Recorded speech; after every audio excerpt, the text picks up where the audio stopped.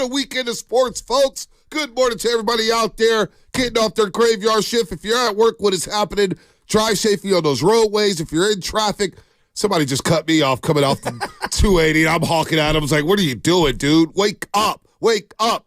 You're not the Dallas Cowboys. You're not Dak Prescott. Wake up. Look alive out there. Shasky's back. Lubman's back. Spinoni's in the building. I'm here. Let's roll, baby. Draymond's back in Memphis. We'll get to the Golden State Warriors and how they need to bounce back and maybe get greedy on this road trip. I didn't like what I saw on Saturday, but the playoffs, Shasky. The NFL playoffs started with C.J. Stroud and DeMeco Ryans lighting up Cleveland. Then you get Kansas City and that defense out-hitting Miami. And then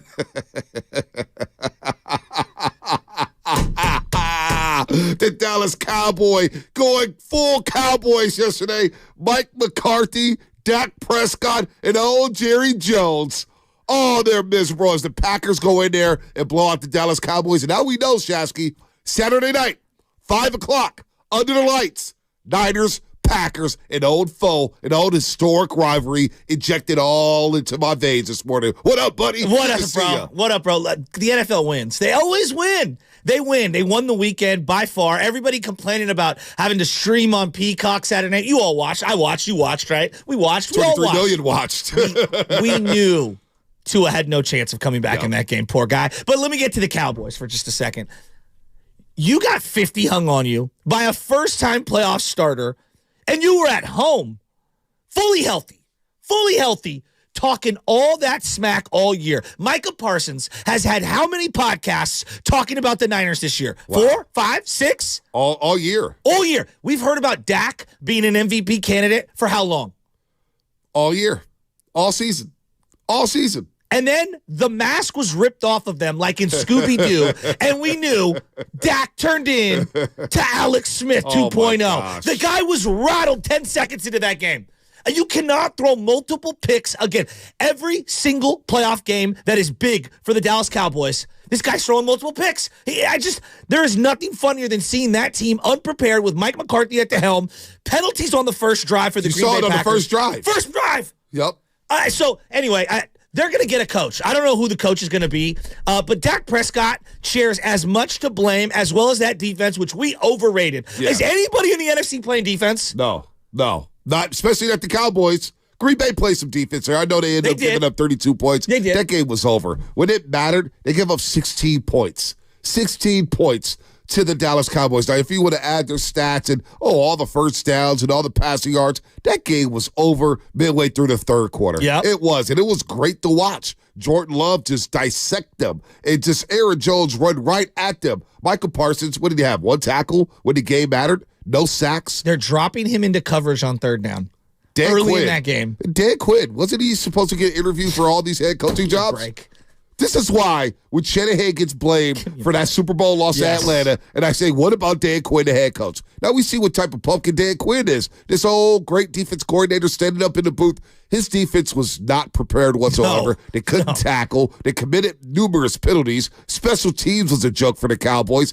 Dak and CeeDee Lamb not on the same page. It was the body language of CeeDee Lamb early on in that game was like, what is going on? And you knew when it was 7-0, the face of Mike McCarthy, you go, oh my gosh, the Cowboys actually might be in the game.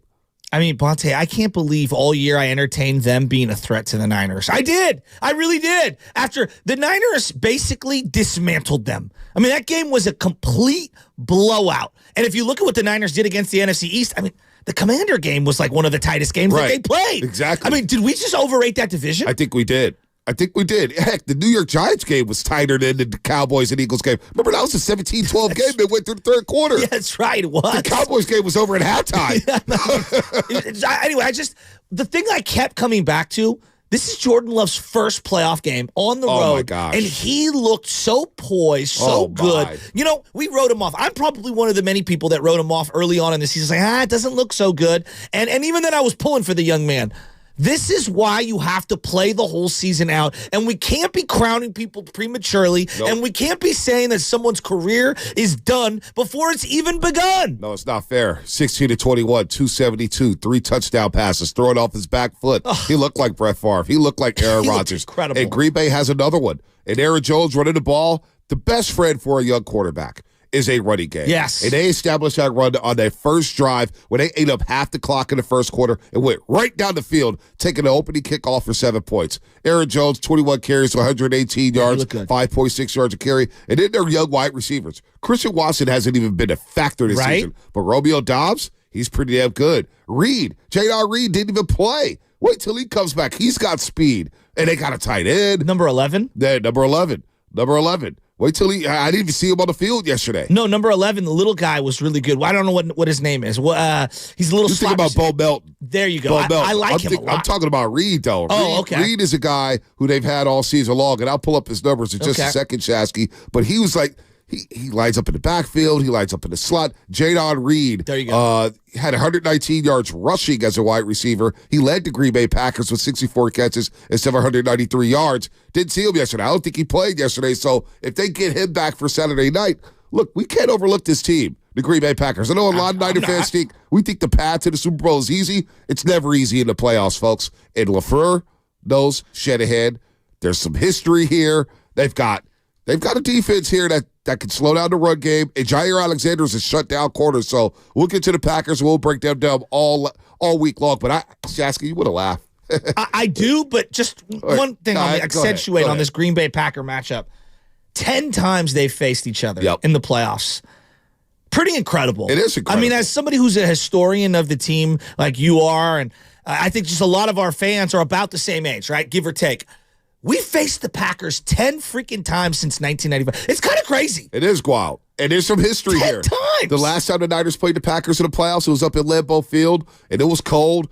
And the special teams, one of the greatest special teams performances for the 49ers in their franchise history, came through a block punt, a block field goal, and, of course, the game-winning field goal there by Robbie Gould to win 13-10 to advance to the NFC Championship game in 2021. So they've got a lot of history. Oh, we know all about it. I see Joe on YouTube right now saying Antonio Freeman. Yes, I'm scarred from Antonio Freeman in the 90s. I'm scarred from Brett Favre in the 90s. I'm scarred from Dorsey Levens and, of course, Reggie White and Leroy Butler coming off those safety blitzes, stuffing Steve Young in the backfield. There's a lot of history here. They're not afraid of us. No. We're not afraid of them. The rest is going to help here, but you cannot overlook this team. Look, 888-957-9570. What's your take on the playoffs this weekend? Rams, Lions. Haven't even got there yet. I mean, that was a great game. Incredible game. And McVay, look, the guy drives me nuts. He's a great coach. I mean, like, honest to God, how many people can name 2 defenders on that team if I took Aaron Donald off? Right, not many. And yet, and now defense wasn't a part of it, but I'm just saying, like, to get to the playoffs with that team, what we all thought was a rebuilding roster, and Puka Nacua, I mean, he ran the 33rd fastest 40 time of eligible wide receivers for this year's NFL draft. And all he does is run great routes. He's not Anquan Boldin, but he reminds me of Anquan Boldin or Frank Gore, where the body, even though he's a 6'2 guy and he's faster than he looks, right? He just is. He's a savant at understanding how to get open. And toughness can't be measured. It can't be quantified in these combines. You know, I know DK Metcalf's 3-cone. Can you play or can you not? Right. Puka Nacua is an absolute star. Same thing with C.J. Stroud as he lit up the Cleveland Browns. Remember C.J. Stroud? They said he took that test. What was that cognitive test? S3. Cognitive S2. S2. Yeah, S2 test. Well, how'd that go? Because all I saw him do was throw spiral after spiral deep down the field, and he was taking big shots down the field. The Texans advance to the second round of the playoffs, divisional round. They'll await the winner. They're either going to Baltimore. They don't know where they're going yet because it all depends on Buffalo and Pittsburgh, which kicks off later today at 1:30. This is a Monster Monday brought to you by First 5 California. To learn 4 things you can do to overcome toxic stress. Go to first5california.com. Now, we all know that Daryl the Guru Johnson's in shambles. He called me last night. Oh, he was texting me left and right. He's like, Dak was rattled. I'm out. What about RJ and Sean?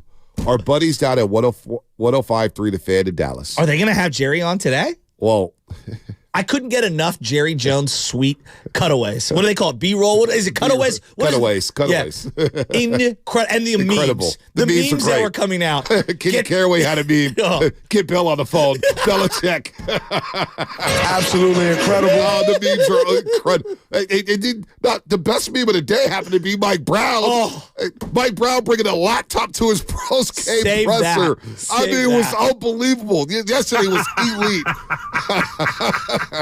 And don't forget this one. if I see another Kyle Juszczyk's wife created that Taylor Swift coat, guys, everyone in the media, stop it. I know. Kyle Juszczyk's wife made the coat for Taylor Swift. I'm aware. I don't need every member of the media correcting every post that's ever been made. It's not just the media. I saw a lot of fans posting it too. Don't blame the media. Wait a minute. For all that You're stuff. telling There was me a lot of fans too. Juszczyk's wife made the coat? Right. No There was a lot way. of fans. Don't just single out the media. Don't do that. Don't do that. It's not just the media. I'm it was talking about the everybody. Niners, the people that cover it the was Niners. everybody. Actually, that's Kyle Juszczyk's wife who created that sweatshirt. Right. Let Taylor Swift live. Everybody's so fixated on Taylor Swift. Oh, I don't mind Taylor Swift. You know what? I've come to embrace it. I like the fact that she's enjoying football, that she's embracing Arrowhead Stadium, and she's out there in the cold with the window open in the suite. I'm not mad at that. How about the bottle of water that everyone was showing on the internet where they pulled the water out of the fridge and it turned completely frozen? Yeah, that was great. That was crazy. That was insane. Insane. I've never seen anything like that. I love the elements. But You RJ do love Sean, the elements. Everybody wants domes. That's the whole point. Shannon Sharp was saying it yesterday on his YouTube stream. The point of playing in those situations or playing in those locations is having home field advantage and playing in the elements. I like outdoor stadiums in the playoff. That's playoff football. Everybody wants domes. They want to be cozy. No, well, you might as well just play at neutral sites. You might as well. Buffalo's just ice cold. Look at that snow out there. Look at the wind blowing the street lights. I'm so ready for that game, too. Nothing better than a 1:30 Monday game. By the way, the NBA, I know we love the NBA. Yeah. I get it. The NFL has come for all of their belongings. I know. Christmas Day is now the NFL's. I know. Martin Luther King Day, which was always the NBA's. Right. But now you get a doubleheader today? Are you kidding me? Yeah, no, it's kind of wild. And I'll be watching the Warriors, but come on. Yeah, no doubt. It's playoff football versus regular season basketball. You can't compare. You can't compare. Yeah, I'm totally with RJ and Sean, I want to play this. Yeah, please. There's stunned silence after the Cowboys got dismantled.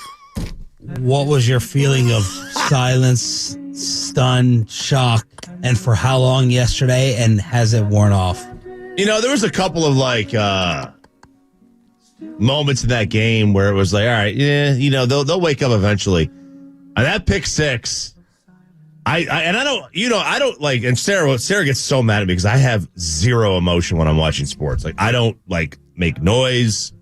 Maybe at a Tennessee game every now and then, but I'm just basically just watching, and I'm very focused, and I'm I don't want to upset when that interception happened, I screamed out, you've got to be, oh my God, you got to be kidding me. It's what else? What else do I have to expect? What else do we have to go through? It's what it is. It's what else?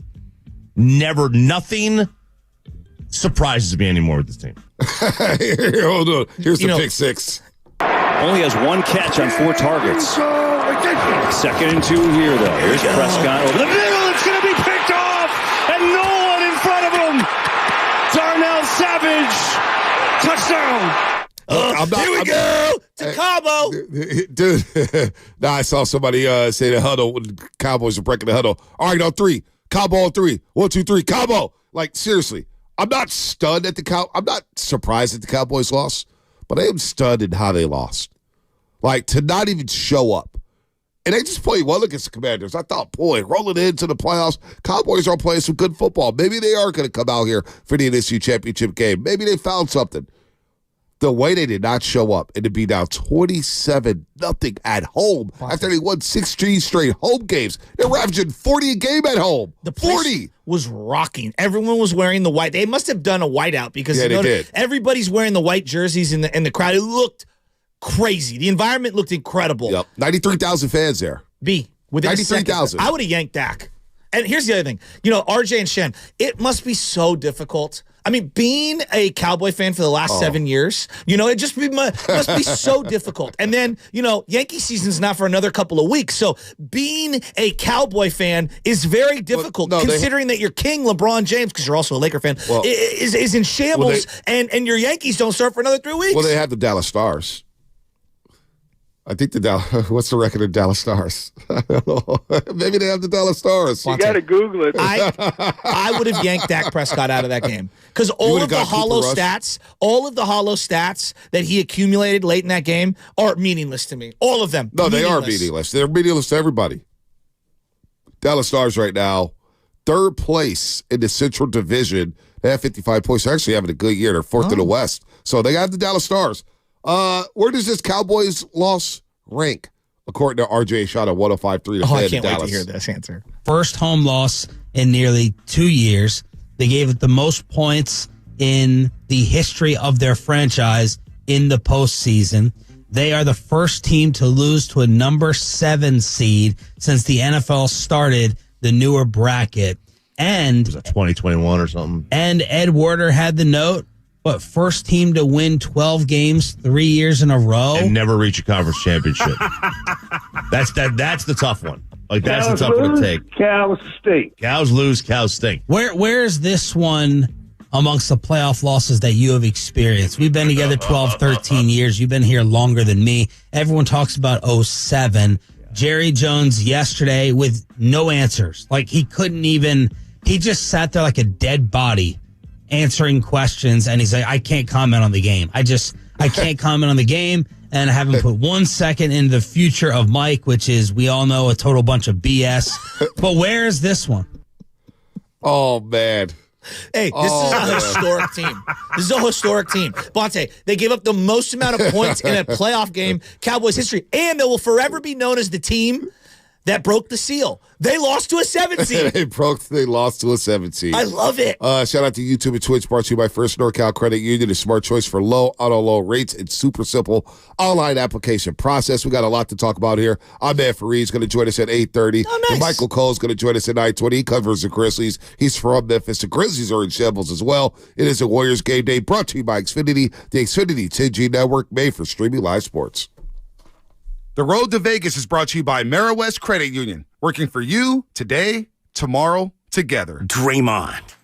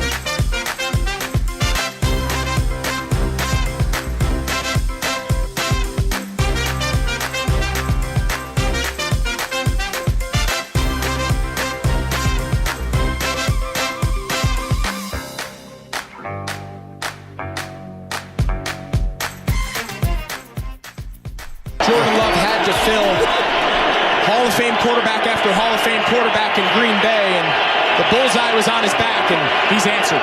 3rd and 7. Here's Love. Pressure. Back foot throw.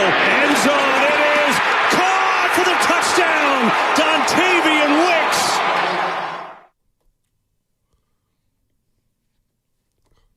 Oh, you gotta love it. Do you know who this artist is? I have no idea. Or this group? The Beatles? You too? You're in the right vicinity. Somebody from London? Somebody from England? I'll give it to you. Oh. Simon and Garfunkel. Or there we go. Yeah, all right. Never been on my iTunes, but it's a good song. I like the song. I do like the song. It's a classic. And Hey, I like this. Paul I like Simon this for got our roasters. hitters. And I like this for our roasters.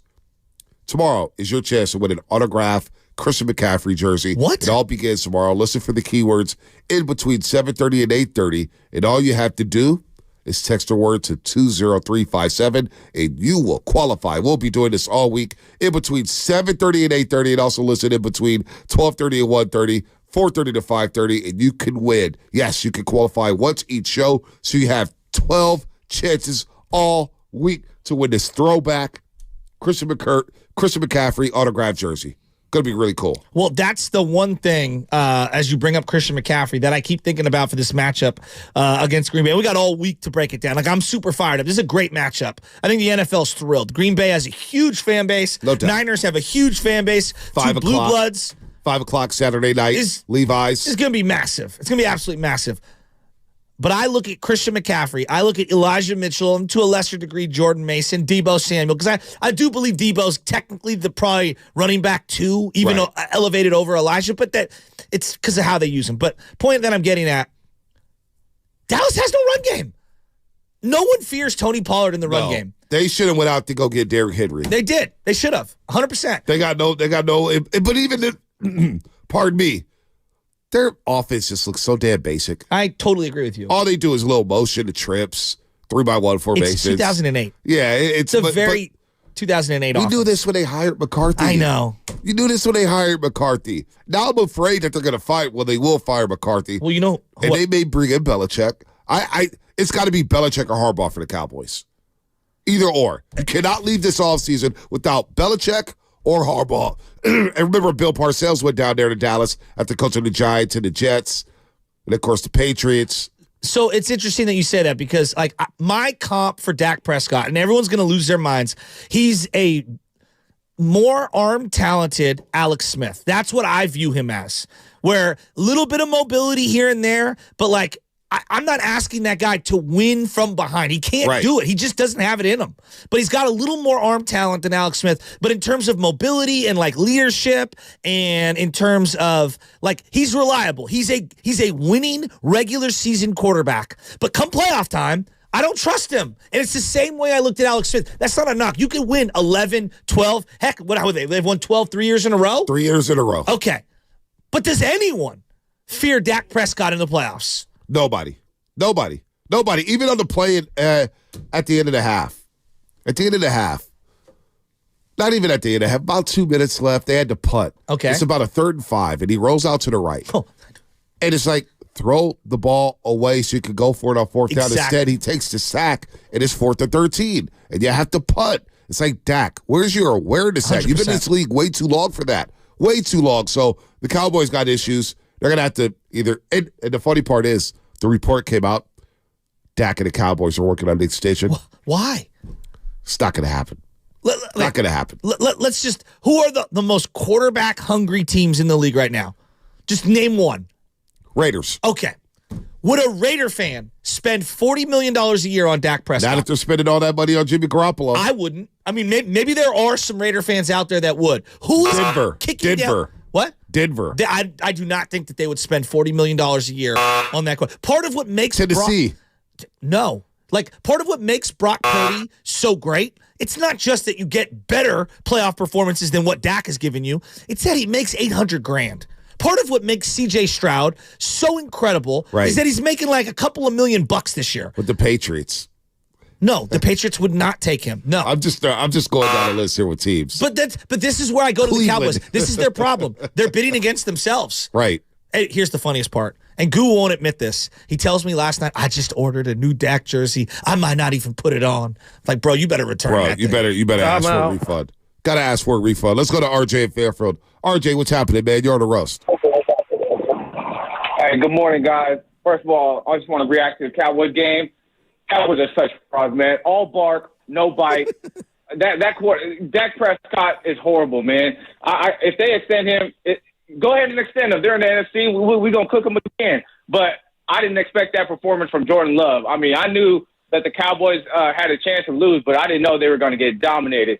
But, this ain't nobody that I fear in the NFC. There's no quarterback that I fear in the NFC. I don't fear Jared Goff. I don't fear Jalen Hurts. I don't fear nobody. This is a path that we got to take. We got to take advantage of this situation, man. So I just want to put that out there. I can't believe Matt Stafford had that performance, man. Right. Matt Stafford, I thought he could have won that game, and just shout out Jared Goff for beating his old team. So, hey, I'm eager to hear what y'all got to say this week, man. I appreciate you guys. Anytime, RJ. Anytime.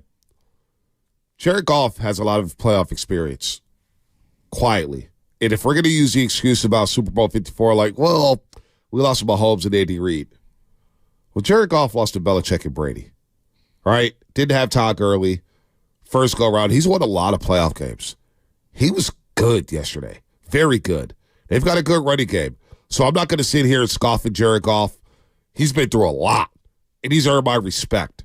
Jordan Love, the things he could do, fundamentally, throwing off the back foot, beating the blitz. He didn't even have to run yesterday.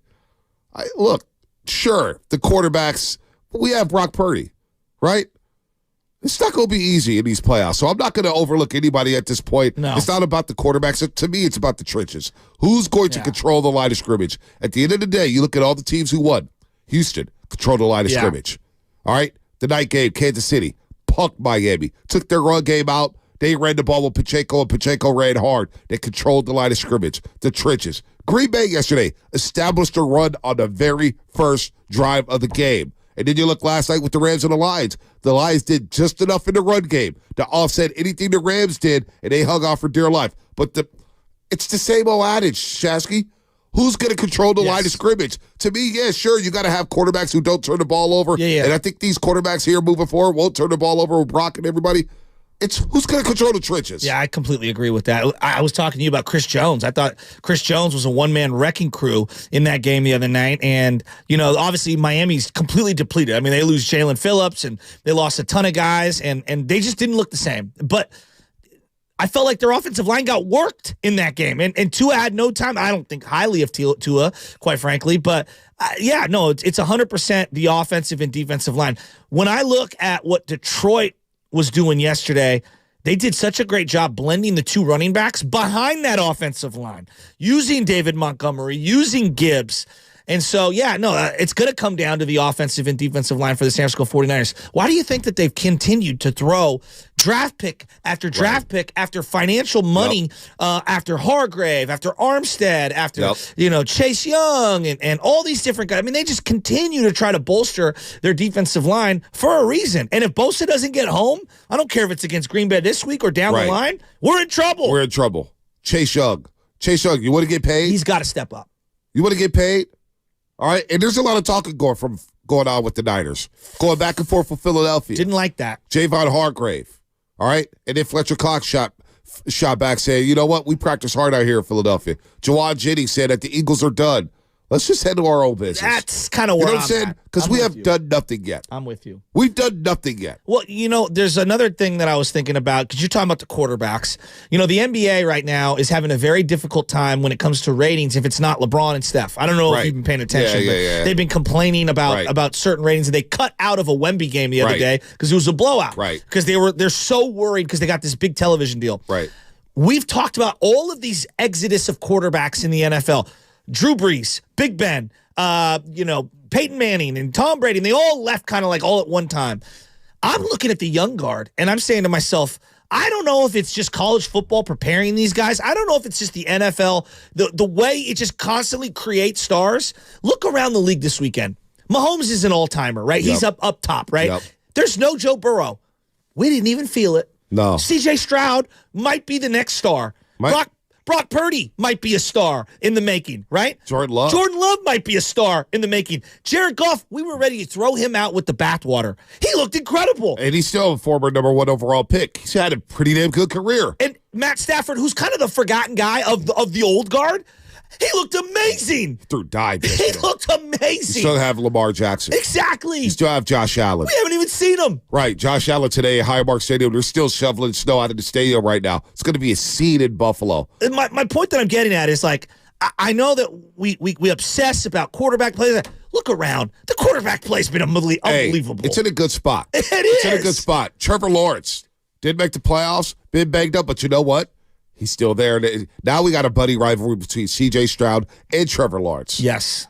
It's going to be dynamic. Well, and like I'm looking at Joe Flacco, and he had a nice little run. He had 10 turnovers during the games that he started, right? And turnovers are going to kill you. So as we get prepared for this weekend in Green Bay and Dak turning it over left and right, turnovers for Brock Purdy are the indicator. Yep. He's got to take care of the ball. Draymond says it all the time.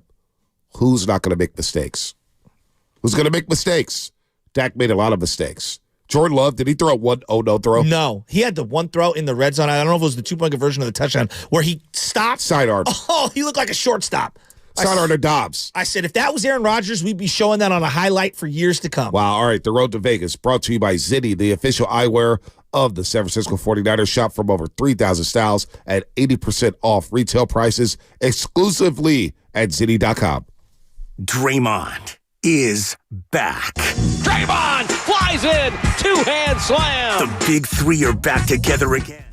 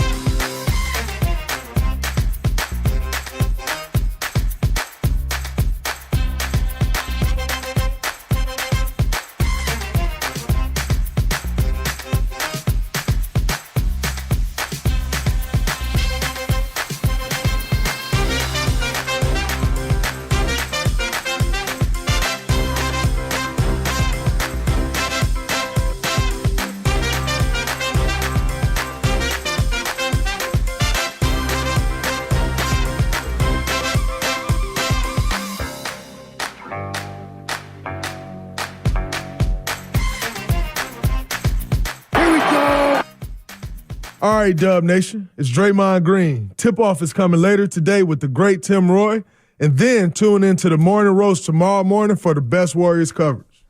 This is incredible. What a weekend. Draymond Green is back, folks. Absolutely incredible. It's absolutely incredible. Where the Warriors, they've given up at least 70 points and a half in 5 of the last 6 games. They just don't play. They got 46 points in the fourth quarter against Milwaukee. They played hard. Friday night, I was like, wow, you give them 73 points to the Bulls in the first half, 75 points to the Bulls in the first half, and you come back and win that basketball game. Wild. So Draymond Green is going to be back. I did some crunching of the numbers.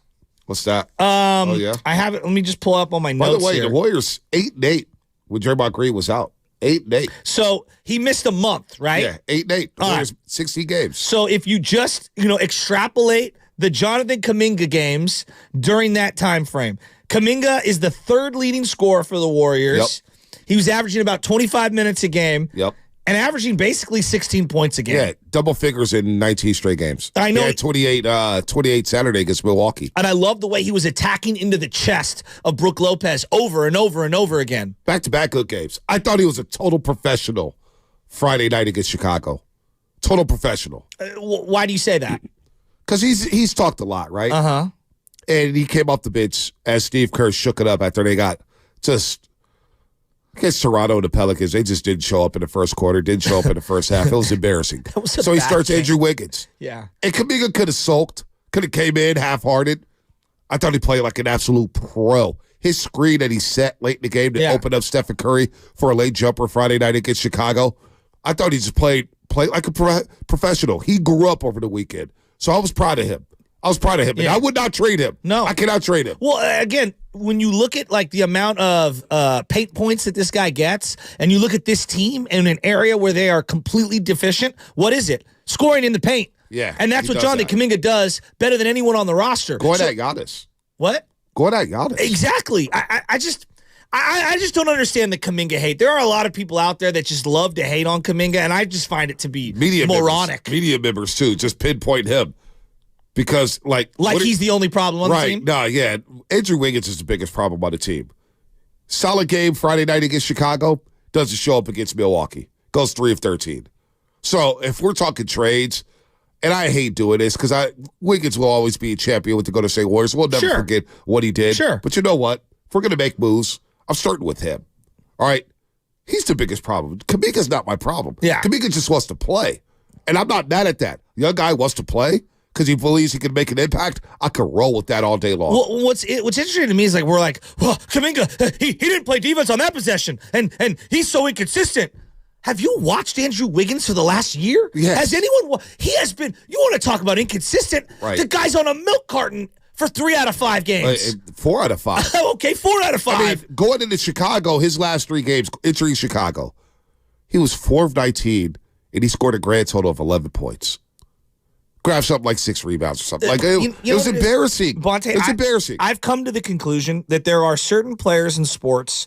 I don't know what it is, and I don't think it falls on the line of what sport you play or what position you play or what your age is or ethnicity or any of those. I don't think it has anything to do with that. I just think for some reason there are certain players that are lightning rods for criticism unfairly, and others get to skate. I don't get it. I don't get what Kuminga has done to people for them to just hyper focus on the negative and never give him any credit for the positive. It kind of drives me crazy. No, Andrew Wiggins, six rebounds, 11 points in those 3 games. Did he bounced back against Chicago? I thought he was very aggressive in the first quarter. 9 points in the first quarter. Scored 17. He dropped eight dimes in that game against the Bulls. How about Kobe White though? Kobe White. Sick. Well, Kobe White also. Kobe. I don't know if you know this, but they reached a point in the season where you can trade him now. Yes, but I don't see him trading him because he only makes $12 million over the next 2 years. So $24 million is total, $12 million. But I told you, Kobe White is a guy. Everybody's focused on Zach LaVine and DeMar DeRozan. Give me Kobe White. I like Kobe White. Give me Kobe White. He's second in the league in blow-bys. I was very impressed. Told you about Kobe White. No, I was very impressed. Watching Kobe White is nice. I was very impressed. But Andrew Wiggins,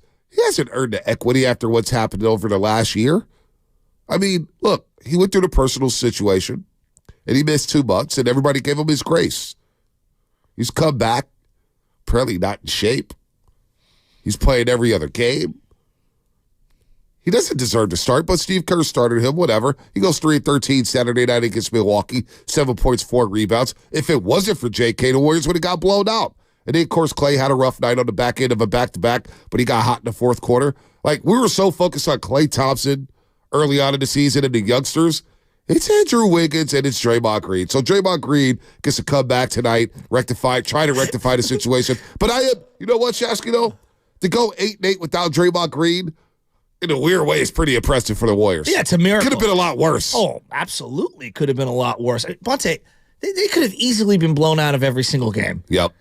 So, yeah, there's no doubt about it. That's how important Draymond is, and it's also how kind of frustrating this roster construction is. You know, I think both are true simultaneously. Yep. I'm watching this team the other night, and I said to you at the break earlier today, I go, who the hell is number 18? Oh, Jerome Robinson. What? Who is that guy? What? We have all these draft picks, and we got all these two-way players. There's been 50 articles written about Guy Santos, and I'm watching Jerome Robinson. Who? I don't know. Former first-round pick of the LA Clippers. When? 2018. 1998? 2018. Jesus. 2018. But you get what I'm saying? Like, that's my problem. Like, I'm watching this team. Not my problem. It's the problem. You know, he's a two-way guy. He's not going to... They had so many guys out with GP2 and Chris Paul, and of course Moses Moody, that you had to dust off somebody. Could I see Quindary Weatherspoon? Well, he's on another G League team. I know, they should have kept him. Right. He's on another G League team. Now we're picking for Quindary. No, but I'm just saying, like, he's another guard. Sense. He plays the same position. Make it make sense. Position. By the way, the segment is sponsored by Golden State Lumber, serving the Bay Area for 3 generations. When you succeed, we succeed. Visit GoldenStateLumber.com. Look, joining us later on the Boxer Girls and Guest Line. Boxer Girls and Guest Line. Ahmed Fareed, 8:30. We saw Ahmed Fareed in the studio all week long doing big things at NBC. Yeah. And, of course, DeMichael Cole writes from covers the Memphis Grizzlies out there in Memphis. We'll get him at 9:20. The Grizzlies are down bad. No John Morant. Desmond Bane's out for the next 6 weeks. This has got to be a gimme game for the Warriors. I got taken by the internet. I don't know if you guys, sometimes you get got. What was it? Ball Sack Sports got us a few times. You got again? I got got by the internet. By what? I go to my uncle. Did you see what happened to John? I'm looking at it right here. He got hurt posing with the shotgun pose, and that's how he hurt his shoulder. You really don't? No, don't do that. I'm dead serious. No, you didn't do that. I got got. I go, oh my God, it's a meme. No, you did. You didn't get got. They were showing the video, and there's like here, and it was a fake. It was a fake Woj account. It was a fake Woj account, and it was like Woj, not Woj. And I was like, oh God, I got totally got. Did you see the fake Draymond Green account? No, I want to. My boy Monty Poole got got. What did it say? What was it? What, you remember? It was like, I want to thank everyone that's helped me get through this point. LeBron James. Yeah, it was in the middle. Yeah. That was wrong, man. Wait, did Monty retweet it? Yeah, he did. Hey, he got got. We've all gotten got by the internet. Ball Sack Sports, though, they're on the roll right now. There we go. It's NBA Centel. That's the one. And because I swear to God, I've been got so many times. Yeah, you got to watch it. There's so many out there. And I apologize. I got. You got to watch out. Sorry, Uncle Ted. Let's go to Nick in Berkeley. Nick in Berkeley, what's up, man? What's up, Nick? Good morning, Nick. Hey, what's up, y'all? Hey, first of all, Draymond Green and Wiggins need to go to the B League for like 5 to 10 good games just to see if they get their game right and Draymond can act right. Because Wiggins needs to go down for somebody in the B League. Or we need to trade somebody from the B League and then trade for Wiggins. I mean, this is ridiculous, dude. He sucks. He's a straight bum. I'm like, dude, what? Like, have some pride about your game. Stay in the gym longer. Shoot some more hours. And look, the Cowboys, America's team, what's the squash that right now, man? They're not even Texas's team, let alone America's team. You got the Clowns going home. You got the Miami Dolphins going home. You got Dallas. We knew they was going to lose, though. You know what I'm saying? I'm like, dude, they just didn't even show up. And let me tell you something. I don't understand how bad. Like, Micah Parsons had 1 tackle and 1 assist to live up to his jersey number. And I'm like, the whole defensive line combined had like 5 or 6 tackles, and each of the secondary players individually had 5 or 6 tackles. So I don't know if Jerry Jokes wrote the defensive scheme and what they was doing. Either they were trying to lose, or they knew McCarthy was getting fired, or something was up, man. And I was like, that is the most pathetic effort I've ever seen in my life in the history of football. I've never seen anything like it. I was like, did they even make any tackles on D-line? And that was only at the end of the game they each had 1. They got clowned. They got torched. I'm like, dude, I don't ever want to hear about the Cowboys again. No. I don't want to hear about Miami hype. They suck. They're bums. The Browns suck. I mean, dude, man, D'Amico and the Texans, they let him have it, bro. Nick, you ready for the Packers? They might go. They might go on to Nick. Hey, Nick, you ready for the Packers? Man, look, man, we're about to stomp the Packers. That's why we got home field advantage. I'm not tripping. You know, you play a garbage Dallas team. Well, we're not Dallas, man. We're not even close to Dallas. We're about to light you up. And when they see Greenlaw hitting them up, they're not going to be coming across the middle like that. And let Love try to zip them little passes in there. Severius Ward going to get him some. Let me tell you something. Debo's about to go off, dude. Yeah. He's about to go off. Let me take it a step further. A great call. It's great hearing from you. B, this is not a hot take. I'm going off my gut and just surveying the land, okay? If the Niners don't win the Super Bowl this year, or at least if they don't represent the NFC in the Super Bowl, I honest to God feel like this will be one of the biggest disappointments in my adult life watching sports. It'd be the biggest disappointment since 1987 when they lost to the Vikings in the divisional round. There we go. I was a child. Yeah, but we were 5 years old. Detroit, I respect Detroit. But we can all say, like, there's a lot of guys on that team who have never been there before, and they will have to go on the road if the Niners handle business against Green Bay. Now, Tampa Bay and Philly, I respect Philly to a degree, but they're pretty banged up. I mean, they're pretty banged up. Even if they come out of this game, I have a hard time thinking they can win the next 2, back-to-back, bang, bang, and then come into San Francisco, Levi Stadium, and be ready to roll.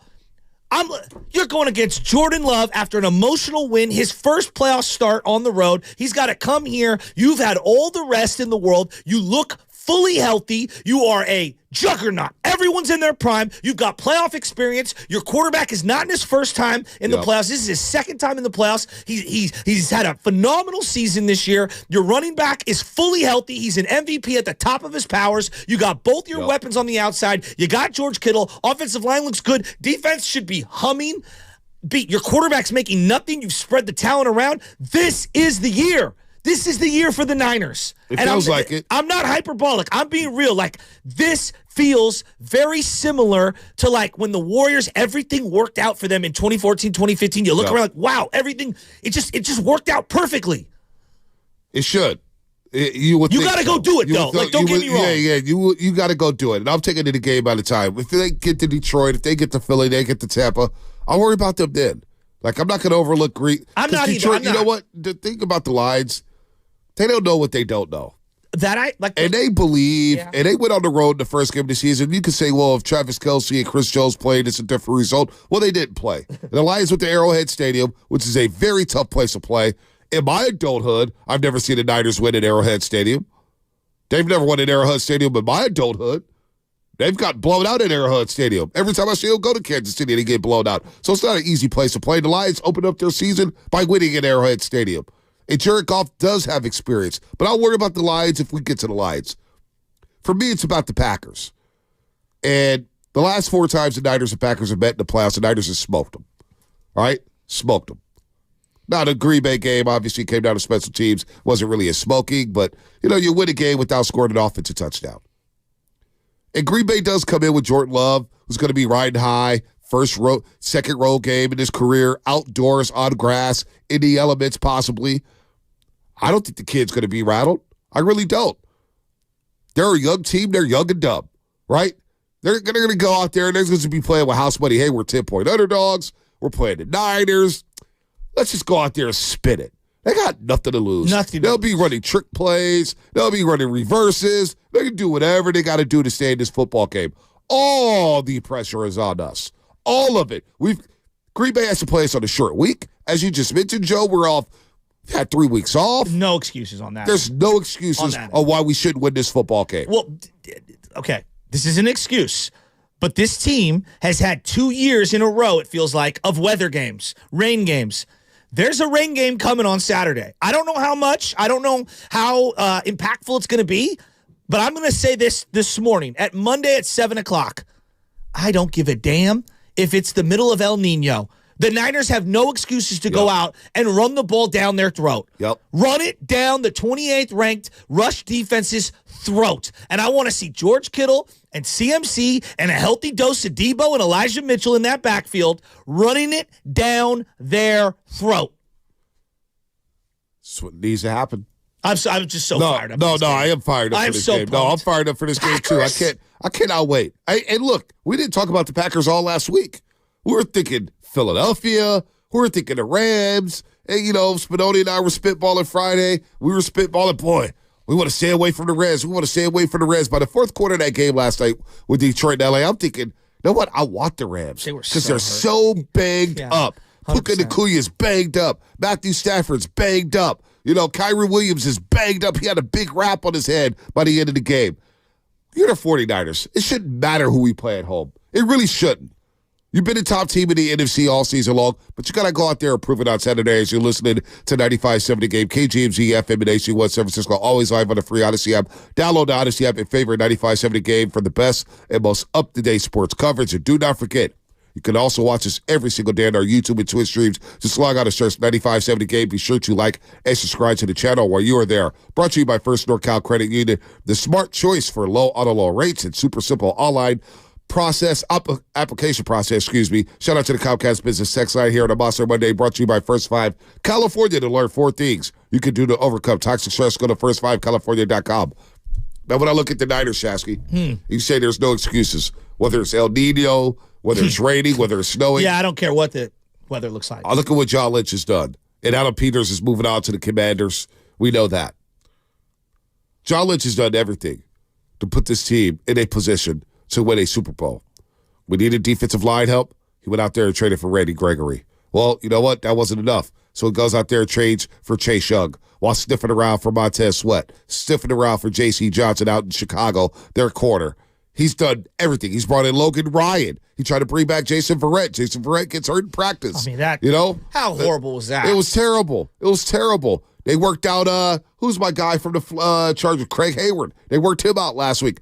John Lynch has done everything to solidify this. Casey Hayward, They've done everything they can to boost this roster and get the maximum talent in this building. So there are no excuses for Nick Bosa.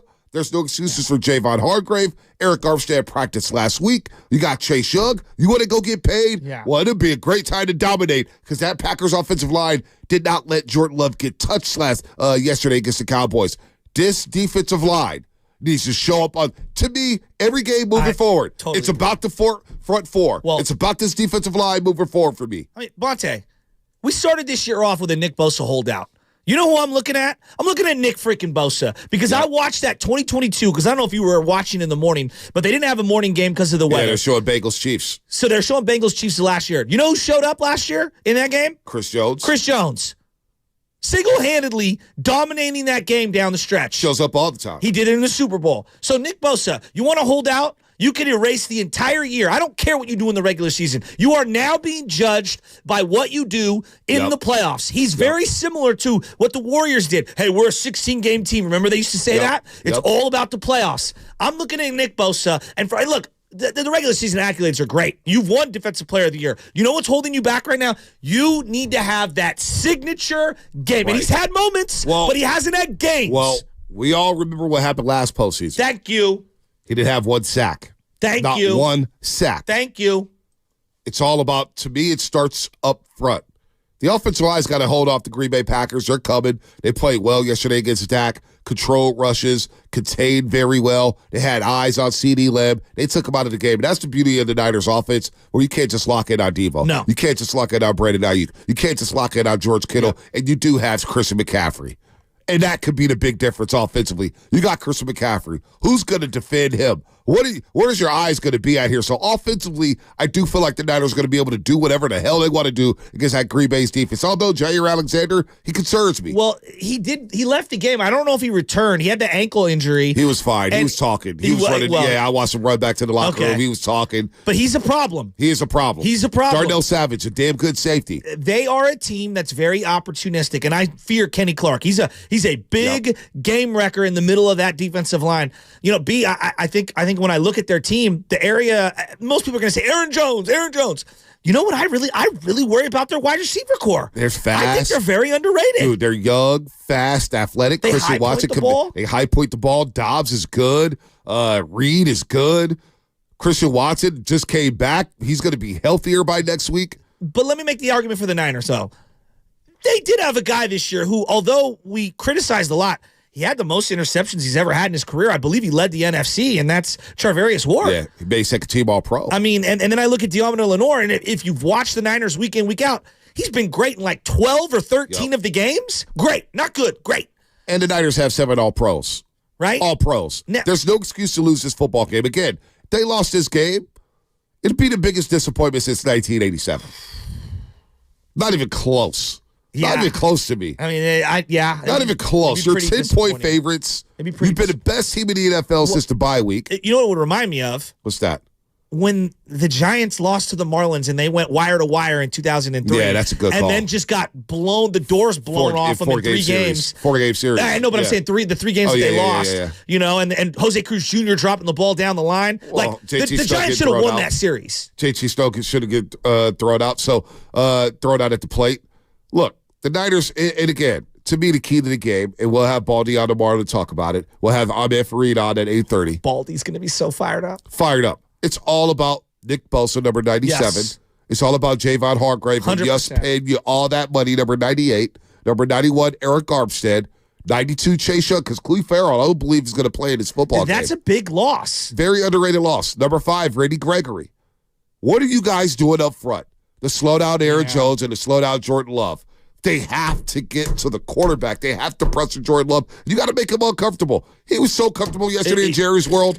The play-action game where he turns his back and then is able to step into his throws, the guy's got great touch. Playing a 17 on 6 days rest. Come on. I know. Let's dominate and get to the NFC Championship. At home. And you didn't even play Week 18. Oh, and you know what's back? You know what's back, Shasky? What's that? The Rand Payton end zone. I know. I got goosebumps. The Rand Payton end zone's back. You know what they need to do? And I know they stopped doing it, I believe, in 1992.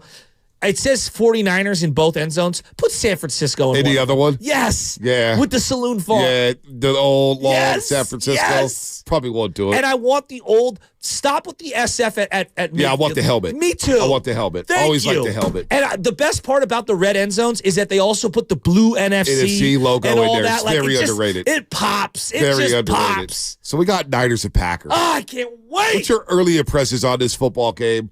888-957-9570. We also got Warriors and Grizzlies today. Draymond Green makes his return. We got playoff football. We got hoops. We got it all for you here on this special holiday, Martin Luther King Jr. Day. That's all coming up. And it's brought to you by nobody. The Road to Vegas is brought to you by Zenni, the official eyewear of the San Francisco 49ers. Shop from over 3,000...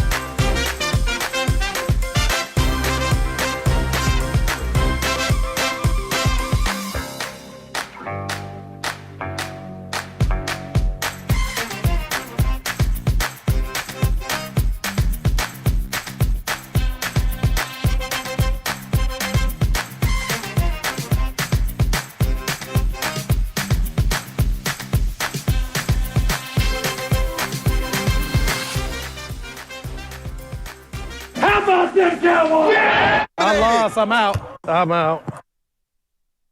To the morning roast on 95.7 The Game. Where is Rudy in Riverside? I'm out. Rudy in Riverside, I am looking for you. Why? He's the one Rams fan who calls his show all the time. Oh, is he Ramelia? Ram family for No, life? he just calls. I don't know if that's him. Oh, that's him too? Okay. All right. So he's the lone Rams fan. He's the lone Rams fan. Oh. And last week, all I heard, oh my God, you don't want to play the Rams. Oh my God, the Rams are such a threat to the Niners. Oh my God, you don't want to play McVay. And I started drinking that rat poison. And I'm like, you know what? At the end of the day, by the end of the show Friday, I'm telling Spinoni, I'm telling Spinoni, you know what? Screw the Rams. Give me the Rams. Give me McVay. We owe his ass something. We owe the Rams something. We're not fear the Rams, the L.A. Rams. All that talk about them, oh my God, they're so hot. When they're beating up on the likes of the Arizona Cardinals, when they're beating up on the likes of the New York Giants and the New Orleans Saints. Screw the Rams.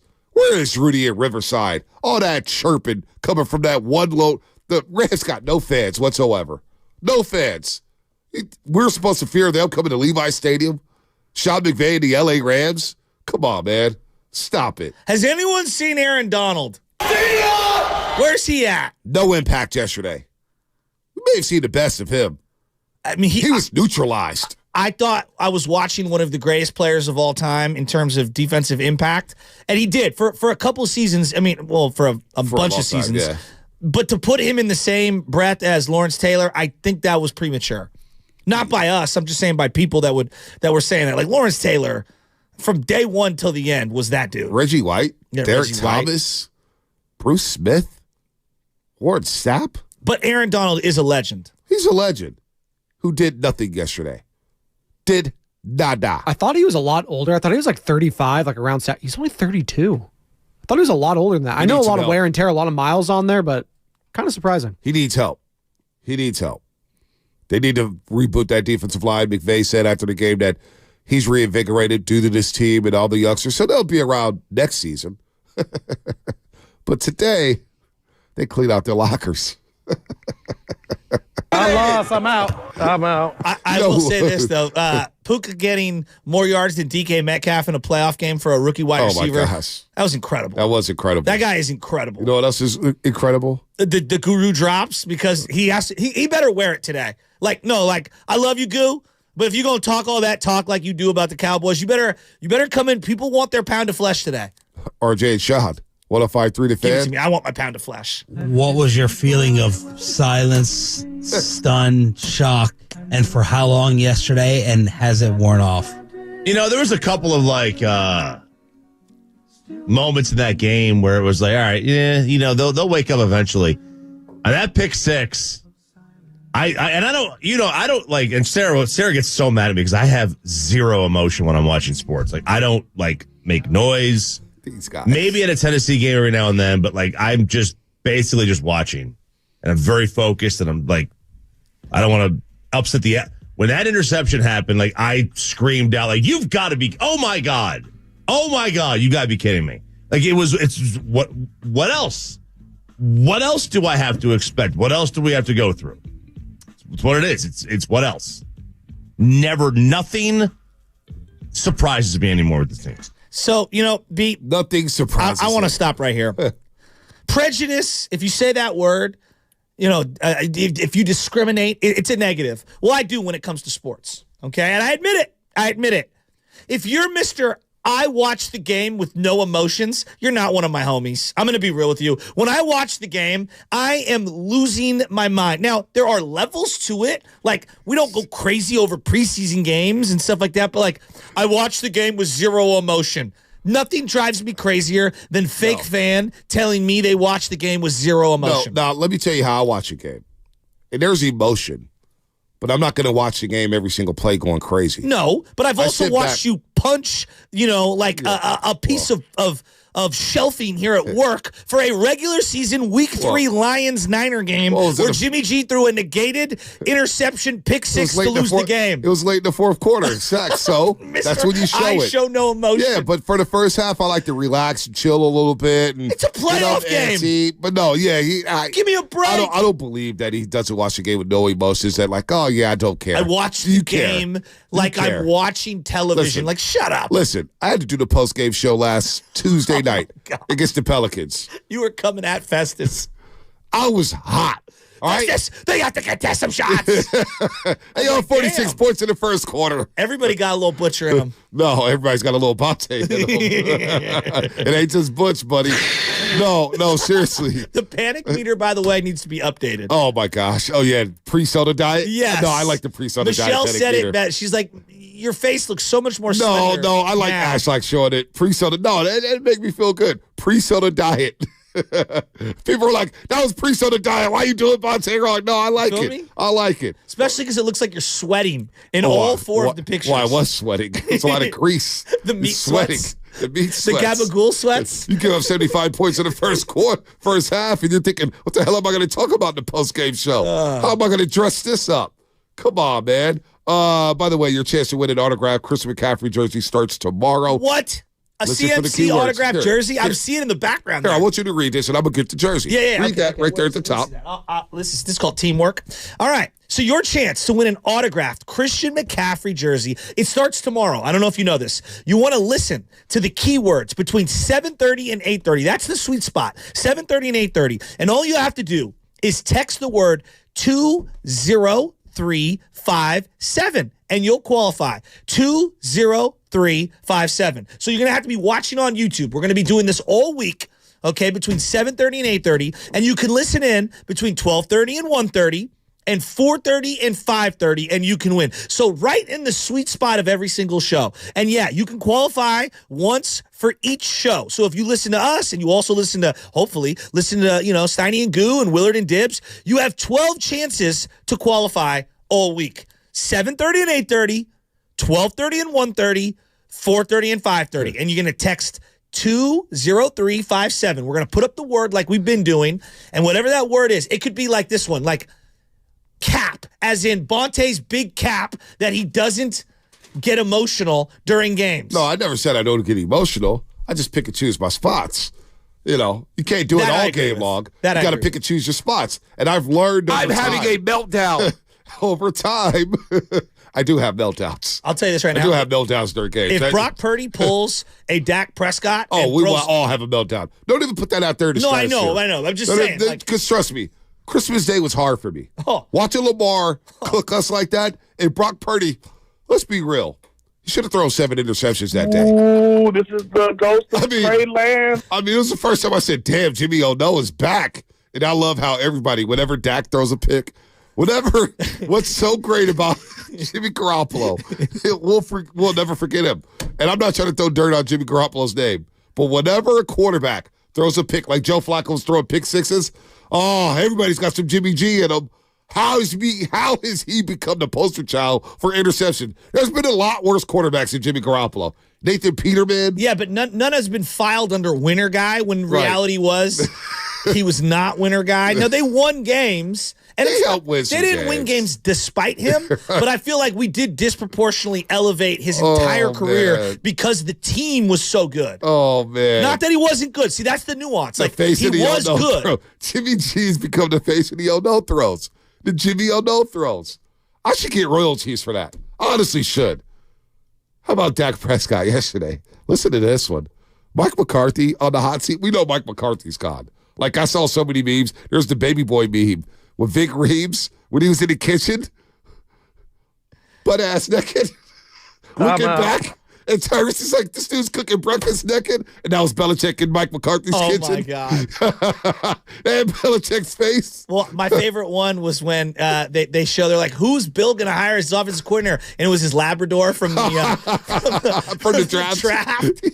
And they said the Lab is a better play caller than Mike McCarthy. Oh, man. Kenny Caraway, ESPN 1320. When Jerry's looking back at his suite, it's like 20-0. And he's like, you get Bill on the phone yet? They're in shambles. There are some not suitable for work memes that are out there regarding Jerry Jones. Oh, my gosh. And let's just say they walk right up to the line and then go blowing past it. Spinoni's got his hand in his face. There are some bad You know ones. what? It's Martin Luther King Jr. Day. I know. We all have a dream. We all had a dream that the Cowboys would get routed by the Packers, and it actually happened. We had a dream. But they said, I don't even know if I should say this. Maybe you may have to dump it. They said Jerry Jones hadn't been this mad since the Civil War.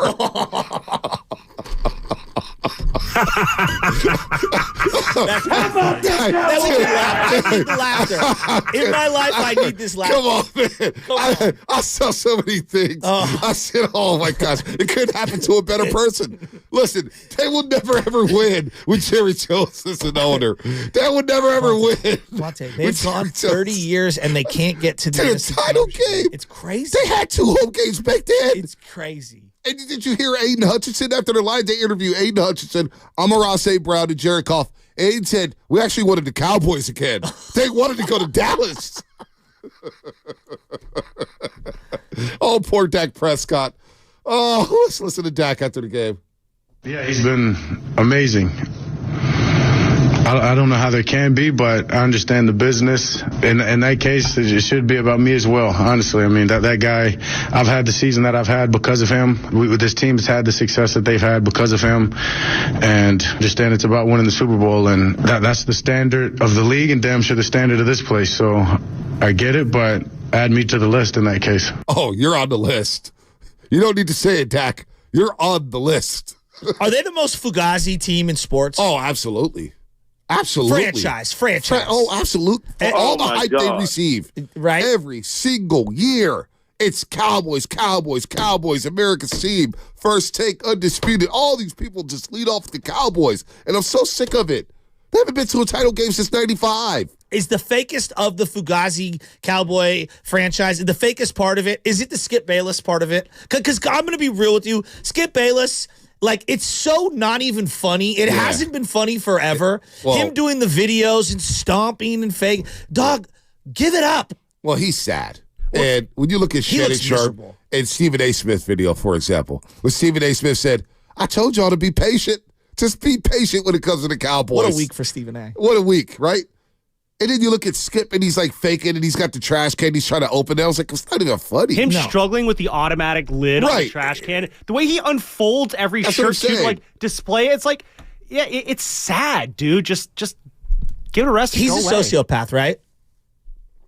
I guess. When you follow 0 people on social media, you're a sociopath, right? Yeah, it's kind of weird. Well, that's just on his main account. You know, he's got burners that he's probably following all sorts of people. Well, if I was him, I wouldn't follow anybody either. The stuff that gets written to him, boy, oh boy, and he doesn't reply to people. That's the weakest part.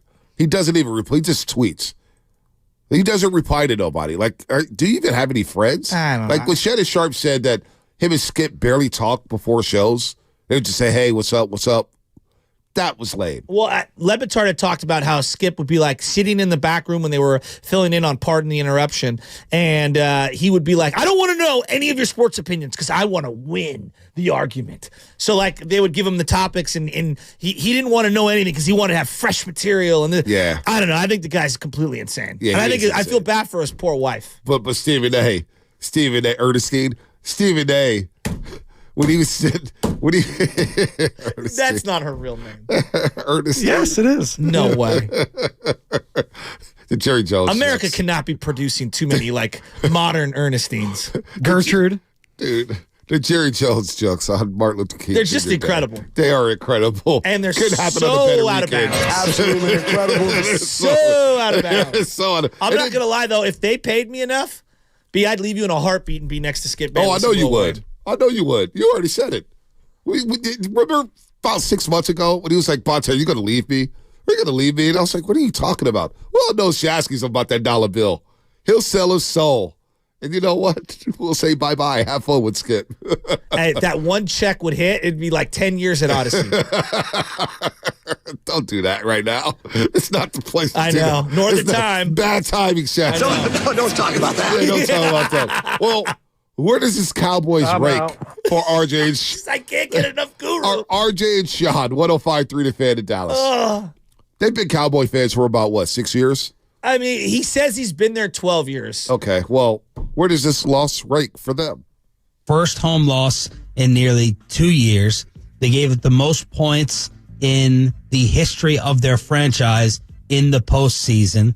They are the first team to lose to a number 7 seed since the NFL started the newer bracket. And Was it 2021 or something? And Ed Werder had the note, but first team to win 12 games 3 years in a row. And never reach a conference championship. That's the tough one. Like, that's the tough one to take. Cows stink. Cows lose, cows stink. Where is this one amongst the playoff losses that you have experienced? We've been together 12, 13 years. You've been here longer than me. Everyone talks about 07.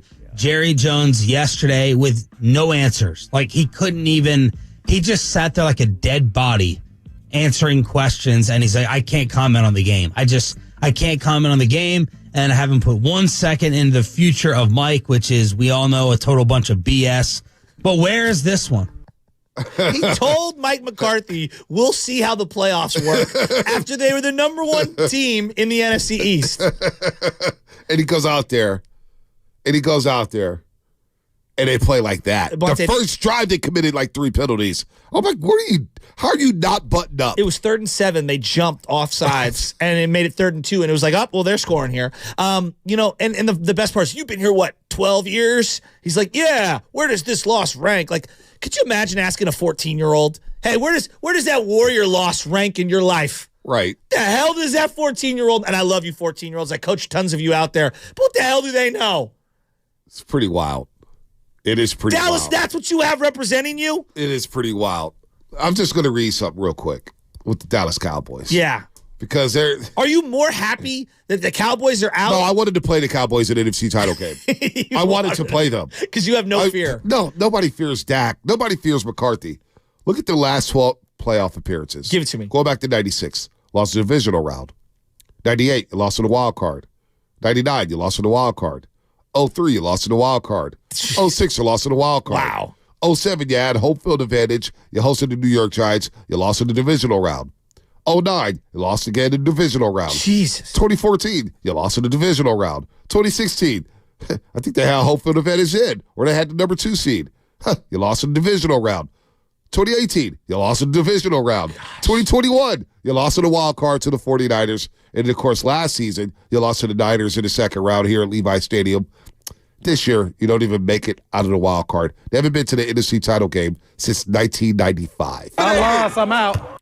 It's kind of it's unbelievable. I feel like the Yankees and the Cowboys have entered this zone of, you were great a long time ago, but the majority of people that are in their 20s don't remember any of your greatness. Well, at least the Yankees won in what? 09. 09? Last time they won was 09 against the Phillies. At least they've been to the ALCS. 08, 09, the Phillies At least won. they've been to the ALCS. These guys can't even get to the title game. I mean, is that really that big of an accomplishment in the AL? I guess. I mean, I don't know. At least you're like one step away from the World Series. That's true. Did they play the Game 7 in the ALCS? But I look at some of those iconic brands from the 80s, 90s, and I guess the Niners, to a degree, fall into this same bucket.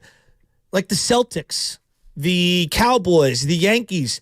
You were good 30 years ago or more. Yep. And so a lot of like the current modern fans that are out there or being formulated as fans now, they don't remember any of your greatness. No, they have no greatness. I mean, their greatness is in the regular season. And they had won 16 straight home games. Like if I said this to Matt Steinmetz, his head would explode. But since the turn of the century, the Miami Heat have been a more successful franchise than the Boston Celtics. Oh, it's not even close. But I know like the old heads are like, whoa, they're the Celtics. No, it's not close. Right? It's not close. The Celtics have won NBA championship since 1986. Well, since the turn of the century, the Philadelphia Eagles have been a wildly more successful team than the Cowboys. I believe, if I'm not mistaken, the Houston Texans have more playoff wins. That's crazy. Than the Dallas Cowboys. I looked this up. If I'm just off the top of my head, they've won those AFC South first game of the weekend wildcard games for years. But are we in a position to laugh even though our team hasn't won a Super Bowl? Yes, we are. We can laugh. We've won some mega games. But we can laugh. We can laugh. We've at been them. to 2 Super Bowls. Because they get all the attention. They spend all the money. Yeah. They've got the MVP in Dak Prescott. They got the best receiver in CeeDee Lamb. Best this is what they defensive say. Best defensive player, Micah Parsons. That's the other thing. Get Micah Parsons' podcast out. Oh, we're going to see them again. We're going to see the Niners again. He's had so much to say, and he's come up short in all these playoff games. And you know what? Dallas is going to end up paying him. Well, did you see all the free agents they have? Yes. I mean, they have got like 13 important free agents up for this year. Oh, they're cooked. They're cooked. New coach, new D coordinator, new offensive coordinator, probably a new quarterback coming. And you know what? The surge of the Commanders, because that's happening. The surge of the New York Giants with Dayball, that's happening. Let me ask you, now that we're here, you brought up the Commanders. You referenced John Lynch earlier today. Yeah, Texans 5 playoff wins, Cowboys 4. That's incredible. Since 2002. Martin Mayhew left. Ron Carthon with the Titans. Thank you. I always mispronounce that. And then now Adam Peters has left the 49ers. Hard for me to disseminate how much a guy has when it comes to influence and things like that in that front office. It's always difficult. Like, who was the guy that pounded the table for Bosa? Who was the guy that pounded the table for Trey Lance? Like, you're talking about polar opposite picks in terms of impact. Is it a big loss that they've lost Adam Peters? Or will time tell? I don't know. Time will tell. Because, you read some articles and they say, well, Adam Peters is responsible for the picks of Drake Greenlaw and George Kittle and Talanoa Hufanga. So we shall see. Time will tell. Time will tell. Adam Peters also helped the Patriots and the Broncos win some Super Bowls. Time will tell. Apparently, he was a big shot because the Niners kept trying to give him promotions and give him new titles, give him more money, and now kind of reached that ceiling, right? Because John Lynch is not going anywhere. Shanahan's not going anywhere. So I guess Adam Peters, man, a lot of people said it was a huge loss. I don't know because I don't know the inner workings in their draft room. Is he the head of scouting? Is he the guy scouting with John Lynch? Well, haven't they earned the benefit of the doubt, the 49ers, when it comes to replenishing important people in the building? Yep. Mike McDaniel's loss. It feels like they've replenished that. No doubt. And whether that's, Slowick or any of these guys who also left. LaFleur, the younger LaFleur, had left, and he left with Saleh. They've replaced Saleh with D'Amico Ryans. D'Amico Ryans leaves. Then they replace him with Steve Wilkes. Steve Wilkes get head coaching interviews. Now, I don't know if he'll get a head coaching job, but they've done a really good job replenishing people. We referenced Martin Mayhew and Ron, who left. So, I don't know. I feel like they've earned the benefit of the doubt that they can find replacements. And as long as Shanahan's in place and as long as John Lynch is in place, I believe that they will find some way to keep the thing moving. Yeah, I'm not too concerned about that right now when it comes to Adam Peters in drafting or whatnot. Niners are in a good spot right now. Now, time will tell again. We'll see what happens there. But the coaching staff is in place. Shanahan's in place. The two most important members to me is John Lynch and Kyle Shanahan. Totally agree. And unless they leave, those guys they seem like they're great to work for. It seems like they're great to work with. Like Mike McDaniel left with Miami, and Slowick is now in Houston calling plays. Shanahan, he may have had his most explosive offense this season. Well, I think one of my big takeaways as I watch all the games this weekend, You referenced the offensive-defensive line play. Undeniable, but I had 2 takeaways when it comes to head coach. Having your team prepared and ready to play, whether it be at home or on the road, because we talked about Dallas, they just didn't look like they were ready to play. The other thing is in-game adjustments and creativity based on the opponent. When we talk about Harbaugh getting a job, one thing he was great at with the 49ers, second half adjustments, and then preparing in a short week to face a unbelievable playoff opponent who's probably got excellent players and a great coaching staff. He did a great job of that. Shanahan has, you've referenced this, won how many playoff games where he's had the lesser quarterback? Yep. Many. Okay. Done a great job game planning on long, time off and in short weeks where he doesn't have a lot to prepare for.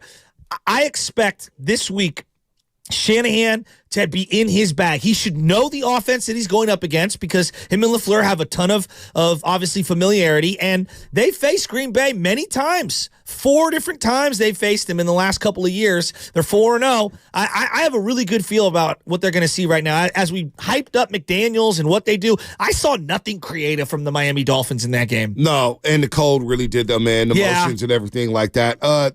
Real quick on Adam Peters, the guy they keep talking about here. I was reading about this over the weekend.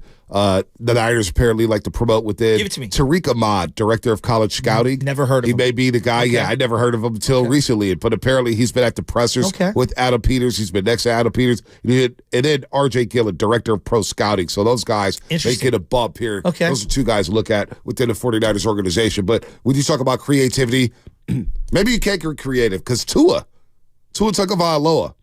And I was listening to Rex Ryan over the weekend and Alex Smith. And look, Tua did lead the league in passing yards. He has to anticipate. It's a lot of scheming. But Tua was fine this year. But they said the next evolution for him is how can he extend plays. You look at these quarterbacks here.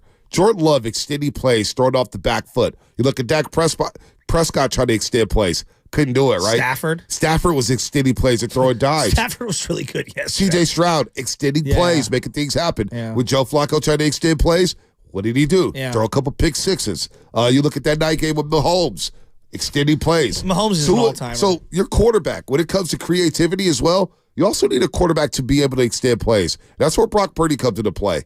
He's done a great job in this system where Jimmy couldn't do it. It felt like if Jimmy's first couple reads wasn't there, 1, 2, 3, panic. Yeah. Brock Purdy, 1, 2, 3. Okay, now the play starts. Where do I reset my feet? Where do I get out the pocket and reset my feet? Extending plays at this time of the season it's very important for a team to continue to get first downs and extend drives. And that's one thing Jordan Love, he did an excellent job at yesterday against Dallas. Extending plays where you look on the flip side, Dak Prescott, who's the second-team All-Pro member, think about that. He was second-team All-Pro this year. And he extended plays, and it was an absolute disaster for him.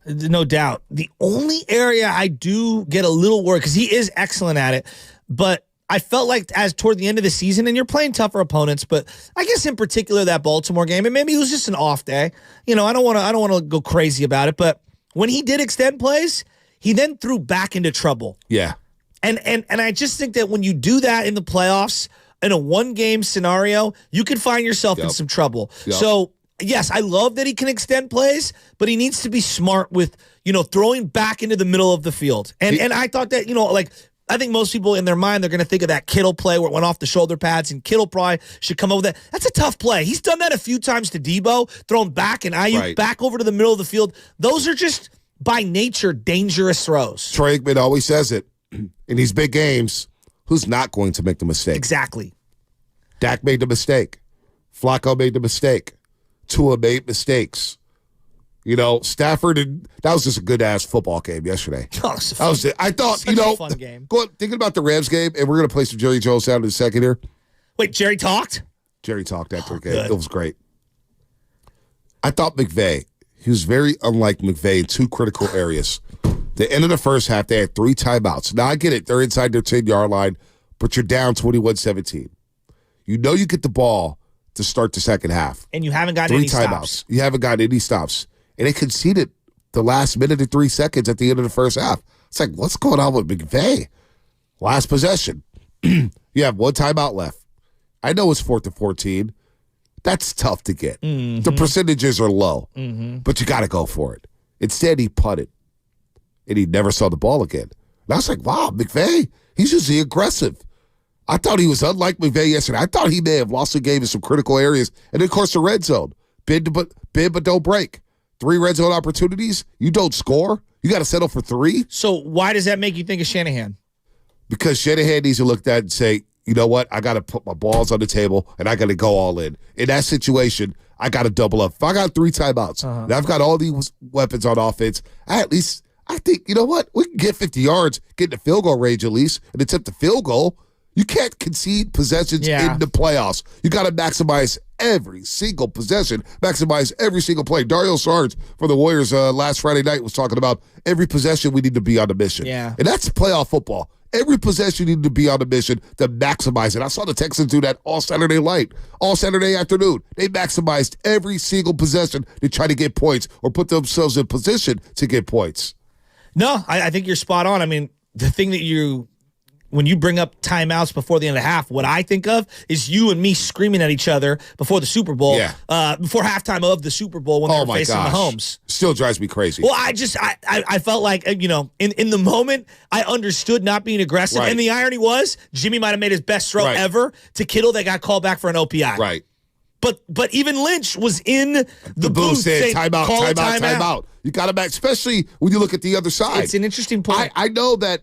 Damn, we can't. Now, they end up stopping Detroit in the second half, and they end up limiting them to 3 points. But you waste some possession there knowing you had an opportunity to double up. Yeah. You imagine they get a field goal there, and then you get a field goal after halftime. Now you're in the lead. Well, and let's take it a step further. 33-year-old quarterback who's played in the league for over a decade calls a timeout on the first possession out of half, and you're wasting one of these. It's a playoff game. Take the 5 yards, and they ended up punting on that drive. Take the 5 yards. That's one thing that they have to do in the second half of a game is like, hey, if the play clock's coming down, unless it is the most crucial possession on the planet, just take the 5 yards. The 5 yards is not worth the timeout, which stops the clock in my estimation. Yeah, no. 3rd and 11, 3rd and 16, the odds of getting the first down is pretty slim. Exactly. So clock management, huge for Shanahan. I agree. And at times earlier this year, the Seattle game we think about, the end of the first half clock management was not good. No. So Shanahan's got to be better at clock management, especially down the stretch. I thought he was really good early on in the season. Yes. There's a couple times where I'm like, I don't know about that. Well, the other area that I think we're, all afraid of, just because of, like I brought it up yesterday, and I was down at Jefferson High School watching everybody play flag football, my nephews and stuff, and it's like you bring up special teams, 49ers playoffs, you get Ray Wershing, you get Mike Kofer, you get Kyle Williams, you get a lot of people worried. And when I look at this return game with Ray McLeod, who has been dinged up this year, and I see Ronnie Bell, I look at Jake Moody, I do believe, with the weather being a factor, as we look at it now, I do believe we are not going to talk enough special teams leading up to the game, you know what's going to factor in. No, special teams is huge. I mean, Green Bay had 3 punts inside the 10. That's huge flip and field position. Absolutely. So you got to be buttoned up in special teams. We know better than everybody. And LaFleur and them know. They fixed their special teams after that playoff game in 2021 when the Niners went to Green Bay and blocked the punt and blocked the field goal. Who is it? Rich Pistachio's now the special teams coordinator who's walking in the hallway saying, how about them Cowboys? Jordan Willis was the one who made the block. And Hufanga? Hufanga. Hufanga? How about you want to hear from Jerry Jones? You want to laugh a little bit? I do want to hear from Jerry Jones. And also, can you promise me, I want to do an exercise. You're not allowed to Google it. I want to go through the history of Niners-Packers. Oh, yeah. And I want to show people how much of a brainiac you are when it comes to the history of the 49ers in the playoffs. No notes, no Googling, no nothing. I'm going to rattle off each of the games, the 10 times they've played, and I want Bonte's, his little summary of each game. We're going to do that at some point today. Yeah, we'll do that at some point. All right. Jerry Jones. Give it to me. How the Cowboys getting dismantled by the Green Bay Packers. Our answers for how and why we didn't do what we wanted tonight. I say this to our fans, how much you deserve us to not have this ending. I certainly in no way have spent any of my time over the last 3 hours asking how and why. What I'm zeroed in on is the fact that I thought we were in a position, everybody in this room thought we were in a position to advance this thing in the playoffs and maybe get as far as our dreams might take us. We didn't do it.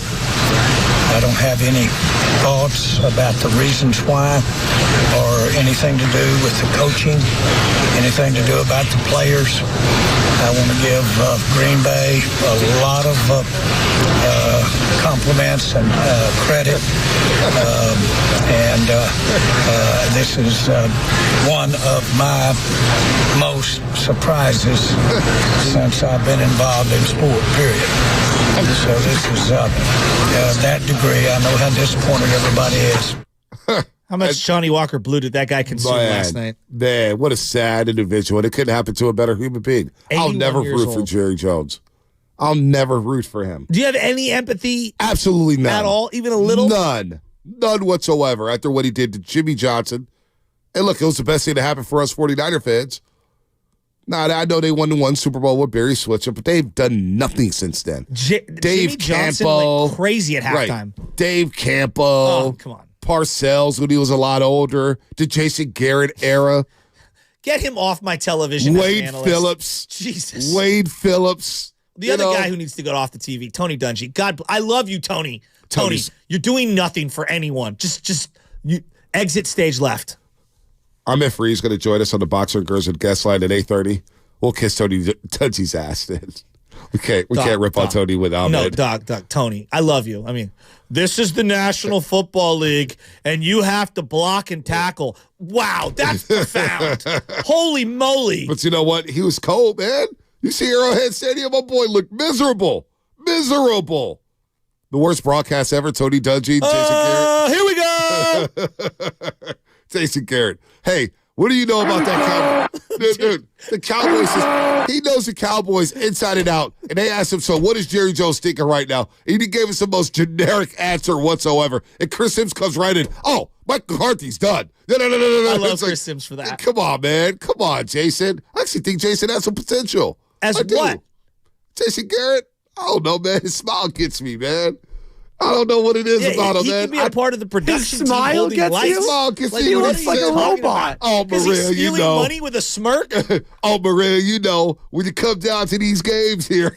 What big game has he ever won? None. That's what. Let me tell you how to choke. Like, if that's what I wanted, it's the same thing when they go to referees. If I wanted horrific officiating opinions, I would tune in for that. I don't tune in to hear the officials who made a mistake and then an ex-official who made a ton of mistakes explain why everyone is wrong on this particular play, except the officials. Oh, man. Right? Am I wrong? That roughing call on Patrick Mahomes late in that game. The game was probably over, and he's like, you know what? You just can't push him there. It's like, please, dude. Absurd. It's one of the worst calls I've ever seen. LeBron thinks that Patrick Mahomes gets too many calls. Oh, no. Patrick Mahomes never gets any calls. He got that call.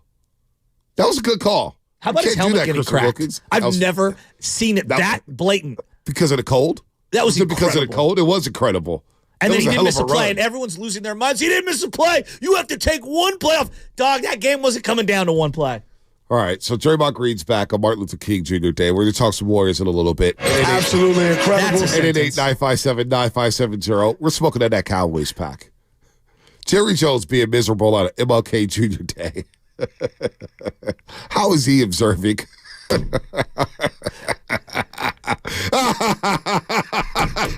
Cowboys. I sat there I was stunned. And then afterwards, just looking at all the memes and sad Cowboy fan. Like Des Bryant, did you see his video before the game? I know, I did. And did you know what? Him and Guru, they're hurt. I lost. I'm out. I'm out. Ow! I feel like Michael Jordan in the Last Dance doc when he said, the glove, Gary Payton, the glove. And I'm sitting here, the Cowboys. You have to hold the iPad the way that he did as he's laughing. Let me hold my computer. Yeah. The Cowboys lost to the Packers. The Cowboys. But when you've been a Cowboy fan for 11 years, I can understand the pain. All 11 years of your 45-year existence. Oh, Cowboy fans are down bad, man. They are down bad. So are the Memphis Grizzlies. No John Morant. He's out for the season. Where his job. Wait, the whole season? The whole season. He had surgery to repair a labrum tear in his right shoulder. I missed that. Wow. Yeah, you did miss it. They were playing some good ball. They just blown out the Lakers at Crypto.com Arena. The Lakers stink right now. What a lost season. Yeah, what a lost season. Lakers. And then Desmond Bane suffered a grade 3 ankle sprain against the Clippers over the weekend. He's out for at least 6 weeks. That guy has the best biceps in the league right now. The T-Rex arms, right? Dude, his arms are up. humongous. He is rocked up. He should be in the next Rocky film. He should be. That would be great. Nick Creefor. The injury report brought to you by Boxer Girls in Northern California's premier workers' compensation law firm helping injured workers get their lives back for over 40 years. The Cowboys, man. Oh, they're the gift that keeps on giving. It is a Warriors game day. Draymond Green is back. Brought to you by Xfinity. The Xfinity 10G network made for streaming live sports. Draymond is back. Draymond flies in, two-hand slam. The big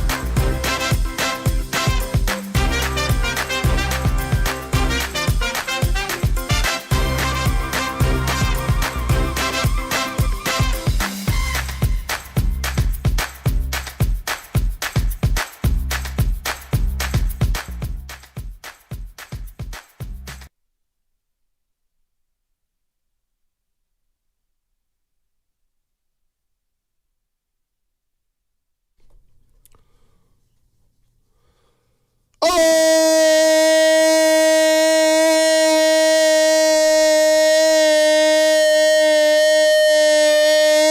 baby! We're smoking on that Cowboys pack. We're jacked up. We know who the Niners are playing. Green Bay, Saturday night, 5 o'clock, Levi Stadium. As we say, good morning to everybody out there, including you Cowboy fans. Because guess what? Since 1995, guess who has more rings? Jennifer Lopez or Dallas Cowboys. J-Lo has 6. The Cowboys have 0. Wait a minute. She has 6 rings? She has 6 rings since 95, man. She's like Jordan. Oh, my God. Not 1, not 2, not 3, not 5, not 6. Not 7. Has she been married 6 times? Yeah. Wow. I mean, after 4, when you say maybe this marriage thing's not for me, 6. 6. So good morning to everybody out there, including the overnight dancers down in 6. Texas. Good morning, Des Bryant. Good morning, Darren the Guru Johnson. That's more than Marty Lurie. Good morning, Darren the Guru Johnson. You better He's got 3. Leave my Uncle Marty alone. I know. Man. Tony Gwynn 0. Marty Lurie 3. Leave my boy Marty Lurie alone. Leave him alone. But good morning to everybody out there. I love Marty. All the truck drivers. All the cops. The Cowboys. Oh, I'm so fired up this morning, man. We got Warriors and Grizzlies coming up a little later today. We'll get to Draymond Green. We'll talk to DeMichael Cole. He covers the Grizzlies for the Memphis Commercial Appeal. Does a great job out there doing that. So we'll get, a quick 5-7 minutes on the Grizzlies and what this game means out in Memphis. Ahmed Fareed's going to join us in about 26 minutes. Of course, he's a studio host for NBC, does Big Ten, does a little bit of everything. We know him well from Giants pre- and post-game live here at NBC Sports Bay Area. He's come up really well. He did a great job hosting those shows over the weekend as playoff football was back in our lives. Texans events, Chiefs events. Ravens await their opponent because the Bills and Steelers play today at 1:30. We got Eagles and Bucks later on today, but we know who the Niners are playing. Rams are out. Cowboys are out. Lions are in. They will host a winner today's game between the Bucks and the Eagles. And, of course, the Niners and Packers, Saturday night, 5 p.m., Saloon Font. Red paint in the end zones. It's going down as the Niners try to capture that glory and not go out like the Cowboys. No. All right, so I do want to have just a sports consumption conversation here. The Peacock app, what everyone had to download, who didn't already have it, to watch the game. I had referenced 2 months back, that the hypothesis was that the NFL will put the Super Bowl behind a paywall at some point, meaning you'll have to pay for it. Similar to like a UFC event where there's a pay-per-view and you got to pay to be able to stream or watch the event. And people lost their minds lost their minds, okay? I don't love having to go to an independent app that's not my Comcast or my YouTube TV because you can't switch channels, right? If you're locked in on one sport and it goes to commercial, then you can't change channels. So my argument would be like, well, maybe we don't have advertisements, but that'll never happen. Like that's stupid. It's not going to happen. That's how they can pay for the streaming services, and that's how these networks are operating. That they're selling advertising. Right. What did you think about the game being on Peacock and just the banter by the media regarding how difficult it was to download the Peacock app and to access it? Well, we've done it with Amazon Prime now for 2 years now. Thank you. So I don't know what the big deal is anymore. I've been doing it with the NBA app for years on my phone. NBA app on my phone, League Pass. I watch a lot of NBA games on my phone. From bed, late at night, watching West Coast games. You could do or I have my laptop on my belly. And you have 4 games in one. So we've been doing it for a while. So I don't get what the big deal is anymore. Now, I will say, as this is a Monster Monday brought to you by First 5 California, to learn 4 things you can do to overcome toxic stress, go to first5california.com. I will say, to make people pay for the Super Bowl, that stinks. And I get why the NFL will do it. But not every family is going to have $70 to pony up. Not every family is going to have $80 to pony up. I hear you. The Super Bowl should be a game that we should be able to watch on free television, whether it's Channel 5. There is no free television. There is no free television, but you get what I'm saying. Yeah, I get what you're saying. We shouldn't have to pay subscription. outside of our subscription. We shouldn't have to pay again to pay for the Super Bowl. That stinks. I mean, we pay all this money for League Pass. We pay all the money for Sunday Ticket. We pay all the money for Amazon Prime. The least you could do for the feds, to be gracious to the feds. Super Bowls, the NFL's making it, they're killing it. I know. They're making billions of dollars, man. We can't get enough of the NFL. They can move a game to Tuesday, 1:30, and we're all going to watch. We're all going to watch it. How many trash Thursday night football games have we watched on the Amazon Prime app? Oh, way too many. How many Titans-Jaguars games have we locked into? Here's what I would say to you about the Amazon Prime app. Everybody pays for Amazon Prime already. I don't know. Now, that's just me. I don't know too many people in my life who don't already have Amazon Prime. Do you get what I'm saying? And maybe I live in a circle that's different than others. But, like, I feel like Amazon now, post-pandemic, pretty standard operating practice. It is. But I think the Peacock app, people were going crazy. I don't know. I didn't even know. Well, 23 million people streamed the game. I just didn't like the fact that Mahomes was on a streaming app. Why? Patrick Mahomes is your marquee player in this league. That's why they did it. Yeah, I to get draw it. people there. I get it. I don't think Texans-Browns draws 23. Probably not. Maybe Probably not. 17? I get it from that angle. 18? But from my vantage point, I'm like, dude, Mahomes has to be accessible to everybody. But that's why I went out of my way to put it on my television and download that app. Not everybody can do that. No, I hear you. Not everybody even knows how to do it. You know what I'm saying? So I get the Peacock, and it's a great pitch. It's a great tool. And obviously working with NBC, I get the Peacock. I've had the Peacock app. You know what drew me to the Peacock app? Was the Joe Montana documentary. Yes. I've been working at NBC now for 4 seasons. And it was the Joe Montana documentary. Was like, you know what? I got to give in. I have to give in because I need to watch the Joe Montana documentary. Greatest quarterback of all time. Not you, Tom Brady. Why are you looking at me? Because I knew I'd get a reaction out of you. Now, my understanding was that in those local markets, the game was on standard television. Yeah, standard television. Or whatever the standard cable. Because Right. there is no standard TV anymore. You have to Right. pay for some form of cable somewhere, even if you just get the local broadcasts. Right. So, I don't know. Look, we're in this business, and so we're already head first into the deep end of the streaming. Like, I pay for probably a more comprehensive sports package than the majority of people I know. Were people going crazy? Because I was obviously working. I had Bucks Warriors, so I was at the studios, and obviously working with NBC, we had the app, so we had the game on anyway. So we had both games on. But at this point, it's 2024. That's where I'm at. Like, if you're going crazy over the apps, this is the way the world is going. This is the way sports is going. Well, if you boxing, right? For example, boxing. Showtime's done now with boxing. They had their last event last December, and it was actually kind of sad. And HBO's been out of the boxing game, what feels like, 3 to 4 years, maybe 5. And so now with boxing, you either get the ESPN or the ESPN Plus, but boxing's also making a pitch to Amazon Prime. Yes. So a lot of fights are now going to be on Amazon Prime once they finalize that. So it's just the way of the world. Well, that's what they're saying about the baseball right now, Bonte, and basketball. All of these local broadcasts that were with Bally's, right? That Diamond Sports that has gone bankrupt. Right. It's the equivalent in certain markets of your channel, NBC Bay Area Sports Network or whatever it's called, whatever the particular corporate name is. They're saying Amazon Prime wants to gobble all those up. Yep. And then more people are going to go. I would prefer it to go to Amazon so I don't have to pay another app. Because I feel like right now, I thought streaming was going to be cheaper than a cable package. It's infinitely more expensive. Oh, it's adding up. When you add everything in. You add up. $5 here, $5 there. You got the 4K on YouTube, $5 here. I have subscriptions. 4K is great. I'm paying so much damn money on cable. I like the little $5 that hit you like the Apple. I know. It's just it's where we're going here. So we have to adjust. We got to evolve. We have to evolve. But you know what? Making people pay for the Super Bowl, I draw the line there. It's a step too far for you? I think so. Because I'm considerate to people like, I got it. I'm going to do it. You got me. Like the UFC fights, just one click of a button, $70. I'm like, you know what? It's a drop in the bucket right now. But I'm not everybody. And everybody's not me right now. And so I know a family of 4. Yes. A family of 6. A family of 7. Are you really going to be able to pony up those $70 to $80 to watch the Super Bowl? And what if it's a Super Bowl? What if it's a team that you don't even care about? Let's say hypothetically it's Texans versus the Tampa Bay Bucks, right? Right. That's a great question. I don't know, like how many people would want to buy in on that. Like, and I don't think it's fair to those teams. But here's what I would say: if I'm the NFL, the argument is, well, have a watch party and a bunch of people come together, and that's where I would tell the NFL, do it on Saturday then. Right.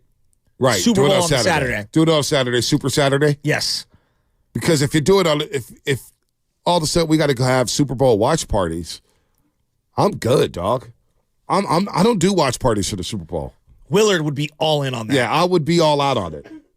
I would be all out on it. Thank you, Bonte. I want to watch the Super Bowl in peace. I want to lock in on Super Bowl. It's the last football game of the season. I'm out. I want to be able to enjoy it. Not with these Johnny-come-latelys who maybe watch Week 8, who maybe watch the playoff game here and there. You get these casuals there. It's like, oh, what's been going on? And, you hear all the comments, and it just drives you crazy. I hate watch parties for here's a great example. Football games. Here's a great example. The year that the Bengals played the Rams in the Super Bowl, I was sick to my stomach watching the Rams and the Bengals. I watched alone in silence by myself. I'm not sure if I would have paid for that game because I was so sad the Niners lost. Right. So sad. Well, Rams Patriots, for example. I probably would have paid. Who am I? I'm so full of it. I was still living on 10th and Clement. And, and it was just fried chicken. It was just me and her. I was good with that. I don't like watching the Super Bowl. Unless it's my close friends. And we've had Super Bowl watch parties, but it's just us. Us, because we're football fanatics. It's about 5 or 6 of us. I'm cool. But Super Bowl watch parties, I'm out. Even with the Niners, there's going to be all these watch parties. I'm already hearing from people saying, man, tell me about the events in Vegas. If the Niners make it to Vegas, and we're out there, Shasky, in Vegas, that Super Bowl weekend, I am locked the hell in. I don't care about parties. I don't care about events. I care about the game. How are we going to win the damn game? So I'm talking to the wrong guy when it comes to that stuff, but we are heading that way. Doesn't it feel like it? Pay-per-view Super Bowl. I'm surprised it hasn't happened earlier. Well, they didn't know they could get away with it. I think that the pandemic has expedited everything, and then their experiment, dipping their toe into the NBC Peacock app waters with the Mahomes game, with the Taylor Swift phenomenon, it almost feels calculated. I shouldn't say 70's a drop in the bucket, huh? Yeah, I say that. Say $70 is a drop in the bucket for us. People, Ernie Chavez, our YouTuber of the year, Doobie Award winner 2023. TV Bonte 70, a drop in the bucket. Radio Bonte eating off the dollar menu. Eating out of the vending machine.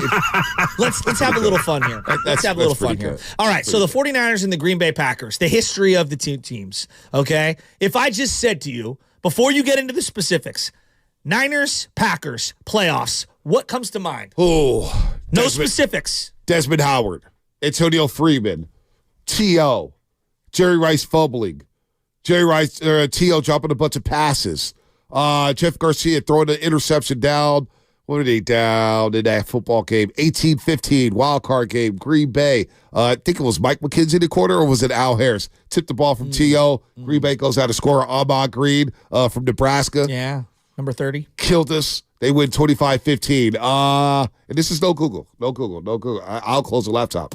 What else comes to mind? Oh, obviously, Jimmy Garoppolo throwing 8 times and Raheem Mostert running for over 200 yards. And George Kittle right before halftime? Oh, yeah. It was awesome. Yeah. Regular season game. Smoking him. And then the caller calling the postgame show. Yeah, I'm not impressed. Niners won 37-8, but there's some warning signs here. Like, what are you talking about? We just won 37-8. Remember that guy in Oakland? I'll never forget it at the Hilton Hotel. All right, first time they faced each other in the playoffs. It was a 1995 Saturday. Oh, Saturday afternoon. Divisional playoff round. What happened, Bonte? Candlestick Park. Niners fell behind, I believe, 21-0. Adam Walker fumbled on the swing route. He had the big cast on his arm. Niners got smoked. Remember, they lost the last regular season game against the Atlanta Falcons that season, which cost them home field advantage, gave Dallas a number 1 seed. Green Bay came in 13, 14-point favorites. Mike Holmgren making his return to San Francisco. Antonio Freeman, Brett Favre, they got destroyed. Steve Young looked befuddled.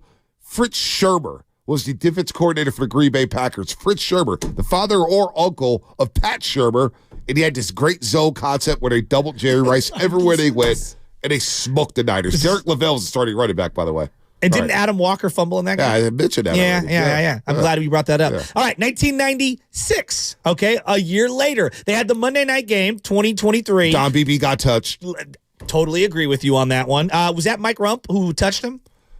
Antonio Lego, or was it Marquez Pope? Marquez Pope touched him. And then, so 1996, divisional playoff game at Green Bay, Saturday, January the 4th. What happened in that game? So Steve Young came into the game with broken ribs, basically. He had to wear a flak jacket because they beat the Eagles the week before 14-0. 14-0 Candlestick Park. Beat the Eagles. It was a nasty game. But Steve Young got his ribs broke on a touchdown going into the goal line. So he comes out there, flak jacket, could not go. Just was terrible in that game. So Elvis Gerbach replaced him, but Desmond Howard stole the show with 2 punt returns in the mud at Lambeau Field, and the Packers went on to beat the Niners. I believe the score was 35-14.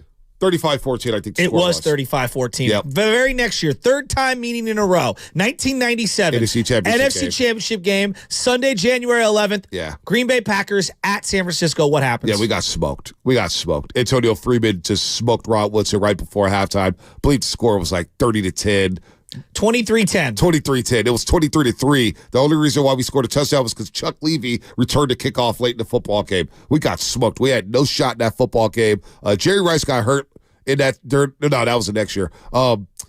Yeah, we got beat down in that game. Right, you're doing good. Wasn't even close. 4th time in a row. 1998 wild card game. T.O. January 3rd. Green Bay Packers at Candlestick. Yeah, T.O. After dropping a bunch of passes about in the 5 passes. Darnell Walker, I believe, had 2 interceptions in the football game, but Brett Favre and company were able to score a touchdown. Steve Young stumbles, throws to T.O. Now, a couple plays before that, Jerry Rice fumbled. He did. However, that season, the NFL went away from instant replay. So he was rolled down on the ground. It was obvious that he fumbled. Now, don't forget, Garrison Hurst had a monster game. Monster game. Ran hard. And I believed, Niners got the monkey off their back. They're going to go to the Georgia Dome next week, beat up on the Falcons. But what happened the next week? Garrison Hurst gets hurt on the first play of the game, tears his knee up on the turf. Terry Kirby has to play running back full time. Niners lose. I think 20-18 at the Georgia Dome next week. All right, 2001, the 5th time the Packers and Niners have faced each other. Basically, 5 times in 6-7 years here in the playoffs. 2001 NFC wildcard game. Jeff Garcia is the quarterback. What happened? Yeah, they lost 25-15, as we just mentioned. Mooch and company back in the playoffs. They were up at the half, 7-6. They're actually up at the half in this football game, 7-6. T.O. company, Jeff Garcia, they're going in. Down 18-15, feeling good. They're humming. Jeff Garcia on the first down, I believe it was a 1st and 10, got greedy, went deep down the field to T.O. down the right sideline. It was either Al Harris or Mike McKenzie. I can't remember the corner. Tips it. They intercept it. Green Bay goes out and milks the clock. They score. They win 25-15. And it's like, damn, we still can't beat Brett Favre. God, I love this. Bonte the Brainiac. Now we got to go flash forward after the Packers have now won a championship with the guy we wanted to be the quarterback, Aaron Rodgers. They head in to Candlestick Park, and we've got Colin Kaepernick, and it's the divisional round playoff game, Saturday, January 12th, the final playoff home game at Candlestick. Yeah, I mean, this was the Colin Kaepernick game. And really, we didn't know how Kaepernick was going to respond. He threw a pick six. It was 7-0. 7-0. Now, remember, I was trying to wait on that, and they did a live look-in because the Broncos and Ravens was still going on. Now, I know you went to that game. Yes. I was at the house. Ravens-Broncos was still going on, the Mile High Miracle with Joe Flacco. That same day, he threw a deep pass to Jacoby Jones. They win in overtime, so we had to wait. So then we got the live look-in. Kaepernick throws a pick six. I'm like, oh, my gosh. He is so nervous. We're about to lose to the Green Bay Packers at home, to Aaron Rodgers, because it was the first time we saw Aaron Rodgers after all the debate. Yes. We should have drafted Aaron Rodgers over Alex Smith. And then Kaepernick went crazy. What did he rush for, 181? Yeah, and Rocco, after 2 possessions, turns to me and says, he will run for 200 today if they stay dedicated to the run. I go, what are you talking about? And he damn near ran for 200. Did. Clay Matthews got his soul taken multiple times in that game. He did. Well, he also tried to whap Kaepernick the following year in the opening game near the sideline. Joe Staley wasn't having none of it. No, Kaepernick threw for over 400 yards in that football game. 200 to Anquan. Yep, 200 to Anquan in his 49ers debut. But Kaepernick went crazy. Frank Gore had a big game. Niners win. What was the final? Was it 45-38 or 45-31? 45-31. They hung 45 on that team. 45-31. All right, the very next year, Niners go to Green Bay. Harbaugh's in the entire 17 khakis, black polo outfit. What happens in that game? I don't remember the score, but it was 0 degrees and Kaepernick was 23-20. All right. Game-winning field goal. Niners win. Crabtree had a great catch for a touchdown in that football game. He was called the greatest vice grip hands in the history of the NFL by Harbaugh. Kaepernick, no sleeves on. No sleeves on. They go to beat Green Bay. It's under green weather. The Frank Gore block. Not only that, did they the next week? They'll go to Carolina. They beat Cam Newton and the Carolina Panthers when Kaepernick scored and did the Superman in Cam's house. And then, of course, we know what happened at the end of that season. All right, the 8th time that they played, the 2019 season in the playoffs, what happened? 2019, 8th time Niners Packers. What was this, 37-21 or something like that? 37-20. 37-20. Bonte the Brainiac. It's 37-20.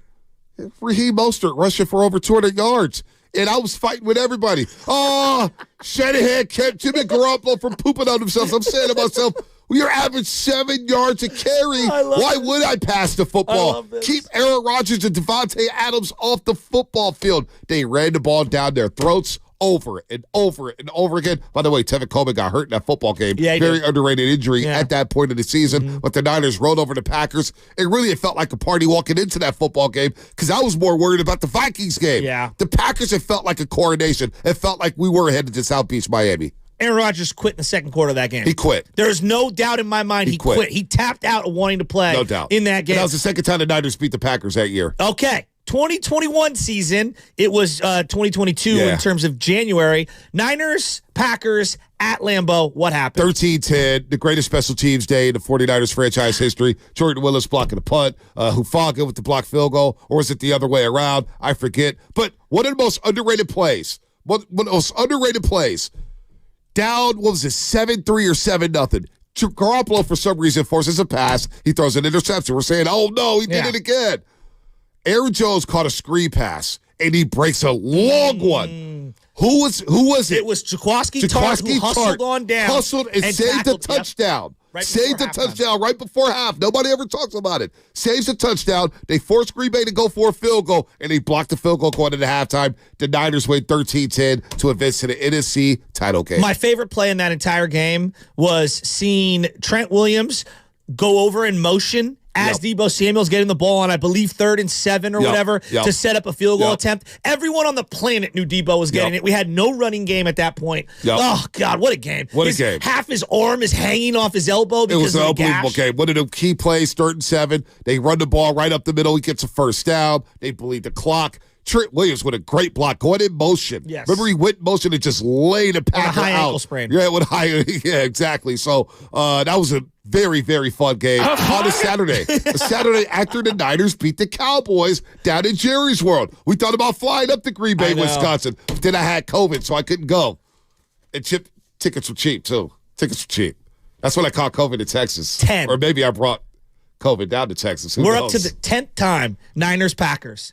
All in the last 30 years. All the last 30 years. It's pretty incredible. And I still get scarred. Despite the Niners winning 4 straight games against the Green Bay Packers, I still fear that G on the helmet. When the G comes in, because they did beat the Niners in the regular season in 2022. Remember that? Bad clock management by Shanahan, bad kickoff. The Devontae Adams unbelievable catch. And then don't forget the COVID year, the Richie James game. I was pissed that we had like 20 guys out there. Yeah, Thursday Night Football. It was a joke. It was a joke. But a long history. We talked to Antonio Freeman before one of those games at the Hilton Hotel, kind of reliving some of those memories. So it's a great rivalry. The Cheeseheads will be at Levi Stadium. We're going to see Jordan Love and company injected into my veins. I'm Ed Fareed coming up on the other side. That will be brought to you by Safeway. The Road to Vegas is brought to you by AmeriWest Credit Union, working for you today, tomorrow, together. Shop Safeway this week and find deals on items you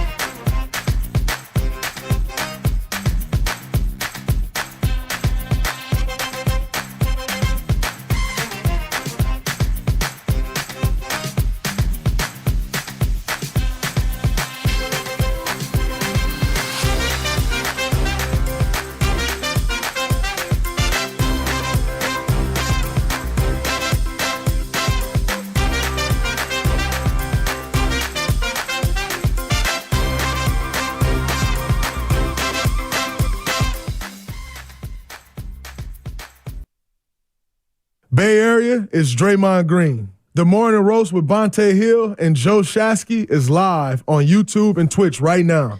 Time for you to like and subscribe. He's back.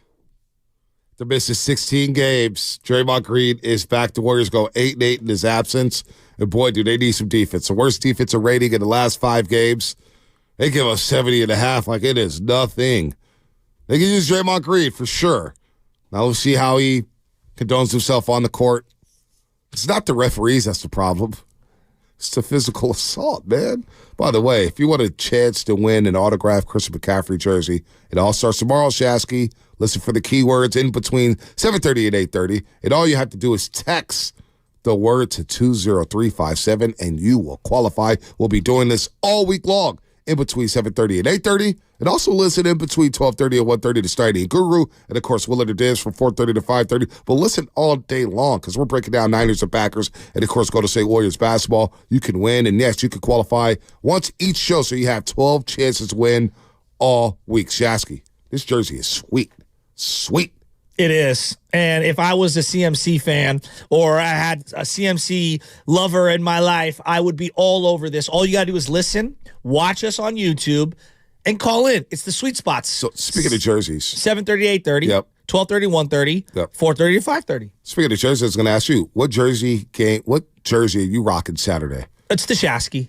It's the Shasky. We're going in with the Shasky. We're going in with the Shasky. Yeah. The number one. Yeah, we're going in with White, the Shasky. red. Oh, we're going red. We're going red. Absolutely.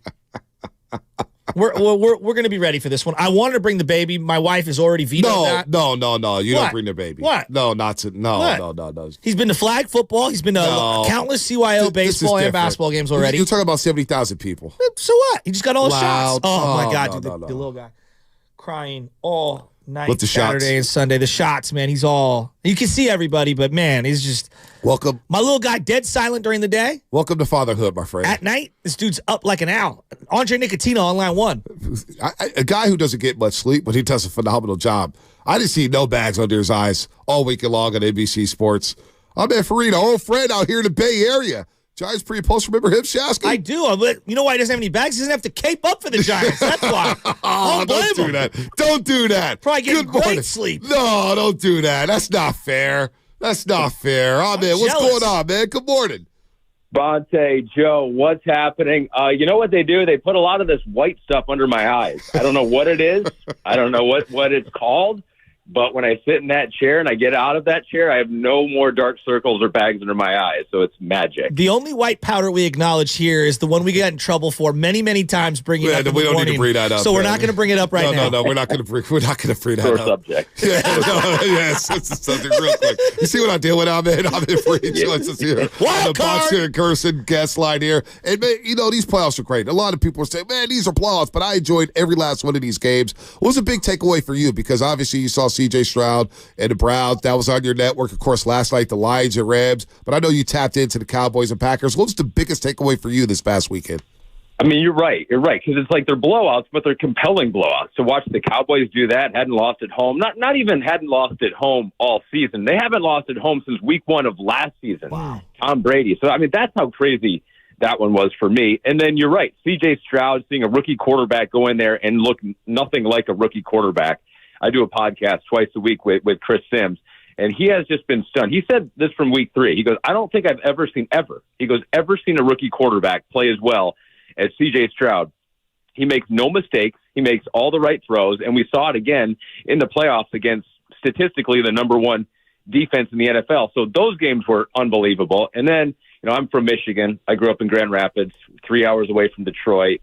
It was amazing watching the Lions do what they did last night and the Rams. And I love Matthew Stafford for what he did for that franchise for so many years. But to see them get their first playoff victory in over 30 years was really special. So, I agree with you. It's just like, I'm in it, but I think the playoffs have been super compelling so far. You know, what's the common denominator for these quarterbacks? Because you're referencing C.J. Stroud, Jordan Love. You see this with Brock Purdy at times. I feel like the layered throws, the intermediate layered throws over defenders, but underneath the back end of a defense, or, over the defensive lineman, but underneath the linebackers, or underneath the safeties, but over the linebackers.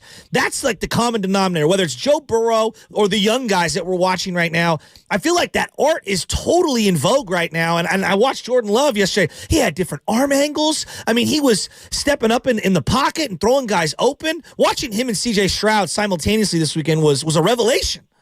Yeah, it's like they see the field. It's like they've got really good anticipation, and you're right. They've got really good arm talent, and they can throw the heck out of the football. But I think the common denominator for those guys, too, is that they're in really, really good systems right now. Bobby Slowick, the offensive coordinator for Houston, came over from San Francisco. They coach those guys really well. Matt LaFleur, I love what he's done with Jordan Love, and we've seen what Brock Purdy has done with Kyle Shanahan, that combo. So, these guys are super talented, and they're also in a system that offensive lines that have protected these guys, Green Bay and Houston, have had good offensive lines, give them time back there, and then offensive coordinators that make the game a little simpler for these younger quarterbacks. Read half the field. Look for this. If this is there, throw it here. I think Kyle does a great job with that, and those two offensive coordinators for Green Bay and Houston do as well. Watching Green Bay just dismantle the Dallas Cowboys, because we're all stunned. You mentioned it, undefeated at home. They were scoring damn near 40 at home in Jerry's world, and the way the Packers dismantled them with the run game. I always look at the situation in the playoffs, the trenches. Who's dominating the line of scrimmage? And for the most part, all the winners this weekend dominated the trenches here. Your initial thoughts on the Packers and Niners, because the Niners have struggled against the run over the last month of the season. That's due to Eric Armstead's absence. Apparently, he is back at practice. He's ready to go. What's your initial thoughts on Niners and Packers? Yeah, I think that's a good point, because Dallas, while their defense has been elite at times, and Micah Parsons might be the best defensive player in the NFL. I know Nick Bosa and fans there would argue with that, but Parsons has been awesome. They don't have a whole lot of size. It's like they're fast, they're not big. And I think that the Green Bay Packers, like you pointed out, were able to exploit that a little bit. The 49ers, the good thing that they have going for them is that they are fast and big, it seems like, especially on the defensive side of the ball. They got guys they can rotate in there. You got Chase Young now on the edge, and so it keeps them fresh. And so they've got a ton of bodies, a ton of big bodies. So it's not going to be as easy, obviously, for Green Bay to do what they did. Because I think Dallas is built more on the speed and less on the power. And I think you're right. That's one of the areas that Green Bay was able to exploit. But I do wonder, it's like you got this Packers team now, a ton of confidence, goes in there. If they start the game hot, score early, who knows?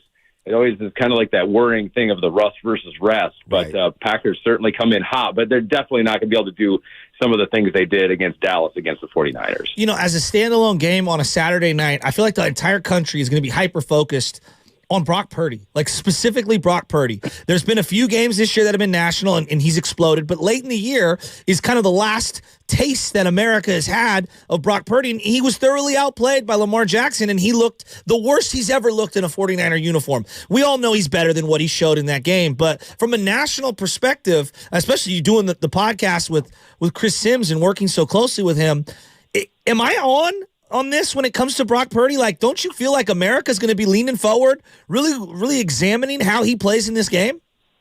100%. And I think that's the case with any quarterback in any game. I mean, we're still doing it with Dak Prescott, and he's been in the league forever, and so it's just like we're looking at the quarterback position with that laser focus. I'm curious to see how he plays. Part of me is over the whole, is Brock Purdy elite? Is he not? How much is him? How much is Kyle? Because at the end of the day, it's a team sport, and they're having success. And it doesn't it doesn't even matter why it's good. Is he one of the top 5 quarterbacks in the NFL? Who cares? They're the top seed in the NFC, and they could win the Super Bowl with their current configuration right here. So I'm excited to see him. I mean, I like Brock Purdy a lot, and the story obviously is awesome. Nationally, you have the debates of how good is he, because that's what makes the whole thing run, and the debate shows run 24/7. I'm just excited to see how this team plays. And I think we saw with Cleveland, even though they fizzled out in the postseason, that's a team that had a 38-year-old quarterback and an elite defense. And they could have made a run in different circumstances, 5 different starting quarterbacks for that team.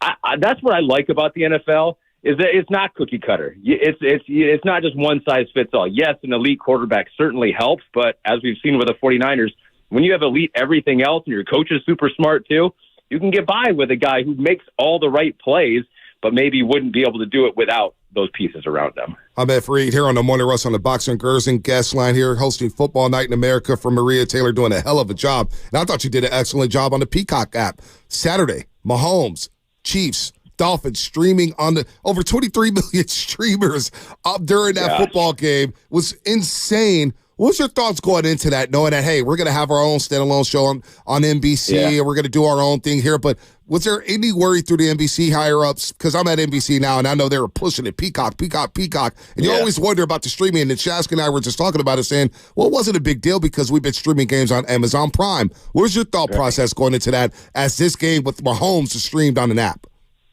Well, we were happy that people watched, because if they didn't, we wouldn't be around. We'd be gone. No They'd be like, we'd be gone. Like, sorry, thanks for playing.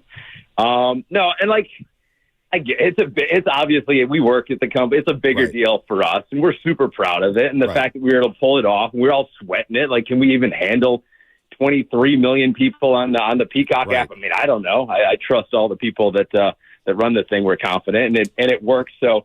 Yeah, it was a bigger deal for us, and like I get it, right? It's like it's a whole lot easier just to turn on your TV and watch the game where you've been watching it all season long. But this is what I say: people started cutting the cord, and then we had to scramble. You know, we would have been okay with cable. We're a cable company for the rest of our lives, but no, it was cool to be part of something that has never happened before. I'm glad people found it, and it's just kind of like. That's the world that we live in right now, right? It's like, how are you going to deliver the game? Where are you going to get it? Can I get it on my phone? Can I put it on my smart TV too? And so I think as a company, I don't want to speak for NBC because I'm not in any of those meetings, but for us, it's just a changing landscape as the phrase goes. And so we were happy that when people got there, and like I was most proud of that people got there, and hopefully they obviously enjoyed watching Patrick Mahomes, but enjoyed the production of it. And it was Mike there, and Mike is awesome. I don't know how he does what he does each and every weekend. So it was the quality of NBC. It just happened to be on the streaming service. Totally with you on Tirico. I've been saying it for about 5 years would be. He's my favorite. Yeah. And when he wasn't doing football, I thought that it was doing the sport a disservice. I mean, the guy can do golf. He can do baseball. I know for a fact he can do basketball. He can do football. I mean, he's as talented as they come, and he tells a great story. Do you foresee, though, because I've been hypothesizing this, I think we're going to get pay-per-view Super Bowl, meaning it'll be behind a paywall of some sort, whether that be on an app or whatever. Like, I feel like that is coming in our lifetime. Yeah. Am I getting too out in front of myself?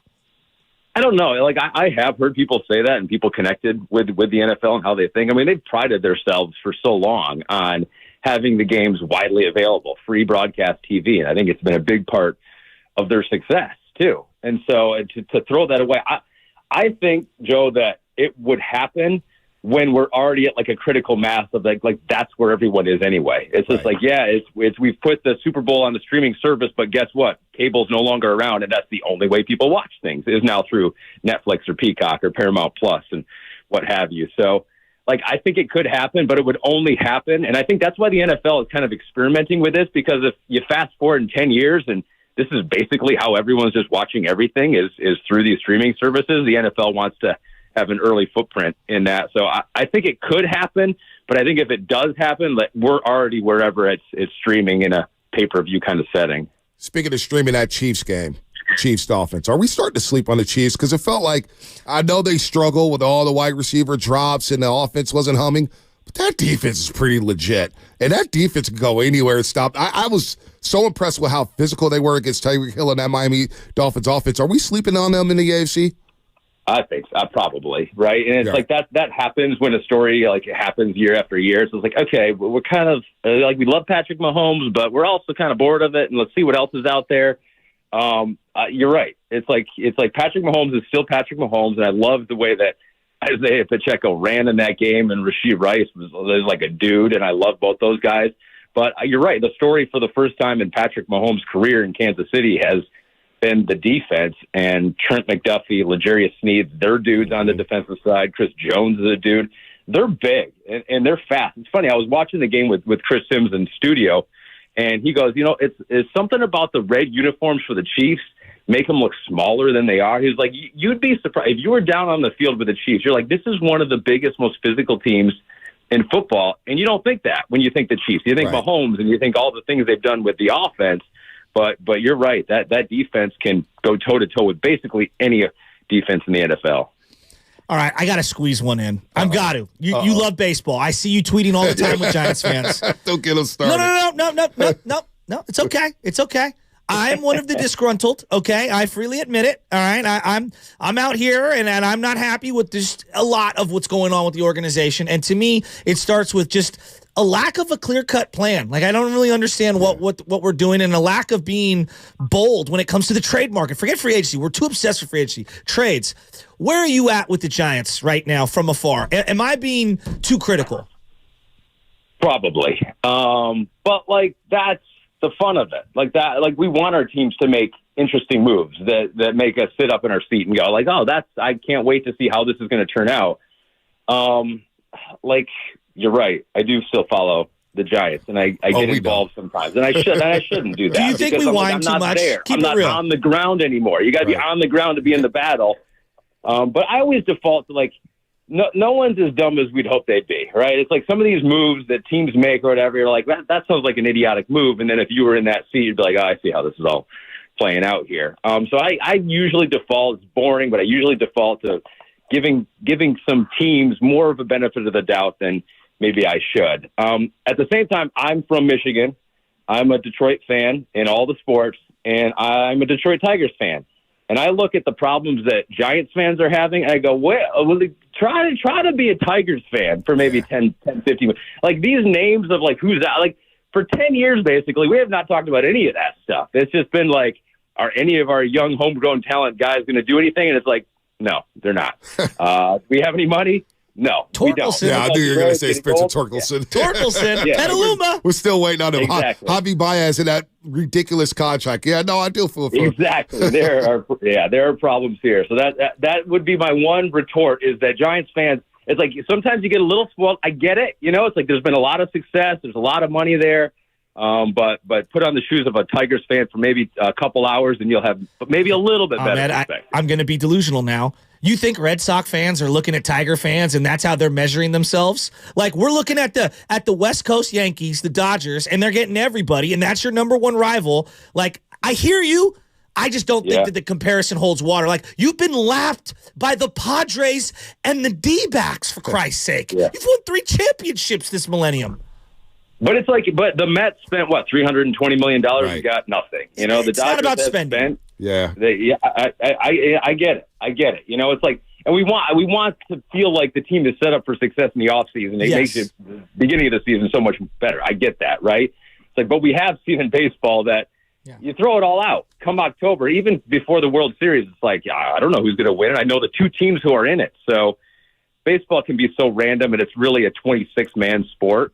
More so than any other. I think it's more so than even foot. It's maybe the NFL is up there and tied there too. But we've seen now with the Dodgers and the Rays, it's you build a 26-man roster. It's not about 1, 2, or 3 guys. Angels have proven that over the last few years. So, no, I get it. You want Aaron Judge would be amazing to root for the Giants. No brainer. It's if they could have made that happen. But here's the thing too: Yankees are thinking that, Cubs are thinking that, Mets are thinking that, and those dudes have a lot of money too. So. Hey, real quick before we let you go on, man, we appreciate the time as always. I know you're a busy guy. You did a hell of a job this weekend with Chris Sims and Devin McCourty. He is so good on television as well. Love him. Real quick, 20 seconds or less. Bill Belichick to the Cowboys? What's next for that? I think it's going to – it just makes too much sense, right? It's just I get it. Jerry's a hard-headed guy. Bill's a hard-headed guy. But why not try to make it work? They're both getting up there. Jerry's definitely getting up there. Put your ego aside, get Bill there, and try to win it over the next couple of years. Yeah, the other Bill there, Bill Parcells. Remember that? They had about 3 or 4 year run there down in Dallas. That's the shelf life. I think in a situation like that with 2 strong-headed guys. But why not go for it? Take a chance. Well, my guy Jonathan Sackey says hi. He speaks very well of you, man. Your grind, your story, man. You've done a great job, man. You're an inspiration to us all out here in the Bay Area. Man, keep killing it over there at NBC out there in the East Coast. Guys, I love my time there. Thanks for having me on, and I'll talk whenever you guys want to talk. Absolutely. Have a good one, buddy. Appreciate it, man. Appreciate the insight. I'm Ed Fareed here on the Boxer and Girls and Guest Line. Joining us on the road, said a lot there. So let's start with what he said lastly. What, Belichick? Belichick. Sorry to for the Cowboys. shoehorning baseball. Oh, no, I knew you cared. I about had yourself. to. Belichick. Nobody cares about the Giants. It's decided Jordan Hicks, 4 years, $44 million. He's a reliever. They're going to make him a starter. No, on this team, everyone's a reliever and a starter. All right? Get the Giants. And now you don't even know if he's the opener or not. Wake me up when opening day is here. Who did Giants play opening day? I don't know. Yeah, who cares? But I'll be there. I won't. Me and my son will be there. I won't. Here's what I would say. Belichick to the Cowboys is a major network dream come true. Think about the storylines and the camera and the cutaways of Belichick and Jerry Jones and that iconic star. Well, Giants open up in San Diego. Bob Melvin's former team. Great. You don't think? I do. I think the Cowboys should go after Jim Harbaugh. I feel like Harbaugh's a better fit. Yeah, but Harbaugh, if he's going to come back, he wants a 7, 8, 9, 10-year runway. And Jerry Jones should give him that. Jerry Jones needs to hire a good coach. He's 81. Yeah, well, you know what? He's 81. Belichick, it does feel like it. Belichick, oh gosh. Who's going to be a quarterback? Who are they going to sign? Belichick to Dallas. Wow. I would just let Jerry do the post-game interview on behalf of Belichick. That would drive Belichick crazy. That's going to drive Belichick crazy. No, it's not. Jerry Jones speaking out about the team, holding pressers. Unbelievable. You guys think Nick Sirianni could join Mike McCarthy on the hot seat if they lose tonight? Absolutely. I told that. My biggest fear is Belichick going to the Eagles because I think he could fix the Eagles' woes on defense and hire Josh McDaniels, if he doesn't go to New England already, to fix their offense. It does feel like the way the Cowboys lost yesterday has a lot to do with it. Like, let's say like it was a late comeback from Jordan Love and they were down. Like, I still don't think McCarthy would have gone because they got embarrassed so badly. That's why he's gone. Now with Sirianni, if you think Sirianni a year after losing the Super Bowl could be fired, but Doug Peterson, but that was a couple years later. Yeah. Years later. And Doug Peterson had a playoff run after that. Right. Too. And they should have beat the Saints in the divisional round, but Alshon Jeffrey dropped the pass inside the 20-yard line. I think the Eagles would have went back-to-back. Honest to God, I think they would have went back-to-back. Wasn't that the year they beat the Bears like on the double doink? Yeah, the double doink. Yeah, the Bears should have beat them that year. The double Trubisky doink. actually hit a couple throws in that game. But that's Trubisky. That's Trubisky. Listen. And that's the Bears. Oh, my God. And that's the Bears. I'm looking over your shoulder right now, and I'm seeing a number 88 Daryl the Guru Johnson in a throwback Cowboy jersey right now. Is that CD or is that Dez? Oh, that's probably... You gotta wait. Michael It's Irvin. a tease. You gotta see who it is. You gotta wait. By the I know way, who it is. something I was just gonna say. Damn it, I forgot. what I Belichick was to the gonna say. Eagles? No, Oh, my God. Something about the Bear. Oh, speaking of Trubisky, because he's from North Carolina, I was listening to some guys. I don't know who was on a 95.7 game. I was driving around, and they were talking about, was it Drake May from North Carolina being the number 1 overall pick? No. And they were going off for about 15 minutes, and I was like, oh my gosh, you're really When watching does that May? crack come into play for you? Kirk Morrison joined us and said, I'm going to North Carolina to see what this guy is all about. And the next time Kirk Morrison joined us or came on the show, he was like, you know what?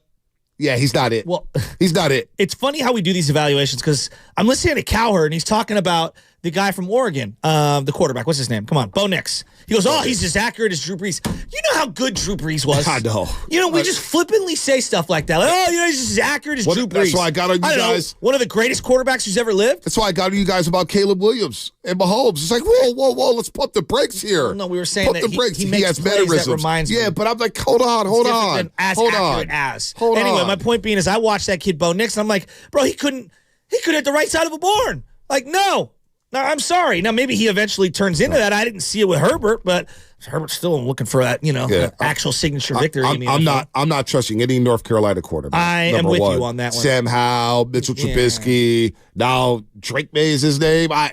I'm good. I'm good off that. I'm totally good off that.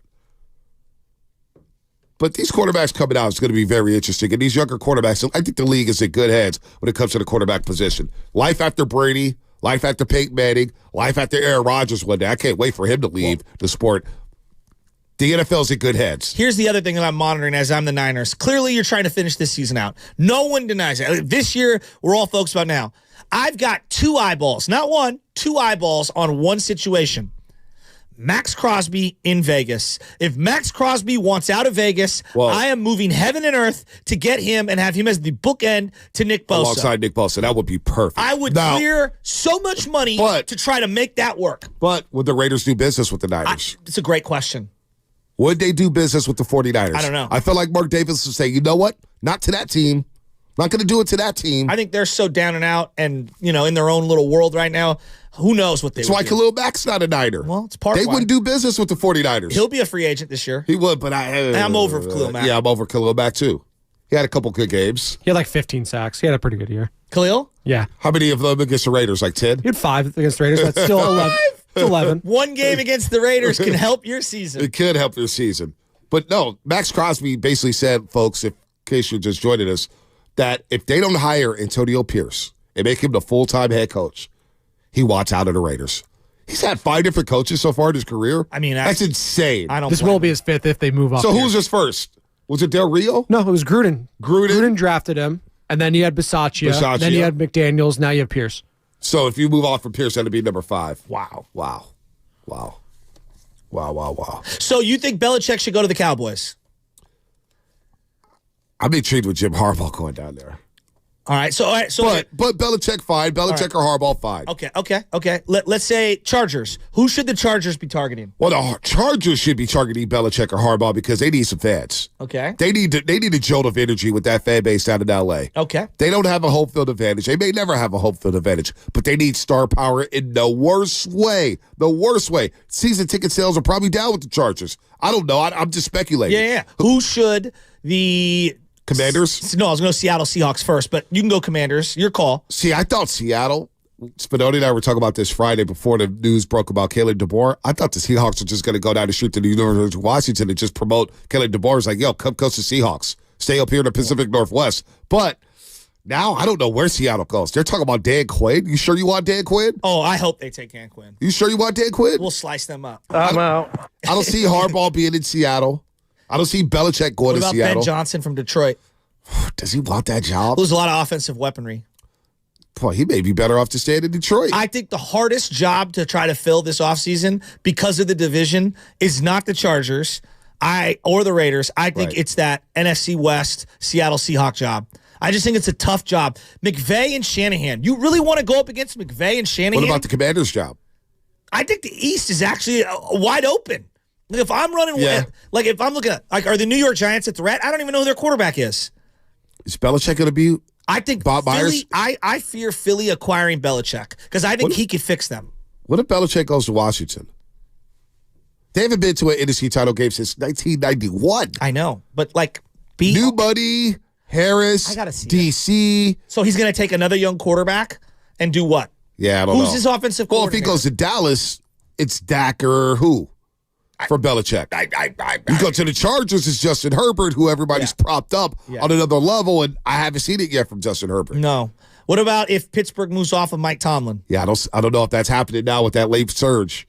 They went 10-7 with no quarterback. The Mason Rudolph experience. I mean, they may be in this game against Buffalo. Who knows? Here's the thing that you and I talked about a couple years ago that I think now, after this weekend, is more prominent. Look around the league. When we hired Kyle Shanahan, I was like, well, what has he done? He's 35 years old or whatever he was, 37. He's been in the game now as a head coach since, 2017, correct? 2017, him and McVay. McVay arrived in L.A., Shanahan arrived in the Bay Area. Think about the playoff experience he has garnered over the last 7 seasons. Think about the landscape of the NFL and all of the movement when it comes to coaches.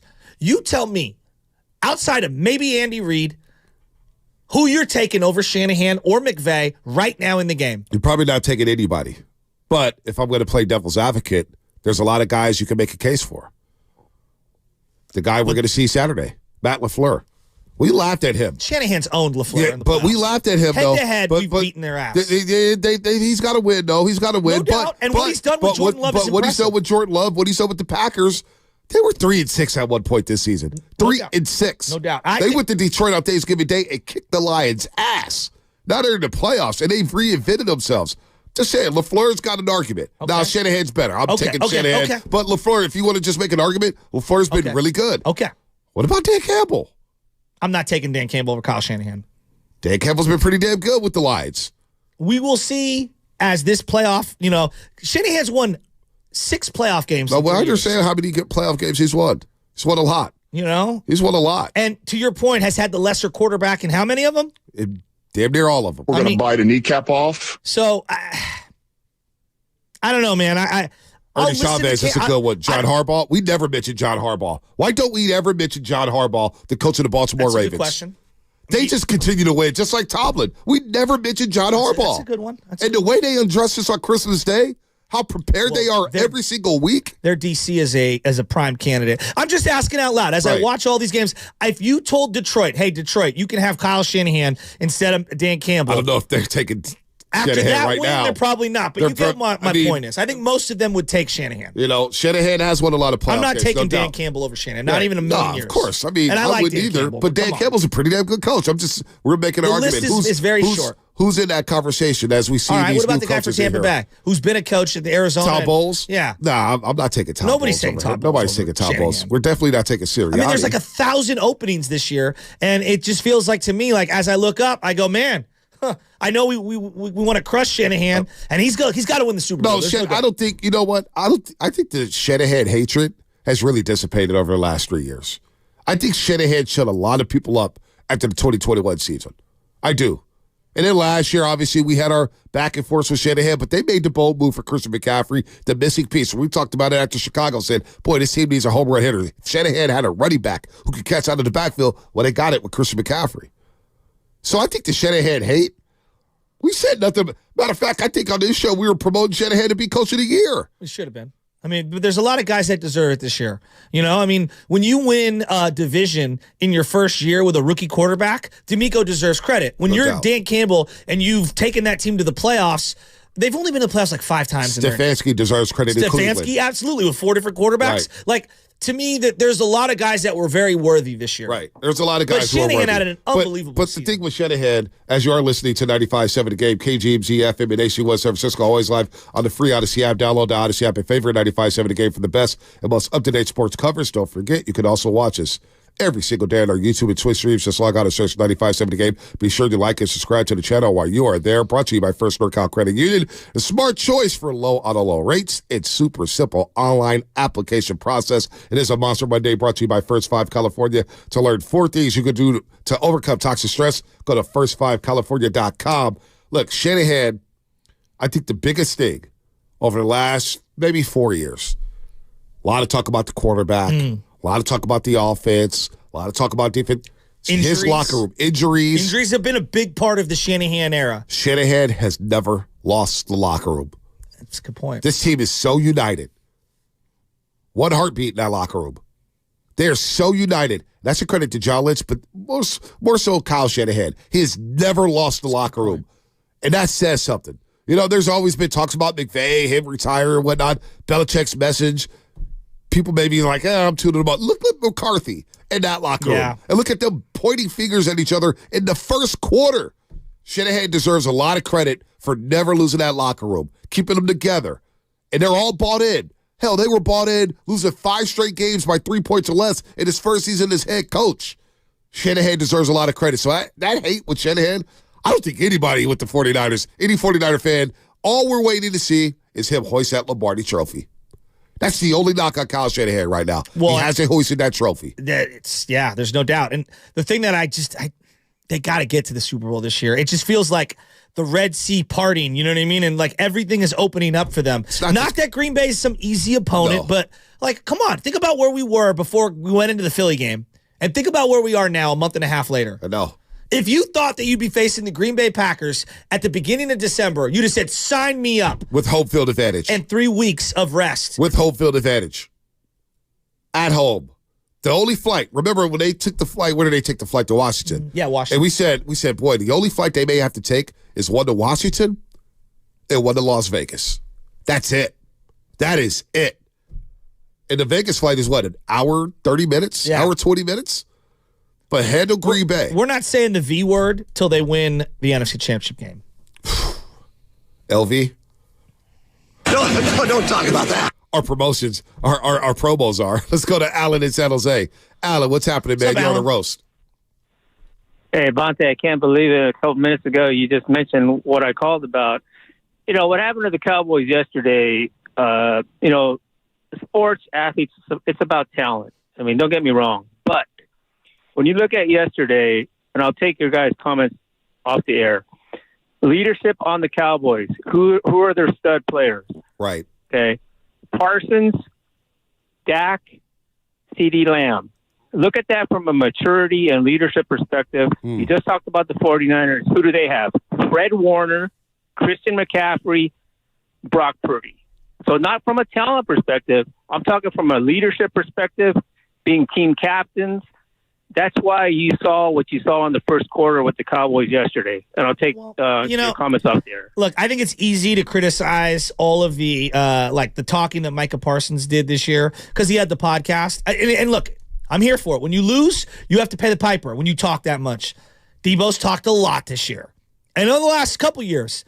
But I'll tell you this. He's backed it up. Debo showed up. He's backed it up. Every time he said something, he showed up. George Kittle's talked a lot this year. And you got in trouble for the T-shirt, the Screw Dallas T-shirt earlier this year.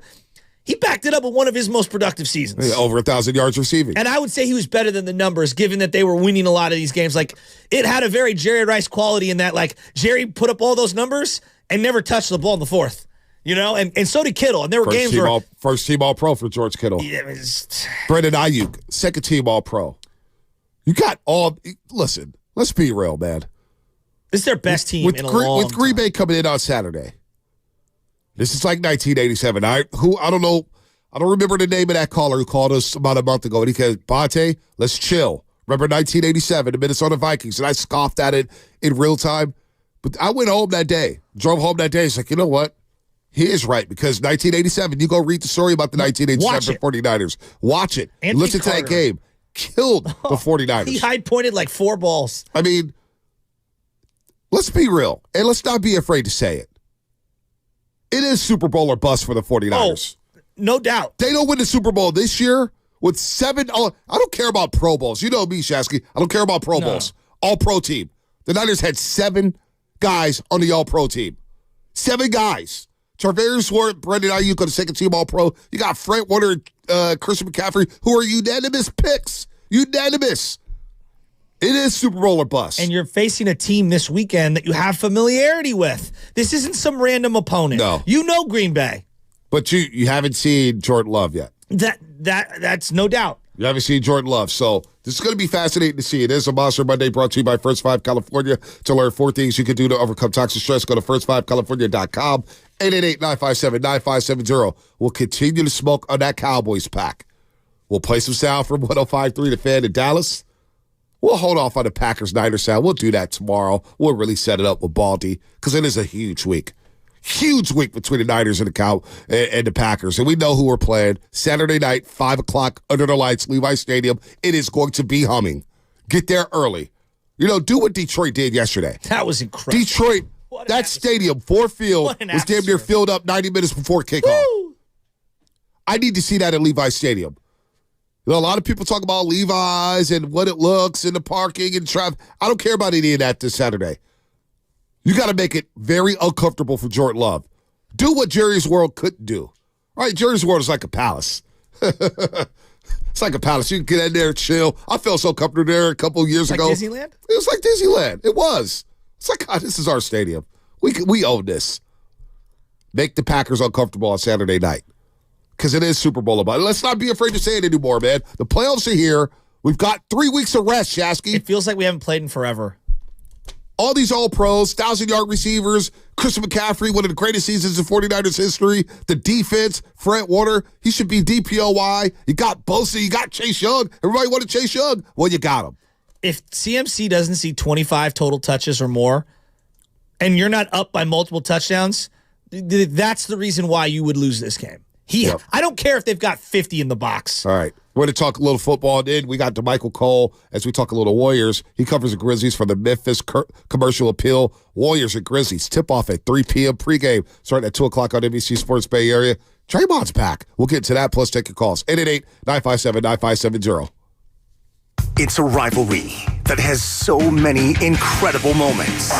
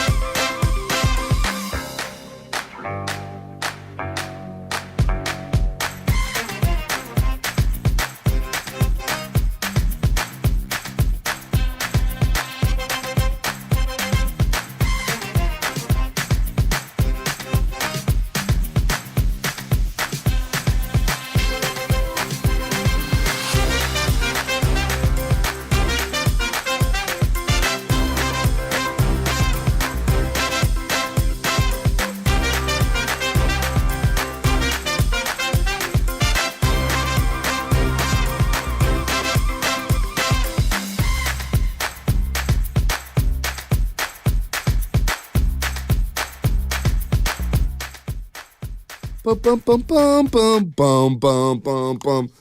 707 Comcast Business Text line. Bonte, Ford Field was filled up 90 minutes before kick because it was so cold outside. It was cold out there in Detroit. But you know what? The shots in Detroit looks like their downtown was booming again. Oh, you know what? Get your mic on. We haven't had a chance to discuss this. Speaking of Detroit, what time is our guest coming on? Very Michael shortly? Cole in a minute. Okay. When we're done with him, can you give me a little bit of time to talk about Keith Lee? Oh, my God. A person I didn't even know existed? Yeah. 2 weeks ago? Do we want to? I was thinking about that. He did the food review out here in the Bay Area. My God, if you are going to Tent City and eating off of underneath a bridge with a bunch, there is a black plague in the Tenderloin. I don't know if you're aware of it. It has been an epidemic. And my guy is like, I don't eat shellfish, but let me get a taco off of that shrimp fried grill, and then you get sick and blame. What? My God, I could have gave you 50 burrito spots that were better than Tent City under the bridge cook spot. I really don't even want to waste oxygen on Keith Lee. It made our city look bad, but you know what? Jared Goff represented for us in Detroit. Got him a playoff win. By the way, Jared Goff from Murray County. So I forget Keith Lee. I do want to get in on that because I saw it over the weekend. I was just like, how dare this guy just poop all over my region? Don't ever come back here. Don't ever come back. Don't ever come back to the Bay Area. Please don't. We'll get back into some football here. We got some Dax out. We got Jerry Jones, RJ and Sean, 105.3 The Fan in Dallas. We know who the Niners are playing. They are taking on the Green Bay Packers Saturday. By the way, Dante Wiley, our P1. What up, Wiley? We need to make it up a Doobie Award for him just because. Jimmy Garoppolo took 322 snaps for the Raiders this season, earning $24 million. What? It is largely expected that Las Vegas will release Jimmy G this offseason, paying him another $11.25 million on his way out, raising his career earnings to $160 million. Don Yee? Don't ever tell me Don Yee's a bad agent. I'll never want to hear you say Don Yee's a bad agent. I need to hire Don Yee. I'm only giving 1%, though. I can't afford to give you 10% of my money. I mean, if he's I'll be living in the cardboard box. If he's getting you $160 million, I will gladly give up the 10%. Yeah, Don Yee, agent of the year, 4 clients. And by the way, Harbaugh's about to break the bank. We got DeMichael Cole, my man DeMichael Cole. Memphis Commercial Appeal covers the Grizzlies, co-host of the Locked On Grizzlies podcast. And DeMichael, good morning. Welcome to the Rose Spot. Hill, Joe Shasky. Good to hear from you again. And boy, just when it seemed like the Grizzlies were about to turn around their season, Ja's out for the year, and now Desmond Bane's out for 6 weeks. I mean, this game tonight in Memphis, I know it's a special day out there in Memphis with MLK Day and everything. What a rough ride for the Memphis Grizzlies, man. I don't even know where to start with you, DeMichael. Man, what's going on, guys? But yeah, I mean, this is the season that no one really expected. You know, this is the year that, I mean, the Grizzlies, this youth group that they have, they're supposed to take that step forward. We know how familiar you guys are out there with Dylan Brooks. Well, the Grizzlies let Dylan Brooks go. They brought in Marcus Smart. And we didn't know how it would work those first few games while Ja was out. But when Ja got back and Marcus Smart was playing and Jaren and Dez kind of took these elevated roles from the first 25 games of the season and kind of continued to play at those levels, it looked good. I mean, they went on the road and they beat the Lakers. They beat the Suns. And then, boom, from there on, just everything went haywire. I mean, Ja, Marcus Smart, Desmond Bane, even Jaren Jackson Jr., who is, you know, I guess reasonably healthy, has been dealing with knee contusion. Then you already count that Steven Adams and Brandon Clark. I mean, I haven't seen anything like this. I was asking the Grizzlies players the other day after Desmond Bane went down, I was like, have y'all seen anything like this in your playing careers? And no player could really recall something like this. I think one of the guys was like, maybe my 9th grade AAU team, but that's just how bad it's been. Man, DeMichael Cole joining us on the Boxer Gerson guest line here. Did you really believe? I couldn't believe it. I can't believe I'm admitting this, that you guys actually do miss Dylan Brooks. Right? You know what? It's tough to say because I really don't think so. I mean, it looks like it because of the results that we're seeing. But if you look at the way the Grizzlies played when they finally got healthy and had Marcus Smart in the lineup playing alongside of Ja Morant and Desmond Bane, they were fine. Right. You know, the first 25 games of the season, that was a fair statement. I was right along with you, but in terms of man, this team, they just looked like Dylan said it himself, they don't have the swagger anymore. And he was a big part of that. I mean, we saw, how he would look forward to say, I can lock down Steph Curry one-on-one, or Clay can't score on me. That's who I want to guard. Like, he brought that extra swagger, that confidence to this team. And then when he left, it kind of left. The Grizzlies, they're not that same trash-talking team that we saw, the last couple years. I guess they take more of like a humble approach now, and, they say more of the cliche things in front of the team-first mindset and all that. So all of that is out of the window, with Dylan. But at the same time, we didn't get to see it a lot. But when the Grizzlies were able to throw out John Morant, Marcus Smart, Desmond Bane, Jaren Jackson Jr., they looked like the 50-win team of the past couple seasons. Can Ja be trusted moving forward? I mean, like, whether it's his body breaking down, because he always seems to be missing 15, 20 games, and he's a young guy, and I know that the league likes to rest people and whatnot, but he's had a variety of injuries, clearly lots of off-the-court issues where the league has had to step in. Is the organization, are they still able to trust him as the centerpiece face of the franchise? I would say the organization trusts him more than probably the casual person. And that's because they've kind of put, these parameters in place around y'all. I like to point at Derrick Rose, who is another person who's injured right now. Derrick Rose and John Morant have grown very close during this time period. From a mentorship standpoint. If you listen to John Morant's the first time he talked when he came back after the 25-game suspension, it caught a lot of people's eye, one of his answers, in terms of he was asked. They asked him, John, all these players around the NBA, we've heard it. I'm sure you guys have heard it. Guys around the league say, hey, I'm trying to reach out to Ja. I want to talk to Ja. And we asked, have you talked to former players, to veteran guys in the NBA? And he said, no, just my teammates, my family, and the organization. That's all I need. And it kind of, people were kind of taken aback by it, but it made sense from the standpoint of the guy that he's referencing the most there is Derrick Rose. Derrick Rose is, when the Grizzlies signed him, I say he's the one guy who he can look John Morant in the eye and say, I've dealt with the off-the-court stuff. Right. I was a former MVP. I was that 6'2", 6'3" point guard who was dunking over people. I've done everything you want to do and more. And he can look him in the eye and say that, and John has to respect it. So that's the difference. And I think, having Derrick Rose around has kind of elevated the trust that the Grizzlies have in him, having John Morant, that is, from an organizational standpoint, that he'll kind of turn it around going forward. All right, you're a big-time basketball fan, DeMichael. We got to know each other. You know your hoops as well as anybody out there. You've seen the Warriors situation from afar. They go 8-8 without Draymond Green over the last 16 games. What's your thoughts on Draymond making his return today out in Memphis, where you're going to be covering this basketball game? Yeah, I want to see it. I really want to see it because from the outside looking in, it kind of, in a way, it reminded me of the Grizzlies situation, but from a different perspective. Like, the biggest thing with the Grizzlies this season is there hasn't been continuity. And it felt like Golden State, it's similar. Every time I look up, it's like, Kuminga's starting this game. Oh, they're going to start Brandon Podziemski this game. The fans are calling for Moses Moody to start. It's like it's so many guys. And Chris Paul goes in the lineup. Chris Paul's out of the lineup. Like, so many different changes. From the outside looking in, I'm thinking, how in the world? I know this is a veteran team that's been there, but how in the world do you establish chemistry when, no one even knows? It feels like you can ask 10 people out there, you probably get 7 different starting lineup combinations. So who should be the starting 5? Right. So I think that's a big part of it. But getting back to what I originally said, I want to see Draymond in that group because it kind of feels like, at least until the trade deadline, he's that last line of hope that can bring this team that consistency. His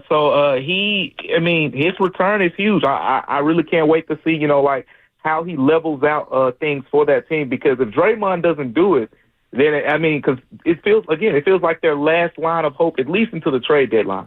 There's got to be some irony that the Draymond Green return coincides with a Memphis return, right? I mean, like, remember him in the playoffs going all Rowdy Piper, Hulk Hogan, as he got thrown out of that game and then was, like, cupping his ears to the crowd as they were booing him and he was hyping himself on out. Like, Grizzly fans must hate Draymond Green, right?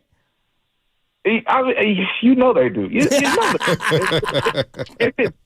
But it's gonna. I feel like it's gonna be an easier adjustment for him because Dylan Brooks isn't here anymore. If Dylan Brooks was here, this would be the ultimate test for Draymond. Like, first game back, you go through all this. You know, the NBA puts you through these programs. You know, I call it the job. You know, it's exactly what they did with Ja Morant, right? So they expect you to not, you know, to come back, I guess, a little bit different. But the thing to watch there, this is a little bit, you know, from the question and whatnot. But with Ja Morant, when he returned, because, you know, Draymond got the same kind of, you know, guidelines that Ja got when the league kind of suspended him without a timeline and basically said the key here is, you know, to get him some help and to work on, you know, some things off the court so he can be a better person. The thing here with Ja Morant, Ja kept saying, I have to be Ja no matter what. The key for Draymond will be to not lose himself, you know, in the midst of trying to be, I guess, the guy that the league wants him to be. I want to see Draymond keep that same fire from the standpoint of, you know, the vocal leader defensively for Golden State, talking a little trash, you know, blocking the shot and saying, get that out of here. You know, I don't want to see Draymond, you know, becoming a guy who looks like he plays for, you know, the Wisconsin Badgers or something. Like he has to keep that fire. You know, there's a certain edge that you don't cross, but it'll be interesting to see because I want to see him. You know, I think that's what makes Draymond Green, and that's what kind of, you know, the line with Ja. You know, it's like when he first came back, you kind of seen Ja tiptoeing a little bit. You know, he wasn't talking as much trash as we're used to seeing Ja talk and all that. But over time, he started to, like, loosen up and be himself, and that's what I want to see from Draymond. All right, DeMichael, we'll see you when you come out to the West Coast, man, when the Grizzlies visit us out here in the Bay Area. But in the meantime, we'll continue to read your great work at the Memphis Commercial Appeal. Keep up the great work out there. Enjoy today's game between the Grizzlies and the Warriors. Thanks for the time today, buddy. All right, most definitely, guys. Appreciate you for having me. Anytime. DeMichael Cole, covering the Grizzlies, does a great job there. Co-host of the Locked On Grizzlies podcast, joining us on the Boxer and Gerson guest line. Draymond's back. We got about 23 minutes left in the show. Why did you take a deep breath like that? Because I think playoff football has distracted us. And we had the 40-minute presser last week where he got asked like 7 questions and every answer felt like 5 minutes. We had the podcast, but now he's back. We've said a lot about Draymond Green since he's been out. We haven't seen him since December, 13th against the Phoenix Suns or the 12th? Draymond's back. And it is what DeMichael said there. This feels like the last hope until Dunleavy starts to maybe make some moves. Look, I'll just say this about Draymond. As I'm learning in my own life, nothing lasts forever, and you need to make the most of the little bit of time that you have with people in your industry, in your life, whatever it is. Dog, if you didn't figure it out by now, that's on you. Draymond can point the finger at anyone, and he hasn't really. This time he finally accepted culpability. Yep. But if he screws up one more time after this, really nobody should be defending him at this point. Yeah. He's gotten enough chances. It's it. He's had enough leeway. He's had enough runway to make mistakes. And look, I was a young man who made a lot of mistakes, and I didn't do it in the public eye, and so I was able to rehabilitate myself to a certain degree, and there's things that I struggle with to this day. I'm not perfect. I don't pretend to be. But my goodness, Draymond Green, do you realize how good you've got it? You know? I mean, you really do. And this organization could have said, you know, we've had enough. Right. Time and time and time again. If he does it one more time, man, that would smack of very disrespectful to the people that have backed you, whether we're talking about Curry or Kerr or Lakeup or, you know, to a degree Myers or whomever. Like, it's really, honestly, it's all in his court. The ball is in his court, and I am really rooting for this man to figure it out because the Warriors desperately need a reliable Draymond Green on the night on the court every single night. And his defense has been bad. I mean, that's where he hangs his hat on, right? Playing defense, communicating, barking.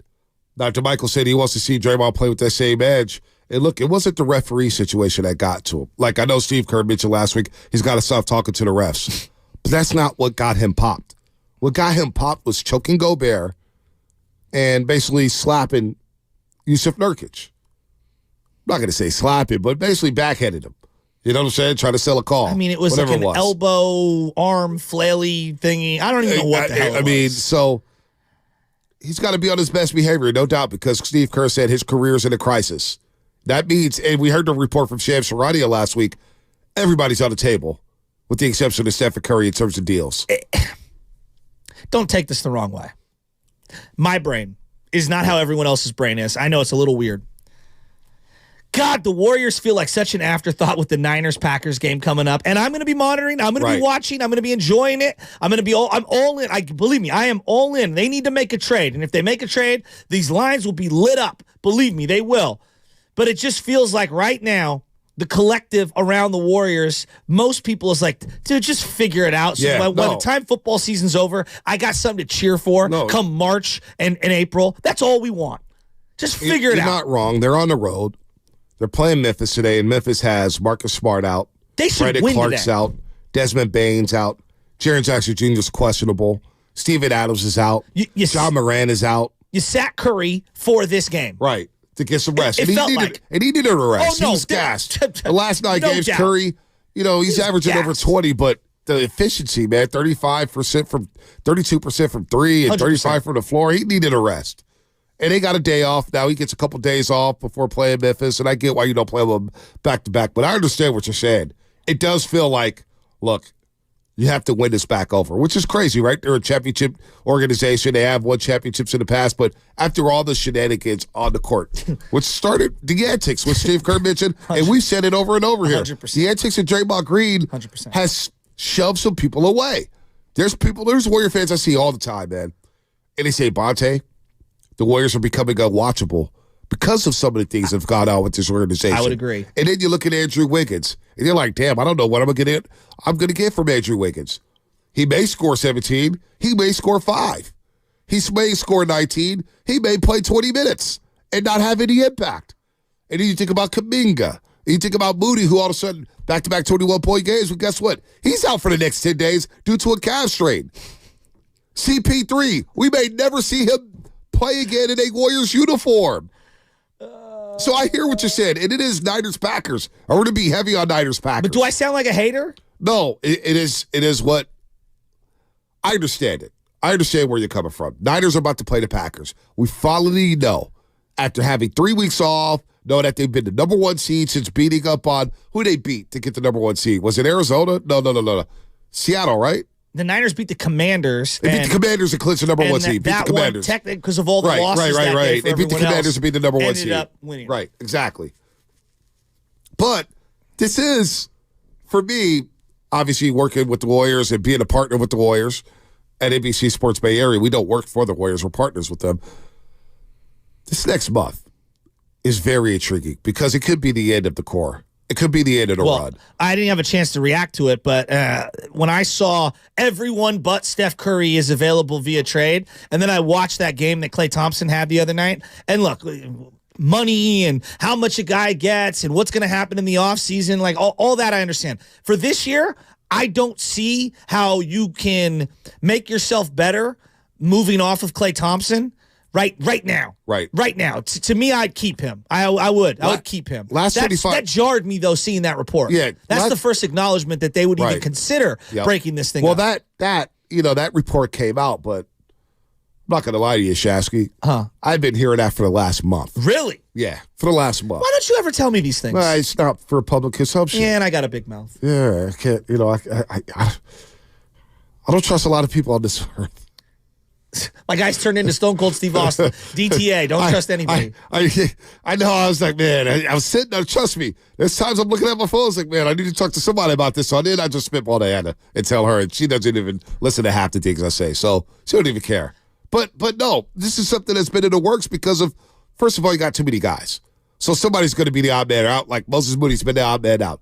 At one point, Jonathan Kuminga on this basketball team, which is pretty hilarious when you think about it, was out of the rotation. And now he's their third best scorer while Draymond Green's out. Right, exactly. So I am intrigued to see what Dunleavy does because the deal needs to be, you got to open up this for Kuminga. There's no more, hey, Kuminga can only play 18 minutes. He's got to play at least 25 a game. Andrew Wiggins feels like the odd man out. So what do you get in return for Andrew Wiggins? What do you get in return for Chris Paul? Is Moses Moody on the way out? It just feels like to me there's really no solution in season, but that's where I go back to everything needs to be set up so the offseason you have the most flexibility to be able to improve yourself for a 2-year run. Like that's what we're in. We're at the end of the Curry saga. This is the end of the book. How are we going to get some form of the Avengers together here to make one more good run? What's the squad going to look like February 8th? And now we're in that stretch. It feels like I'm conceding this year while I say that, but I still, it's a weird NBA season. It's very strange. Like I don't really trust a lot of teams out there. Well, think about Utah. All of a sudden they surge, right? We're going to see Utah Wednesday. It will be heavy Niners. We will bring, it will be 90% 49ers this week. There's no doubt about that. But the Warriors, look, they're a game and a half out of the Rockets for the 10th spot. The Lakers right now are outside of the box. They're not even in the play-in tournament right now. The Lakers or the Warriors. You know the Lakers are going to make moves. Phoenix is trying to figure it out. Mike Brown for the Sacramento Kings is bringing laptops to the press conference. I respect it. I mean, after Darko Rajakovic went crazy on the referees after the Lakers game, yeah, Mike Brown bringing a laptop. I've never seen that before. And the memes that came out of that was epic. Epic. At least get my guy an iPad. At the laptop. Hey, bring me the laptop here. Let me show you guys. And Anthony Slater's right there, who stayed back in Milwaukee to cover that game. Of course, he'll be in Memphis later today. Like, do you trust Minnesota in the playoffs? Do you trust OKC? Denver's right there. The Clippers are rolling. So it is a weird NBA season. It is very weird. But that's the intrigue with the Warriors. What are they going to do? What are they going to do? Stop playing Jerome Robinson, some guy I'd never heard of until the other night. They had no choice. What the heck was that? They had no choice. Stop playing Corey Joseph. You have no choice. I mean, come on. You need an extra ball handler. I mean, geez Louise. I mean, all of the fretting over every roster decision and every roster spot, and every year with the Warriors, we talk so much about the 12th, 13th, 14th man, and every year I see guys that I've never heard of or shouldn't be on the team getting crazy minutes, and it's just like, wow, I can't believe we're here. We're at this portion in the season. Yep, we're here. Warriors are 18-21, taking on the Grizzlies. Take a couple calls. We got a Warriors call. We got a Niners call. Let's take the Warriors call, and then we'll pivot back to the 49ers and talk some playoff football here as the Niners get ready for the Packers. Your favorite caller. She was a nominee for Rookie Roaster of the Year. Robin? No, she's not a rookie. Oh, sorry. Tony in Oakland. Oh, Tony. All right, Tony. Okay, good morning. Okay, you want to solve the problem? It's just a shot away. It doesn't matter if it's the Warriors or if the Niners, because the Niners have a problem. If they get down in the fourth quarter by 8, or they can't come back. They're 0-37, right? You know your stuff, Tony. Yeah, you know your stuff. So this is the thing. It's just a shot away, the remedy. Because right now, the Warriors, I watched the game, they feel thin when they're out there.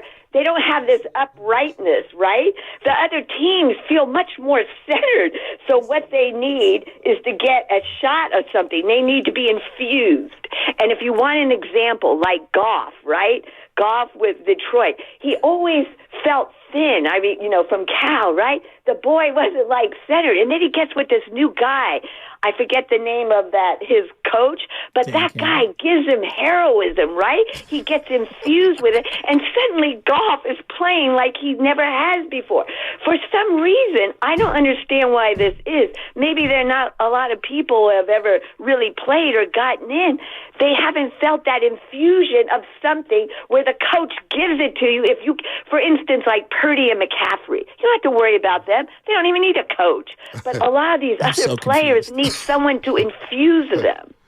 Hey. Okay, the only shot before every at-bat, I had heard a rumor, Tony, and you tell me if you had ever She's heard off this the line Oh, now. she's gone. Well, that doesn't surprise me. She is a little off the line. But Aaron Rowan, I heard, used to go into the dugout and take a shot of whiskey or bourbon or whatever the heck his drink of choice was.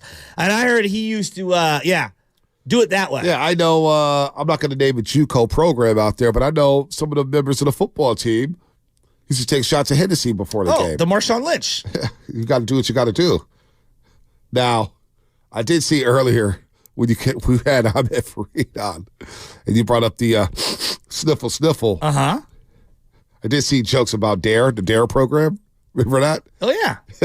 They said they would definitely not sponsor this show. No. Ronald Reagan's wife, is it Nancy Reagan? Yeah. Yeah, she would not like us. That's okay, though. Said a crossover sponsored by drugs. Got to dare to resist peer pressure, you know? Seriously. When they used to bring in the lung that you could see through, and then the lung would smoke cigarettes, and then you'd see how the smoke fills up the lung, it would always get me. This is your brain. This is your brain on drugs. It's like crack an egg and fry it. Did Tony refer to heroin? Did she say heroism? Heroism. Yeah, heroism. Which I didn't know was a word. Yeah, it was unbelievable.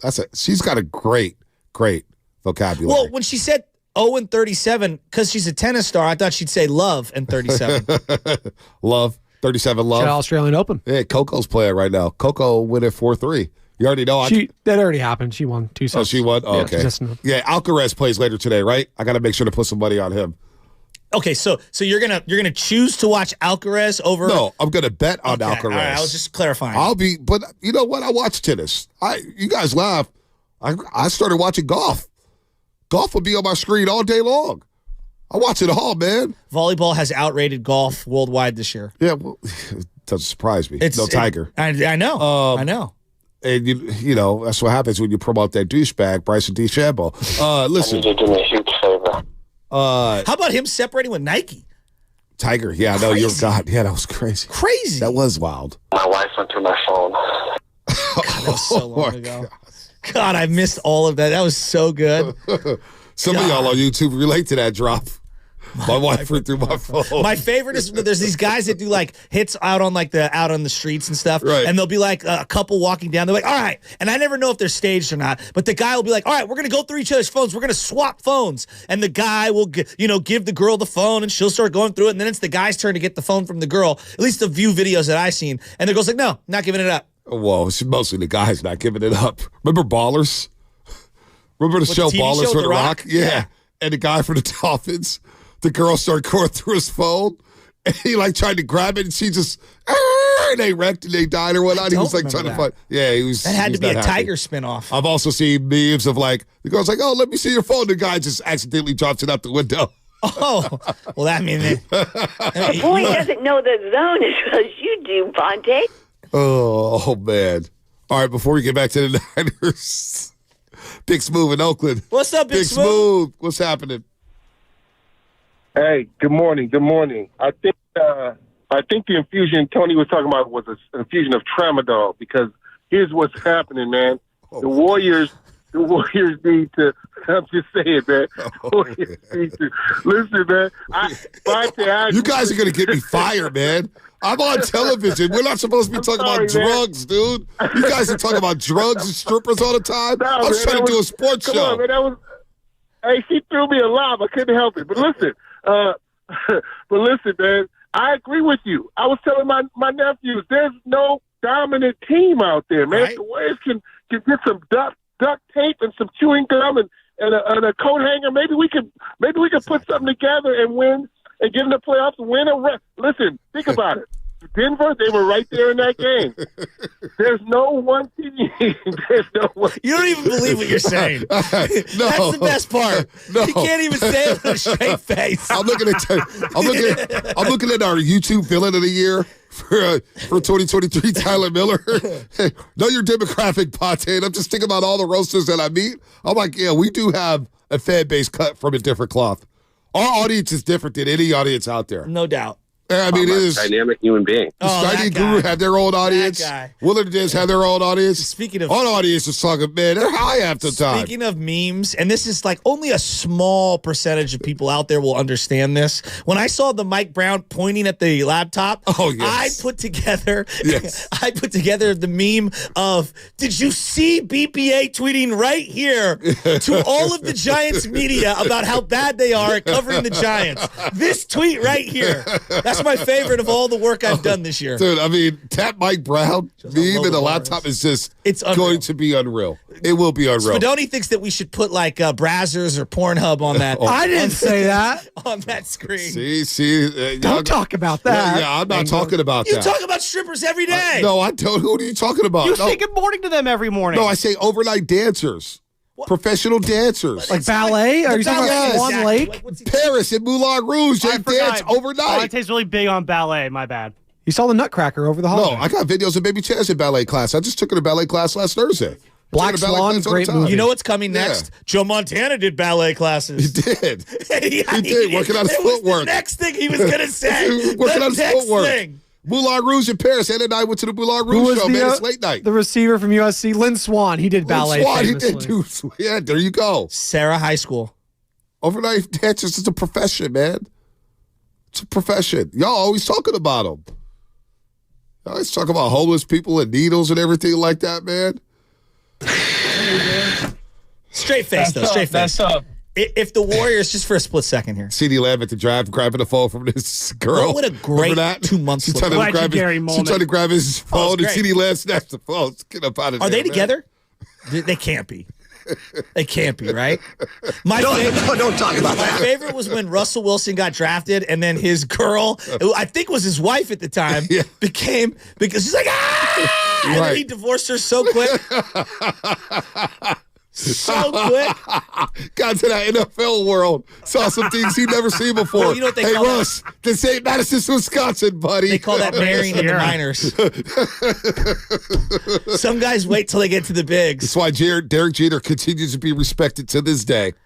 Dude, hey, honestly, I know that you're not big on the Lebitard show. The sit down between A-Rod. Huh? Yeah, no, go ahead. I want to get Frank and Monterey, but then let's go to Frank. Yeah, no. I was just going to say that there's a sit down, Lebitard and A-Rod, and he's talking about his relationship with Derek Jeter.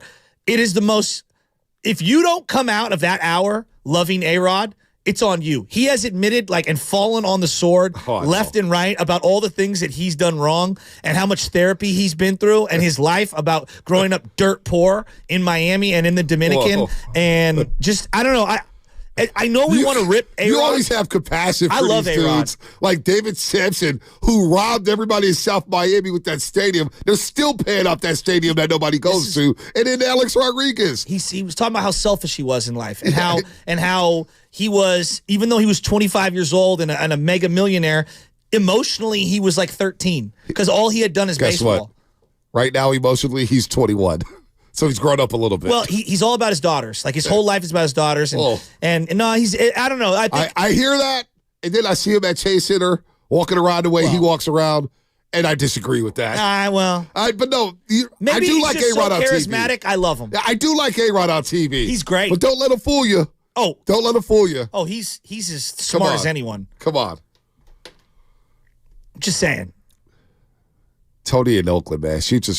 This show, man.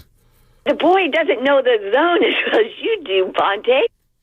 Thank you, Bonte. She said, watch the games to you.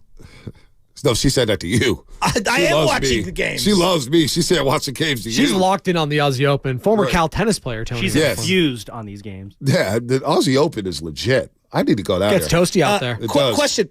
Is the ACC thing going to happen for Cal, Sam Lubman? Like, what's going on? Clemson, Florida State, they all want out. I don't even know if the ACC is going to be happening. That's what I'm saying. Caleb DeMore down in Alabama. Yeah. You don't want to be the guy that replaced Saban. Oh, he does. Fast five. Lane Kiffin getting that job in 2 years.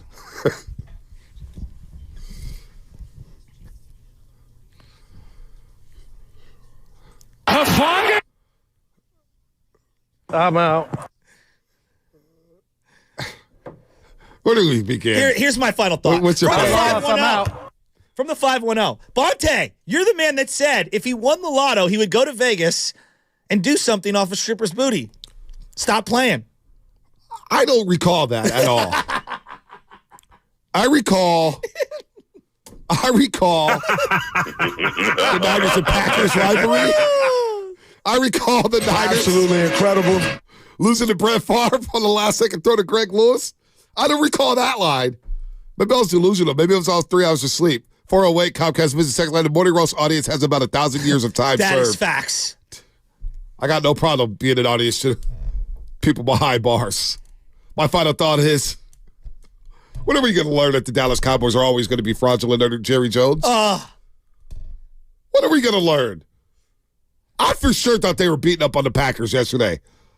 Now, I didn't bet on it. I took a CeeDee Lamb prop. I also took a Micah Parsons half a sack prop. Second time I did that all year. The second time he's disappointed me. So, Micah, you're on the milk carton. I don't want to hear from you no more. Draymond, Micah, crossover pod? Oh, my gosh. Draymond's back today, folks. Draymond Green's back on Martin Luther King Jr. Day. It's just incredible. Spadoni. What's happening, Spadone? Oh, man. Where to begin? If not now, when for the 49ers? I mean, Jared Goff, Baker Mayfield. I mean, Jalen Hurts, who's mentally and physically broken. His hand doesn't even work. He has like 7 fingers. Jordan Love. He's a nice, cute little story. What's Love got to do with it? I don't know. Oh, thanks. But you know, look at you. Brock Look at Purdy you. and Kyle Shanahan and Christian McCaffrey and George Kittle and Brandon Ayuk and Deebo Samuel. Woo! Come on. Oh, the man. NFC, it's in shambles. The Niners taking over. No one plays defense in the NFC. None. Has anyone paid attention? It's optional. What is going on? The Lions played some defense in the second half. They did. Okay. Give it to them. Well, yeah, they did knock out Stafford for that second. Oh, Hey, my they got goodness. away with stepped on some. 'em. Dude, they got away with some illegal hits. Tyler Higbee. Oh, that was a Puka dirty. That was Nacua. who's that? Kirby The Joseph. Lions are borderline dirty. He did the same thing to T.J. Hawkinson early in the year. Same player. Same hit. Dan Campbell biting off kneecaps. They literally took that to heart. Oh, my God. We're going to bite a kneecap off.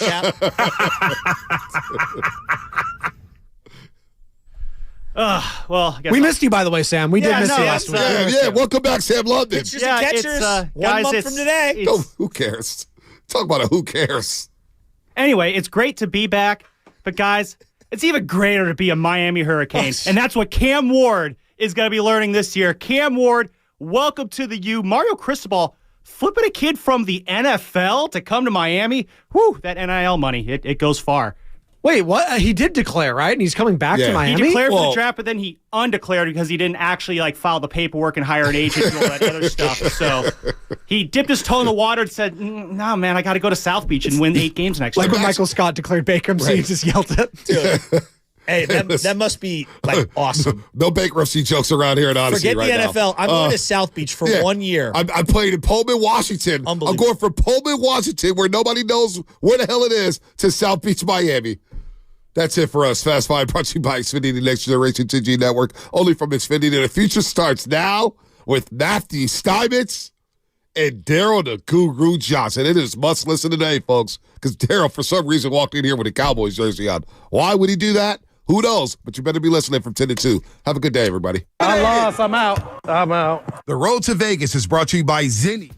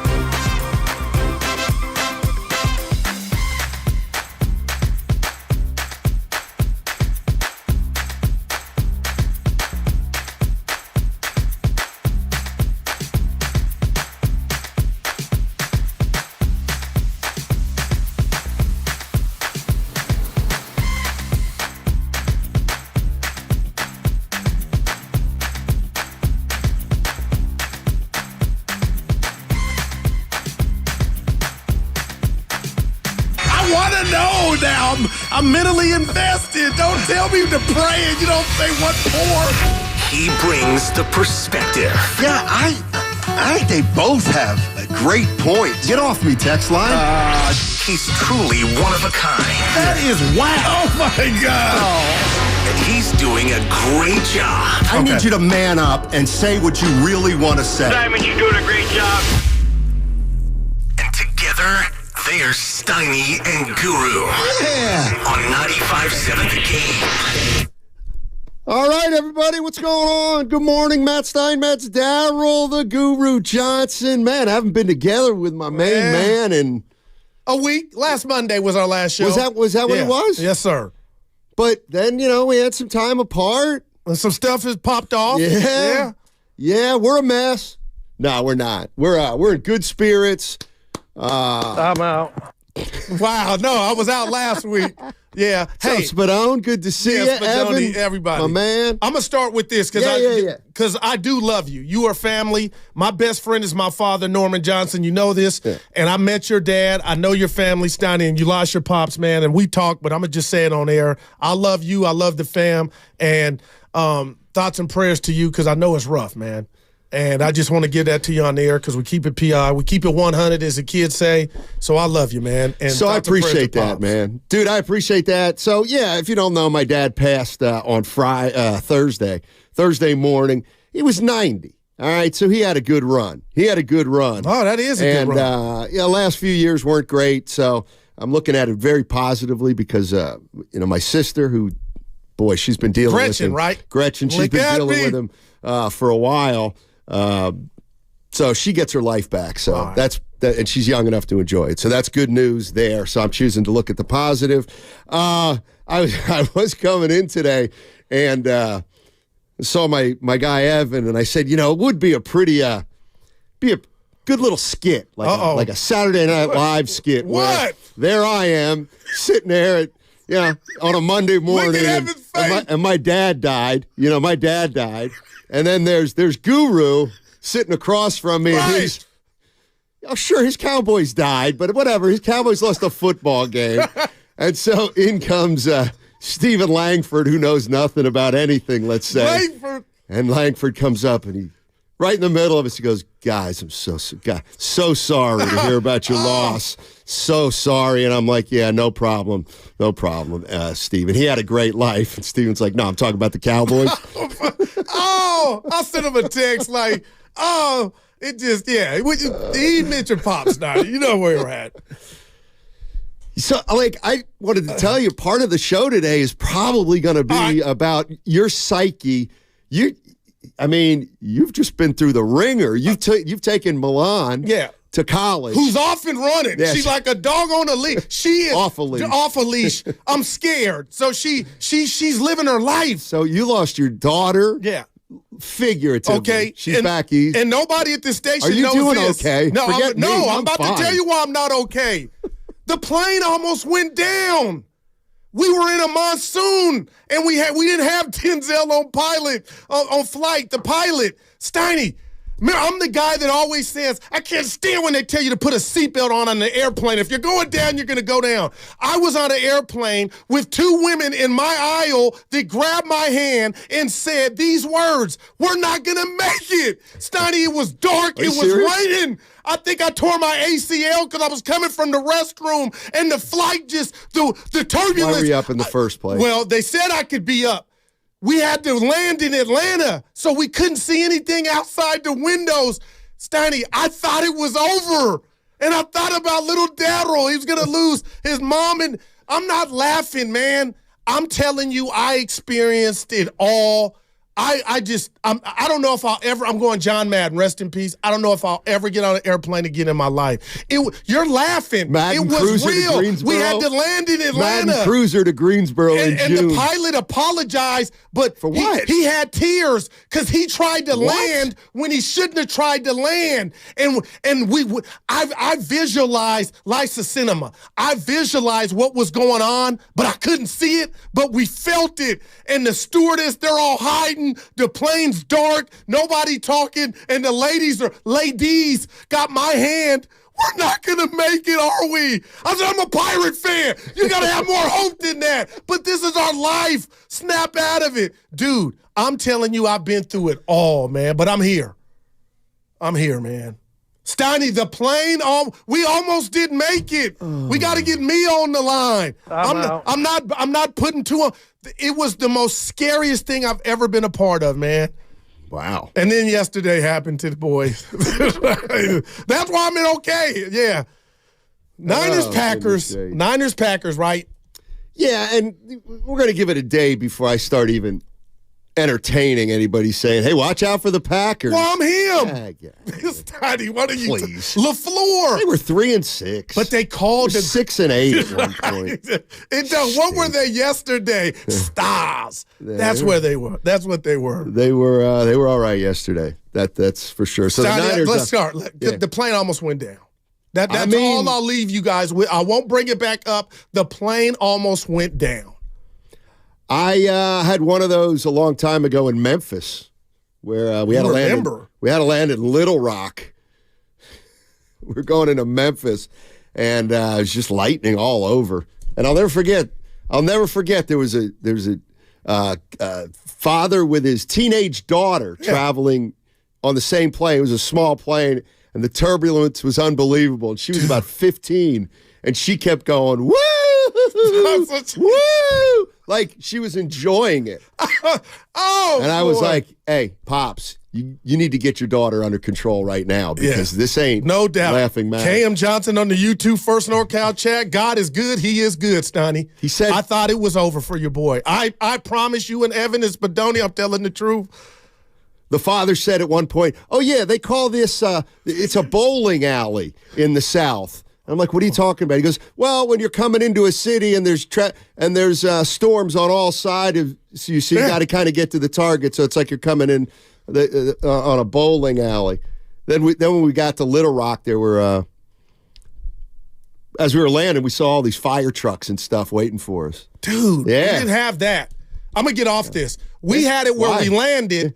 And then the pilot gave the post-game presser where he was guilty and was teared up. He was getting emotional. He said in his 14-year career, he shared this over the mic. He shouldn't have tried to land. He tried to land when he shouldn't have. And everything that transpired and jumped off shouldn't have, and it's all on him. So I'm like, well, damn, what's going on? So then they say, we're going right back to Greensboro. And I'm telling you, old ladies, people handy. They were like, get me off this flight. I ain't going back on this one. Because they said immediately, we're going back. So people did he try to land in Greensboro first? He tried, and that's what it was too much going on, Steiny. It was wind and rain and storms, and he was emotional. And then when I saw him, he really was like, I'm like, you might be suspended. But dude. My fault. All right, I'm over. I didn't even know this was going to come out. I didn't even have this written down, but you asked. Yeah, wow. Yeah. Anyway, boy, that's where I just. But I'm here now. I just remember I was flying to Memphis, got off at the Little Rock Airport because we had to land there. Fire trucks. We got off the plane, and remember it was a Sunday, and I do remember the fire. I do remember the airport bar at the Little Rock Arkansas airport was jumping. Oh, I bet it was. Dude, the plane just headed right to the bar and was like, just tell us where we're going next, but give us some action in Little Rock. Yeah. All right, action today. Also, speaking of Memphis, Warriors at Memphis. Happy MLK Day, Steve. Yeah, same to you. Same to you. Absolutely incredible. Go ahead. You can tell the joke. I can't. No, there is no joke. Since I've been gone, dude, I went hard on Twitter. I apologize because I've been gone. I wanted to be here. I actually did a questionnaire, question to Goo, ask Goo anything, and people would send me any questions, random. I went hard on Draymond for not being ready since the suspension was lifted, but he's back today. And that's all that matters on MLK Day all day. But, Steiny, this is all the Warriors have. If you're a dreamer, if you're a diehard like I am and we are, this is all you got. Draymond comes back, and somehow this team finds and ignites its dynasty and plays consistent basketball. I need more than that. I need more than just Draymond coming back. Well, we don't know what's behind door number one, which could be a trade. I just don't know what you have. I'll tell you, how about this? We'll do it this way. Here's what's not behind door number 1, Moses Moody. Here's what's not behind door number 2, Chris Paul. And here's what's not behind door number 3, Gary Payton II. Now that, I'm just saying, that doesn't really help. But you got a game to play, though, To me, Steiny. when I you look got at games. I want to make the opposite point. To me, if somebody says, well, Steiny, they're not going to be without those, okay, so what? So what? They're without their 6th, 9th, and 10th man. I mean, there's no reason. But you want to go north in the standings, not south. They have they have the players they need to go north in the standings. All right. They're not going to go. Almost pulled it off in Milwaukee. No, they didn't. They lost by 11. The Warriors lost that game by 11 points. Almost covered. Did you watch? Yeah, I watched all of it. Okay, yeah. Basically, since you and I have been together, nothing's changed. Nothing's changed Warrior-wise. They're 18 and 21. Oh, no, they got ran off the court at home again. I didn't see it. But that was a while ago. Well, still it counts. But they bounced back against the Bulls. Okay, yeah. Gutsy. After giving up 71 in the first half. They locked them up. No, they did. So, in other words, they're the same inconsistent Warriors that they've been all year. I just want to know where this season is going, man. 38 and 44 is what I'm smelling. How about you? I'd say 44 and 38. I don't see them being under 500. Okay, so let me. Yeah, and we got a bet. Well, you won that bet. Let's take a look. Well, it's the road bet for the Warriors. Yeah, that one's over. Yeah, that's over. And Sacramento's all I got. So 18 and 21. Guru says 44. 44, 18, 28, 38. They got to go 26, 44 and 28. I'm sorry, 44 and 38. Dude, we get it. Yeah, Evan, we get it. The Warriors can go. So you think the Warriors can go 26 and 17? I think, Steiny. You know who I am. I'm hoping. No, I'm hoping. I want to know what you think. Not because what you're hoping for doesn't sound realistic. So I want to. Well, there's too many wild cards. When does Moody come back? And you 10 days. The basketball guy. Moody will be back in a week. We've been clamoring for him to get time. He gets time, and then his calf messes up. Like, that's cruel. You know what I'm saying? Yeah, Sports can be cruel. It can, Steiny. This was an opportunity. He'll get another opportunity when it's healthy. All right. You know, they're 18 and 21. Draymond back tonight. That's a big deal. They're in 12th place. 12th. 12th place. By the way, Utah has now balling. Marketing ain't going nowhere. I know he was a pipe dream for me, but he's a baller. They're playing good, man. Beat Denver.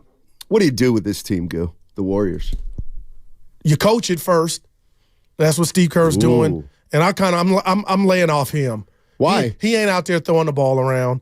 All he can do is tell, you know what I'm saying, is just to remind them who they are and what they're trying to accomplish. But at the end of the day, if the Splash Brothers are splashing, this team has action against any team. I believe that. Klay Thompson, there are days to where I'm like, dude, he could go to another team and he would be coveted. And then there are days like I'm like, oh, man. But now that they got Dre, I'm looking at Curry. Curry's got it. It's been pedestrian, but now he's got the ball out. Yeah, Curry and Klay. How about this? I'd love somebody to find this out. I think they're both under 40% from three-point range. When's the last time those two together were under 40% at this point of a season? They may never no doubt have gone this far in a season with neither of them at 40%. So we've been blaming a lot, and I think that's been getting overlooked. Blaming a lot of what? A lot of other components of the team, and rightfully so, but the fact that the team as a whole is not shooting well, but the Splash Brothers, just like you alluded to, are under 40% collectively. That's got to change. But are they dead, Steiny? I don't think they're dead. I think it starts tonight or at 3 p.m. our time in Memphis. Yeah, but you know what? I just think we're almost getting to the halfway point. If you look at they have so many issues right now. And it kind of reminds me of some of the older Warrior teams I covered where if it's not one or two things, then every night you go home after a loss and say, well, if we would have done this. But there's even if Klay and Steph make shots, now 7 other things still have to happen. They have to defend better than they've been defending. But what if that 7 is 4 if they're on? If the Splash Brothers are splashing, that list you just the 7 other things condenses to 4. And you know what I'm saying? We'll see. It used to be 1. If Steph Curry came out and went 6 for 13 and Klay went out and went 6 for 12 and they were 12 for 25 between them, they won. They won the game. They would. Because you know why? Because when they were doing that, Clay was a great defensive player. Now he's been frisky here lately defensively. And when I say frisky, 7 for 23. No, I'm talking about defensively.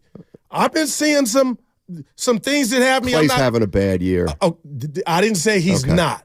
And I don't know what that means. Frisky. His level since I've been seeing him knock the ball out of guys' hands in traffic. I've seen him take a couple charges. I've seen him move his feet. I'm just saying, I'm watching Klay Thompson on the defensive end, and it looks better than it has in a long time. Oh, I'm not telling you he'll go shut down player A, player B, but you watch him. He's trying. I would say that in general, he's playing the worst defense of his entire career. Maybe not in the last 2 games, but in the last 25 games defensively. I would say last let me just games. Yes, and maybe he's picked it up a little, but I'm looking at a bigger scale like that. 25 games. I mean, I think, I know it sounds harsh, but he's just never. Well, none of us played worse defensively. I thought you said getting older. Yeah, it's a shame. You hate to see it. By the way, 888-957-9570. Ask Guru anything. Apparently he's using that bit on social media. I was at the Go ahead and use it. Oh, go ahead and use it now. It was fun, yeah. No, we'll talk. Listen, this is going to be a show where Guru and I actually got a lot of catching up to do. So we could talk Warriors. They play the Memphis Grizzlies. Tip-off at 3 o'clock today. 3 o'clock, Martin Luther King special. Packers, they play the 49ers on Saturday. Yeah, Saturday Levi night. Stadium, 5:15 p.m. How about this? This is how your boy Steiny thinks. And this is why, in a lot of ways, I'm done a little different. Yeah. Well, we know that. I thought of this. How about this? How about this? Over the weekend, on the same day, possibly, you could make a case that the greatest college football coach ever, the greatest professional football coach ever, Spadoni, you're going to love this one, and the greatest coach to do both ever, all either left their jobs or got fired. Nick Saban, greatest college football coach in history. Yeah, I love him. I'm mad at Bill him. Belichick, greatest pro coach in history. Hopefully the next Cowboy head coach. Pete Carroll, who's a guy who won maybe at a higher level at both. Yeah. Steiny. Now, you can't get a show out of that, and you can't get paid. But anyway, But you can give flowers.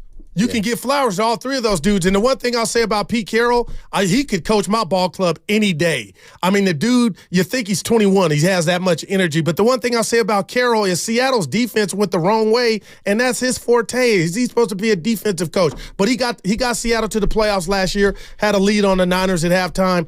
But Nick Saban is why I'm disappointed. He's a god. I do think a movie's coming out, but this NIL is why I think this whole deal now to where you gotta resell your players about staying on your own team. I think you know who I am? He went Kevin Durant. I ain't got to do that stuff. And I think he's old school. He's not prime time. So I don't think he liked that. And as much of a fan as I am of Saban, I wanted to see him kind of slay that beast of convincing the youngsters to stay that are already on the team rather than go to the portal. Because a lot of people say the portal's ruined college football, but I don't think Saban wanted to deal with that, and that's why he left. I'd love to see him in the NFL. Yeah, Saban I like. I mean, how can you not? Him. Oh, I think there's people that don't like Saban. Well, he's cocky, arrogant. Yeah, I like him. By the way, I was thinking about this the other day. For those of definitely don't want to harp on this, but I try to keep it light. Yeah. Try to keep it light. So, like I said, my dad passed on Thursday, 90 years old. And I've been getting... I did a show with him, Monte and I. That is true. That is true. And I was, I've been getting some texts, and, I want to get back to everybody individually, but in general, I'd also like to say, man, thank you so much. People, just listeners, this, that, and the other thing, have been reaching out. It's been really touching. And, but somebody will be like, oh, Steiny, I'm so sorry. I'm so sorry. And I'm like, no, dude, I appreciate that. I'm like, he was 90. And then they're like, yeah, but I'm like, hey, dude, my dad. Pops. My dad saw Wilt Chamberlain. Now, this is incredible. Finger roll a foul shot. The like, boss that's and how I old said, he break was. that down. What do you mean? My dad saw Wilt Chamberlain finger roll a free throw. This had to be 19 what? He had a long life, ladies and gentlemen. 1956. But why would anybody finger roll a free throw? Because before 1956, the rule was you could break the plane of the free throw line. So you could actually jump from the free throw line and either try to throw, underhand it or throw it in. So Wilt Chamberlain would run, and he would jump from the free throw line, and he would finger roll from about halfway through the thing. That was his free throw. And then, of course, they changed the rule in about 56, I think, and they made... All because of him. Pretty much. They outlawed dunking at one time. Pretty much. So, yeah. So...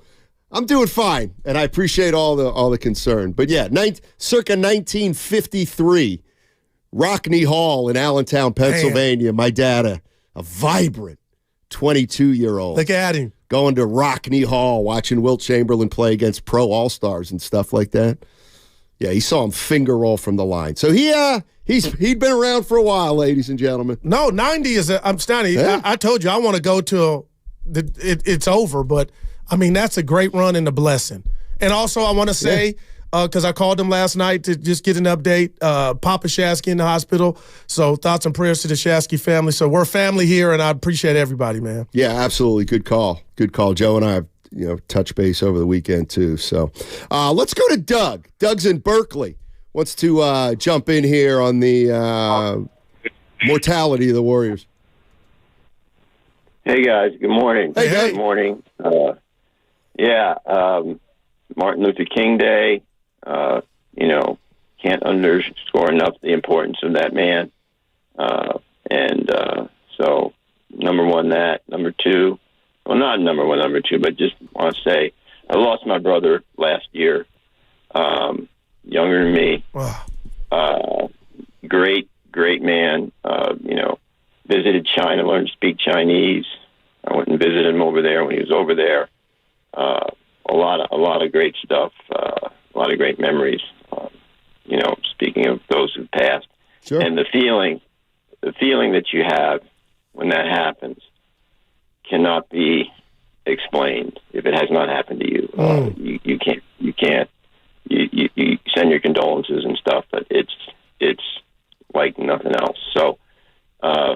Steiny, shout out to you, and glad your dad had so many great years and saw so many great things. Yeah, thank you. Of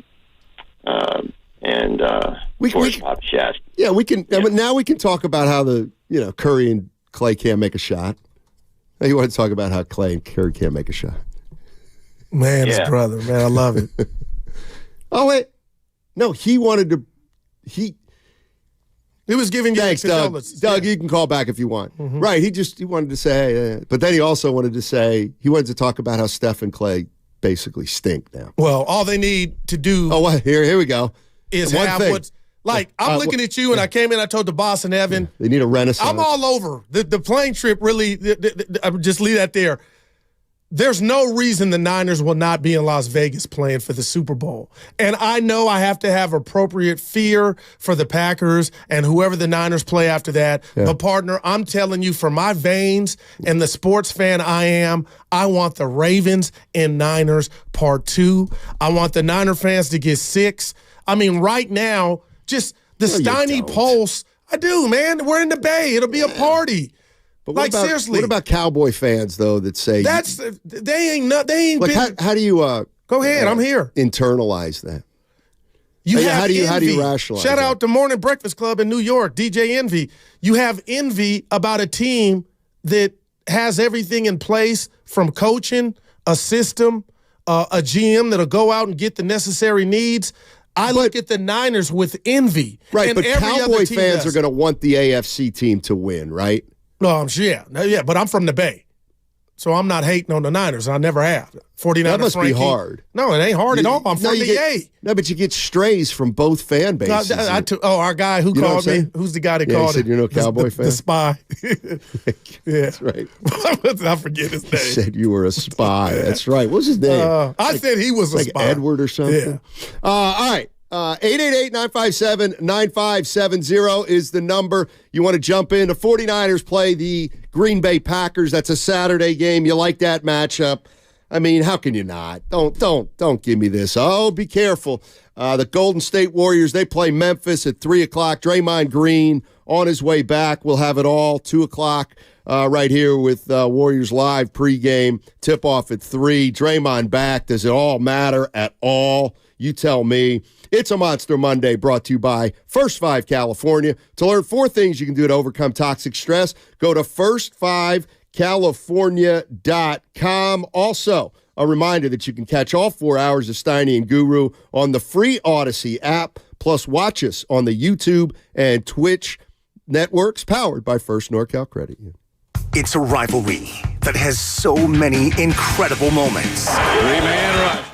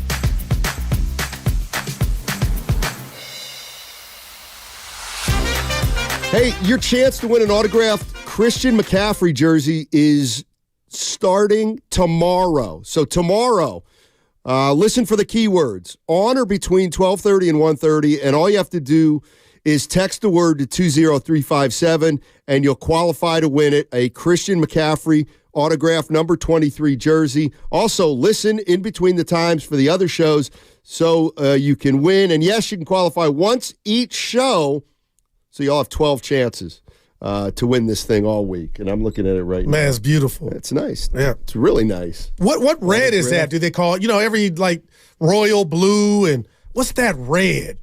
I was watching SC Championship. There is the a other name day. for it. I'd want to say crimson, but that's wrong. I know that's wrong. It's 49er. It's like scarlet red. It's a red. It's a name. There's an official descriptive word for the type of red, I believe. Yeah. Yeah, but that's dope. That's going to be hanging in somebody's wall, Steiny. You would think, unless they want to just throw it in the garage. Or sell it. You could sell it.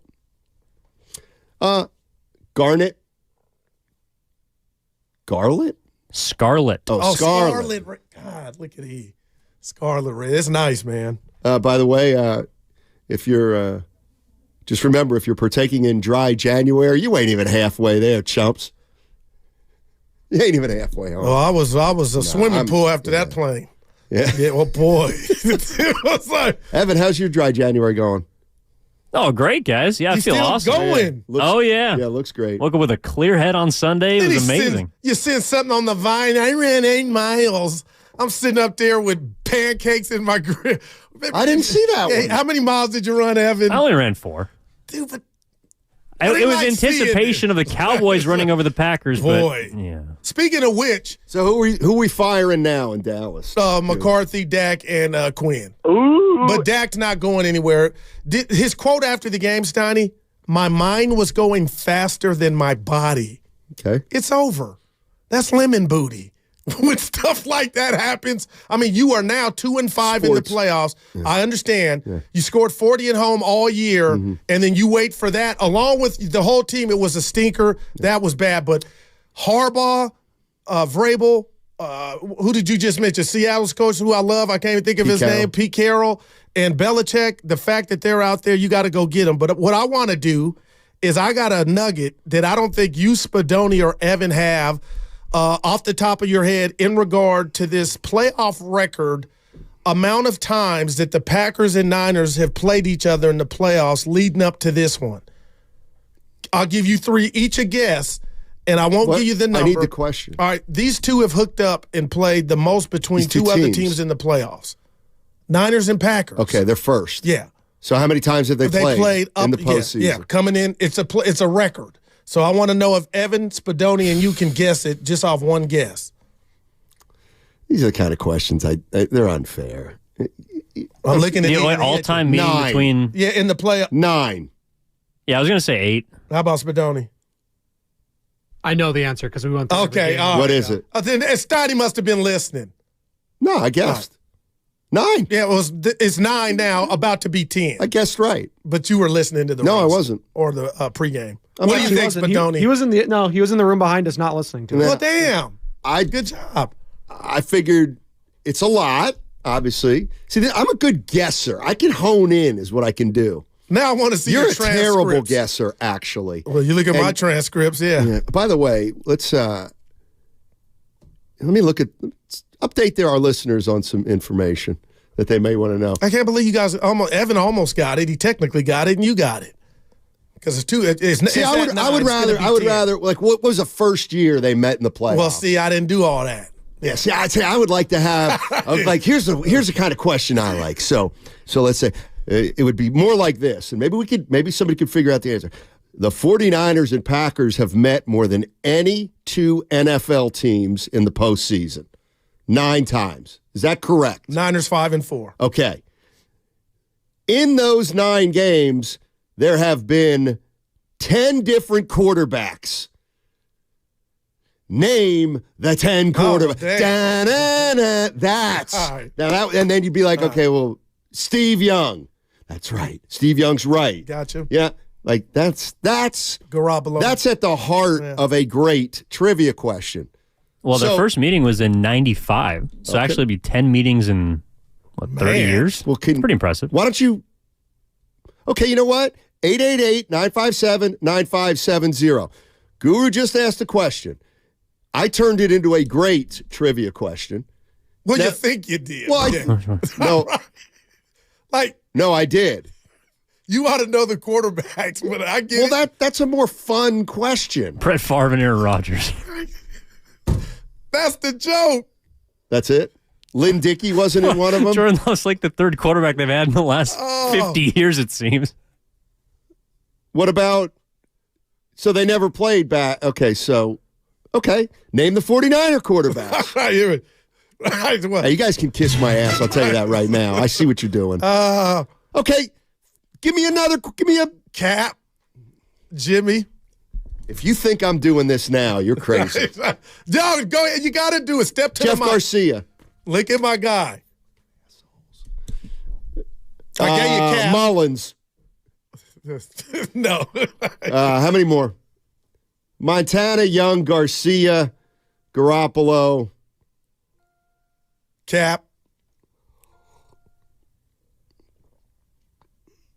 Purdy beat him last year? Nope. How many are we missing, Evan? That's it. Huh? There's no way. There's Steve Bono. See, there were 6. Right. Hey, Andrew Wiggins is due for... What are you guys laughing at? The whole premise. No. No, I'm asking them, Goo. Right. I'm not asking you. What were you guys just laughing at? Nothing. I'll play the death in the family card if I have to. Oh, boy. We're going to throw the ashes at... not throw them. We're going to toss... We're going to get a little... the ashes. We're going to scatter them. We're going to scatter them on the West Reading Playground where he reffed a lot of his games. Wow, man. Where he reffed a lot of his games. Actually, I played there many times, too, in the summers, and put on many a show there. Goo. It being your dad, I was like, you're going to make it about you, but it is about you. But no, that's it is. Great. Yeah. No, it's about me. Yeah. You want to talk about the kind of son he raised? Yeah. I mean, good. He told night. Monte and I and the listeners your first time you went to the hood and played the street dudes. Yeah. Man, if he came on now, he would have been canceled. Right. My dad came on the show. It was actually before cancel culture. You're right. It was. So there you go. You want to see? Hey, by the way, Bob Myers sticking it to John Lynch. Oh, man. You see what he did? I did. What did he do? They're supposed to be friends. Bob Myers is in charge of filling out the Commanders' front office, and the Commanders just took Adam Peters. Uh-oh. That's the brains behind the operation, right? That's a big deal. Oof. Niners are in good hands, though, Steiny. I mean, they're losing coaches left and right. They've lost coaches left and right. That's one of those where they'll be fine. My tendency, you said the 49ers are in good hands. That's one of those where I have a tendency to just say they're not, but no, they are. 49ers are in pretty good hands. And they're sitting pretty, man. To get to the next Super Bowl visit, you think right now. You would think. Well, let's do this. Yeah. I don't want to jinx it, but let's say they get past Green Bay.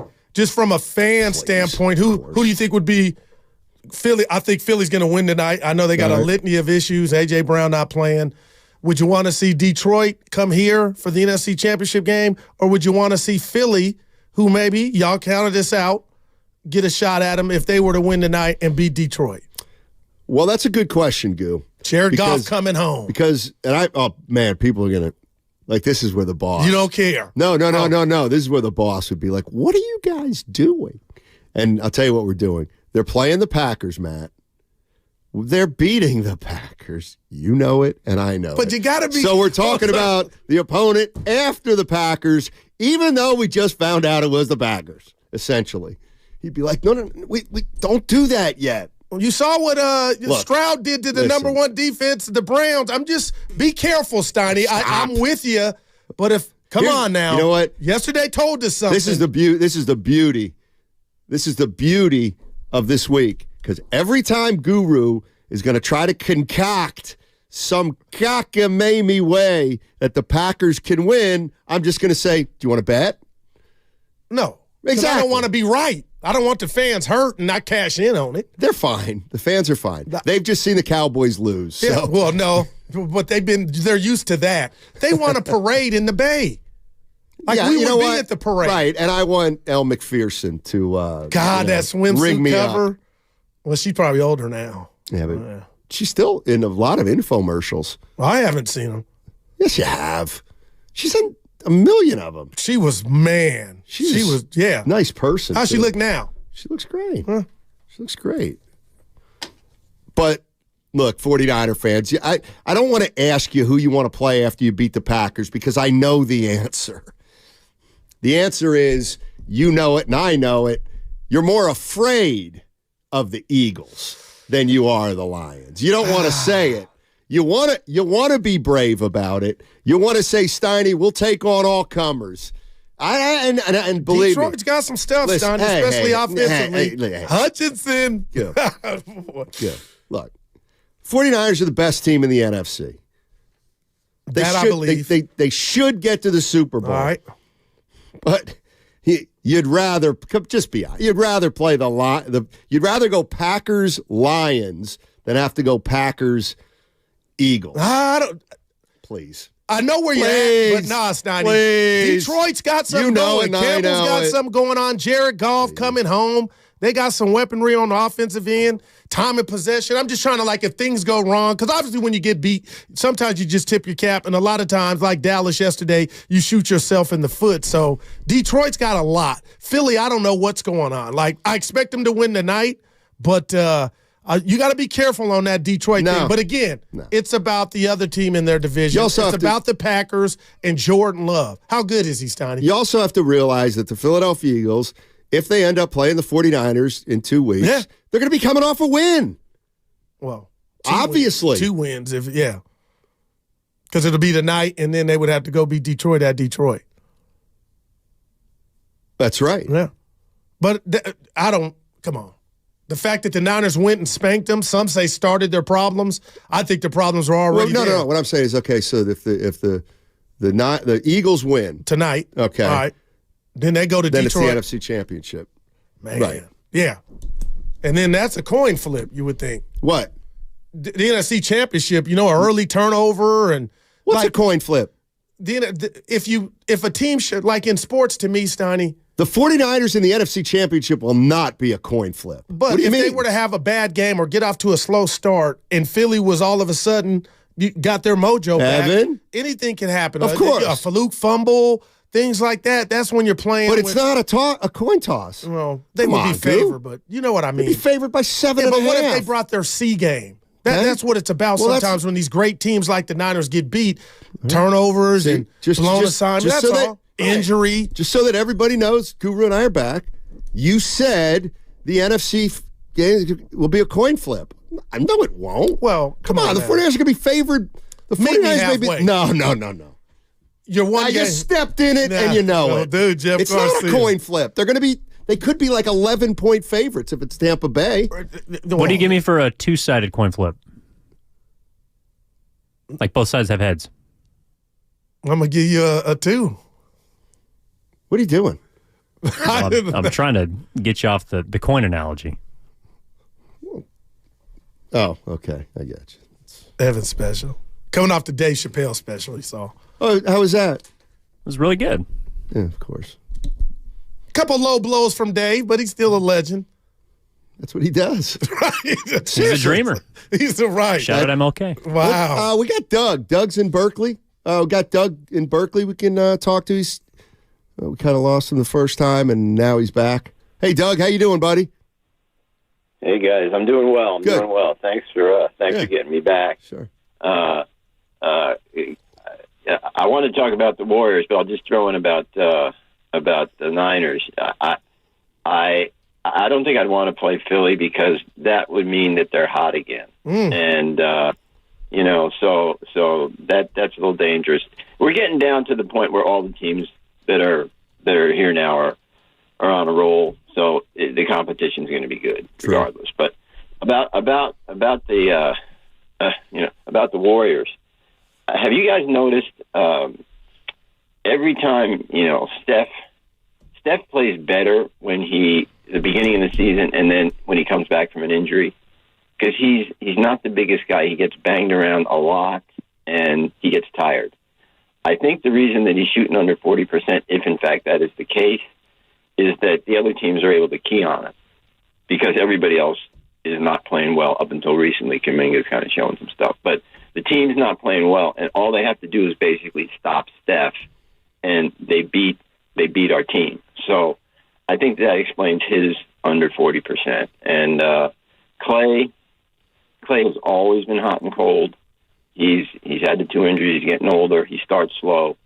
I think that explains his under 40%. Hopefully that'll change. He has looked a little bit better recently, but the team's playing poorly. Kerr's having trouble figuring out what to do. Steph's, getting tired. He needs a rest, actually, but that's it. And the final thing I want to ask, actually, is because I think the team's in trouble this year. So I want to ask, what trade do you think they could make that would turn things around? I don't think there's a trade out there that could turn things around. Markkanen was a nice dream, right? But do you when you stand back from the page and you look at it, what trade is going to get them to be the Warriors of old? I don't think it's out there. I don't either. They need to develop. They need to develop the young players and figure things out, and then we may have a championship in the cards next year. But it would be a miracle this year. Thanks for taking my call. Thanks, Doug. Appreciate the call. No trade out there. Well, what does Steph mean? Because we hadn't talked about the definition of insanity is doing the same thing over and expecting different results. Did you take that as he's getting with the powers to be to where there's a move imminent? And to answer Doug's questions, Tony, again, I just keep bringing this guy's name up. I don't know if they're willing to get off the pieces to get him. Pascal Siakam, if somehow he could get with Draymond, Steph, Clay, and Dre and Looney, I mean, he would arguably be your second best overall player. So why not take a stab at that? But hearing Steph say, basically, we got to do something, something's going to happen, it's just about, will it be enough? And after Siakam's down there, I have no names. I can go a wish list. Hey, who do you wish you could get? Oh, man, I give you 10 names. Zach LaVine. Well, now I'm back excited, even if it were DeRozan, if they canceled each other out. I mean, but what would it take to get him or get Zach LaVine, which I think would give this team an injection of youth, athleticism, energy, and a guy that could get a bucket. Look, I think we got to come clean about something. Andrew Wiggins is terrible. Nobody. I think what we're. Here's what I'm going to believe until further notice or until I see a deal. When Pascal Siakam, I don't think the Warriors can get him. I don't think they can get him. And if they get him, it's certainly going to take Kuminga. But then it's like, who do you want? We'd like Kuminga and Wiggins. No, you don't. You don't want Wiggins. We know you don't want Wiggins. We want Pascal and Draymond. No, you don't. They don't want Green. They want Kuminga. They don't want Draymond. They don't want Wiggins. Why not? Who would want Wiggins? Well, especially the way he's been playing.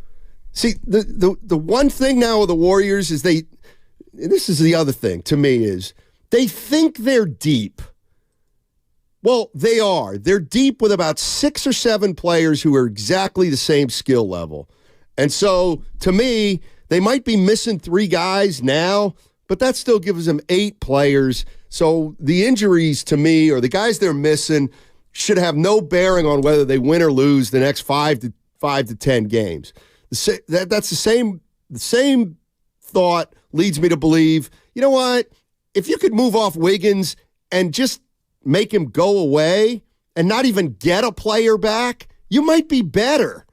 You might be better because then somebody's going to have to take his 23 minutes or split his 23 minutes, and they're bound to be better than he's been in those 23 minutes per game. That's kind of the way I look at Wiggins at this point. And Evan, I think I was listening to Evan, at some point over the last week. Did you say something like, we got to stop thinking Wiggins is going to come back and be, first of all, I'm raising my hand. Never going to be the player he was when they won the championship, but I don't think he's going to get back to the player he was in Minnesota or was early in his tenure here with the Warriors. Yeah, we talked about it a lot last week. I think the big point is this could be a chance for a mutually beneficial move. Like, I think Wiggins is due for a change of scenery as much as the Warriors could benefit from him being out. And I did listen to you guys. I didn't give you credit. You guys, I texted you both. You did an excellent job with Stephen A. Smith. And the question about Wiggins is, you better be careful. He brought up we know he went through something, but Stephen A. mentioned he had sources. And that led me to believe something else was going on besides just his dad. So I'll say this, and this is hope, guys. Nobody saw Wiggins, the version of him happening and transforming in 2022. So nobody knows what it took from him within, what was going on off the court. But for Evan to say that, he looks damn near right. He looks like, you know what, that is the truth and reality. But my whole thing is, whatever went through that whole transformation process for Andrew Wiggins to be the 22 version, how do we know that that bottle, there's one more left in the refrigerator in the freezer for him? I don't know what's going on, but to show out and have an impact on the game in Chicago the way he did, and then to come back where Steph Curry's not playing in Milwaukee and only have 7 points. Yeah, that's who he is. I mean, that's just who he is. Took 13 shots, but just pretty much negative 14 on the night. That's an enigma. And who wants that? Who wants that? And what are you willing to give up for that? Because now I'm coming to you selling you, I got a Cadillac and the tranny's leaking. So you ain't going to get top dollar for that. I mean, you ready for this one? I got to do it. I got to do it. I got to do it. I hate to do it, but I got to do it. And I get it. It's not quite, things don't quite match up. Oh, no. I know where you're going. No. You know who Wiggins is starting to approach? Ben Simmons. Oh, well. Ben Simmons. Not quite that bad, but you might be onto something, man. I mean, you want to get laughing at you. You want to get rid of Andrew Wiggins? You may have to attach a 2027 first-round pick unprotected. Because now you're talking about the mental aspect of it all. Like something, when Ben does play, there was something going on. 888-957-9570 is the number if you want to jump into the conversation. Steiny and Goo back together. Warriors, Grizzlies. That's a 3 o'clock tip today. Martin Luther King Day on 95.7 The Game. The other thing, where is it? The kickoff show. Do not miss the kickoff show this Sunday with Larry Krueger and Lorenzo Neal. Live 2 hours before the start of the game. That puts starting time at about 3:15 for the boys on the kickoff show on Saturday. Join us at the Hilton Santa Clara. Delicious food, great drinks, and the best pregame show in the Bay Area presented by Habas Law. You've been wronged. Habas Law will fight to make it right. Call 1-800-INJURED or visit habaslaw.com. The Road to Vegas is brought to you by Zenni, the official eyewear of the San Francisco 49ers. Shop from over 3,000 styles at 80% off retail prices exclusively at Zenni.com. Draymond is back. Draymond flies in, two-hand slam. The big three are back together again, and it all happens today at 3.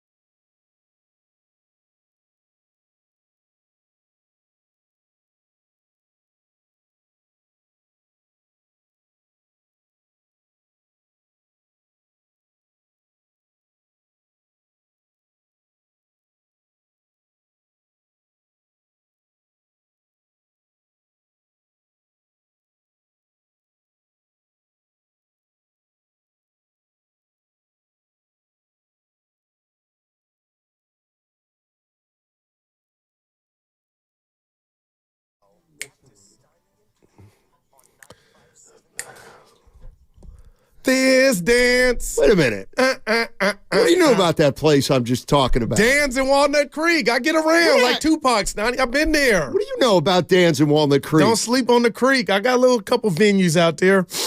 Well, you bring up Dan's to Langford, and I say that's my spot. Stay out of there. No, they know me. No. You stay out of there. What are you? That's my spot. Right when you walk in, they got the seating too, little jukebox. Yeah, I know. Yeah. Mm-hmm. Maybe we should go together one time. That's all right. Well, whoa. Hey, real quick, I was telling Evan during the break, did you see what Mike Brown had the audacity to do? They're going to hit him. They're starting. He might get suspended. They're starting to feel it in sack. Yes, Evan goes, Goo, he might get hit. I go, yeah, that ain't gonna. Dude, you can't bring a laptop to the podium and say this play, that play. Dame time got the Kings. Hey, by the way, let me tell you, and I mean this. But don't. I mean this. If you're a Kings fan, if you're a Sacramento Kings fan, let me tell you what you should be thanking your lucky stars for. That the Warriors beat you last year. Tell me why. Because that would have been the quintessential, they're a second-round team, but they're not. And it was the year before. Last year was the year before the year. They're lucky they didn't win that. Otherwise, because they're good. They're not great. But they got a top 10 player currently in the league, Stoney. Okay, that means so do 10 other teams. And Malik Monk, he's a good player. Good backup. And Sabonis, he's a good regular season player. Right. Harrison Barnes is killing them. Him and Herter. They got to do something. By the way, this segment, it's me. Looking good today. This segment's brought to you by Xfinity, the Xfinity 10G network, made for streaming live sports. The Sacramento Kings are 6th, 23-16. Yep. That's about what I thought. Well, that ain't a fire like we got. Like, we got a 3-alarm fire. No, but the Kings, some Kings fans think, why do Kings fans think they're a 55-win team? That's what it feels like. The Sacramento Kings are 23-16. Well, you won 48 last year. Okay, and they're on a pace to win 48-50 this year. Again, what? Well, I think it's more about can they get out the first round. You know what I mean? Get home court. Yeah, no doubt. But, like, what are we doing in Sacramento? Like, do the Kings fans think they're underachieving?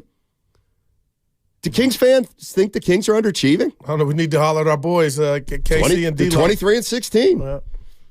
About what they were last year. It's about right. Let's go to Matt. Matt's in Oakland. Matty. What's up, Matt? How you doing, man? Hey, fellas. How you doing? All right. Doing well. Quick question. I agree with sorry about the Cowboys, their guru.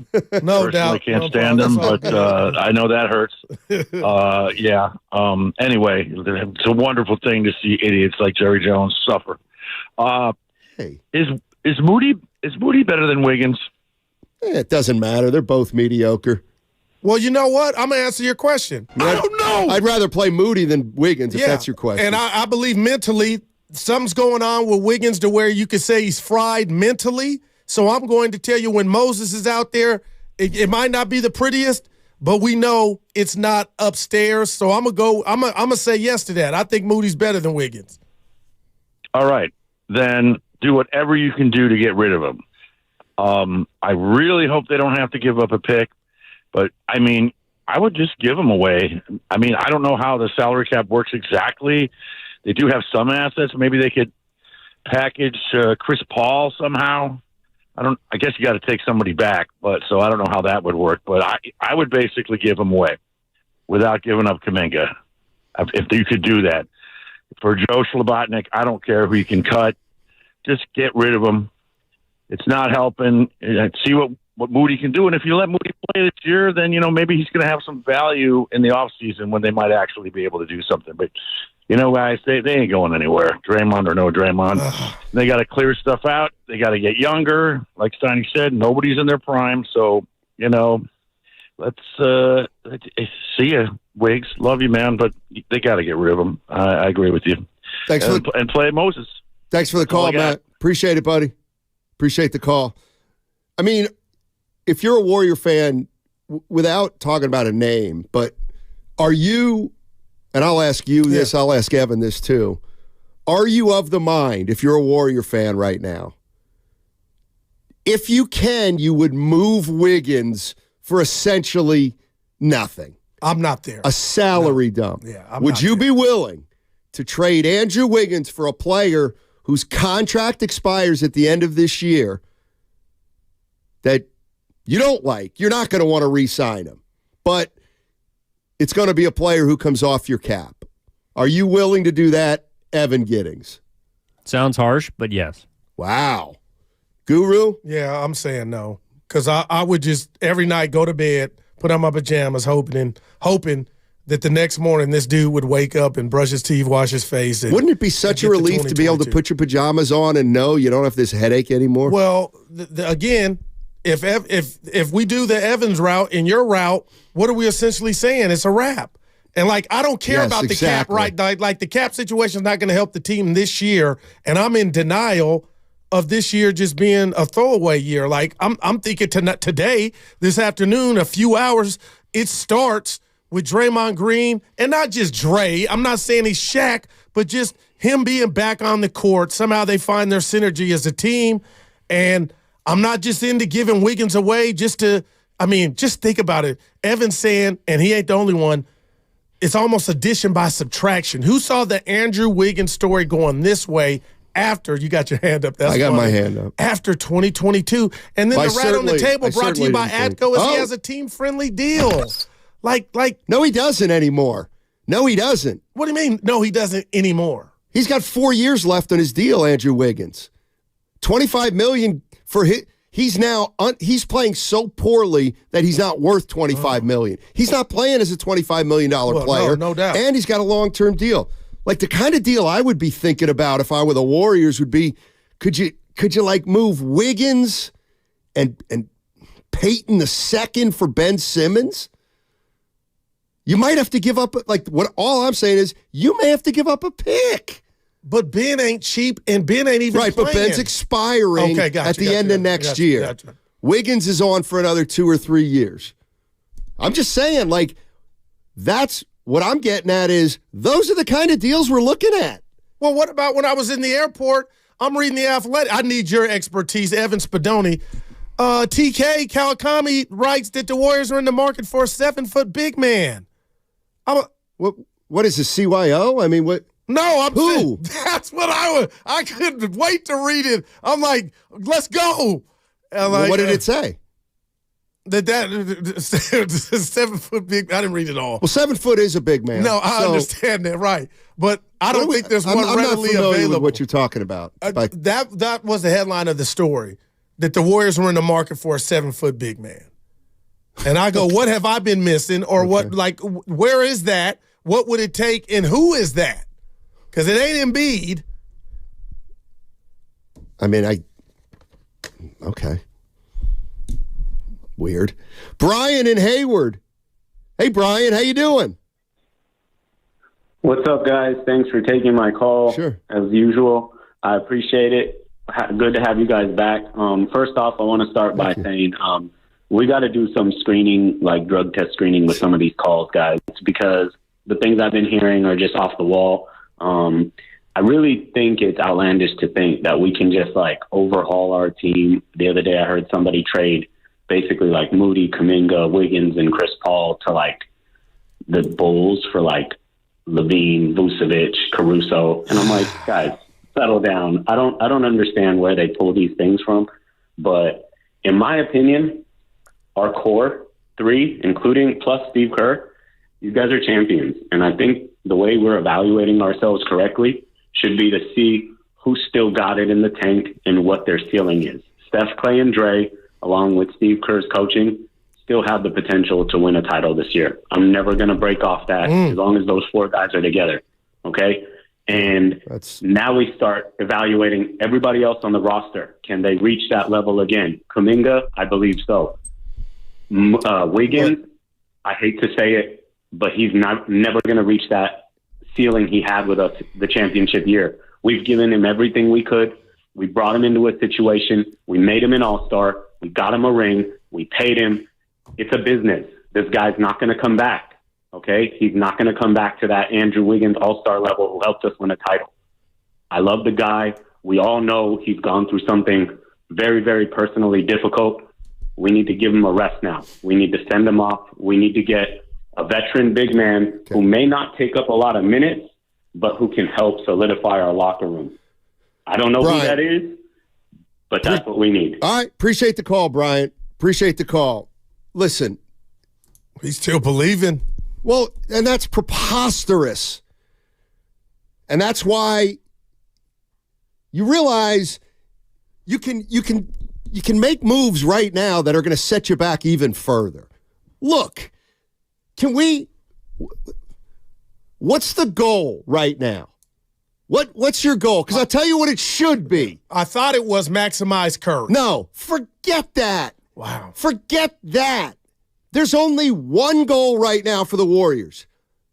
Make the play-in. Oh. That's it. Well, I'm assuming that. Oh, why? Why are you assuming that? Because I think they're better than the 18-21 team. And I think the fact that they've been the without number 6 seed right now is 23-16. 5 games ahead of the Warriors. I got news for you. This ain't baseball. Good chance you ain't getting to 6. You're not getting to 6. You're already down. You're already 5 games back of number 6. All right, the play-in then. Okay. Right, well, good. That's the goal. Let's start talking about this team. Like, can we get to 7? Because anything else is a freaking joke. Well, you're 4.5 out of 7 right now behind Dallas. Yeah, so great. You're a play-in. Like I said, that's the goal. Because the 6 seed's unrealistic. The 6 seed is completely unrealistic right now. 5 games. 5 games is a lot of games in the NBA. Especially when you're a team that can't win. The only way the Warriors can make up a 5-game deficit is they got to go 16-4 over 20 games. Or 15-4 or something like that. And you really think they're good enough to do that? 888-957-9570 is the number. We'll see today, 3 o'clock. Memphis versus the Golden State Warriors. Draymond Green's back. Hey, you know what? You're right, Goo. You're right. I mean, Golden State Warriors' new strategy. Fan strategies. Close your eyes and cross your fingers. And maybe Draymond can, I don't know, do something. But I don't see it. I don't, and the moves, I think the moves they're looking at are likely very underwhelming. Wow, man. Right now. 888-957-9570. Talking about the Golden State Warriors and where they go from here. And I'll tell you where they go from here is try to win some games and get to 500. We'll look at the standings then. See if we can get into this play-in race. Yeah. And I'm sitting here. I can't wait. It's like Christmas. I know you think I'm laughing. It's a game and a half out of the play-in. Yeah, but if the season were to end today, Goo, it can't get any worse. They're 11-11 at home. They've rolled over at home. The beatdown from the Pelicans on national TV, the early 5:30 start last week. I mean, people were leaving early. You have to rise up from that.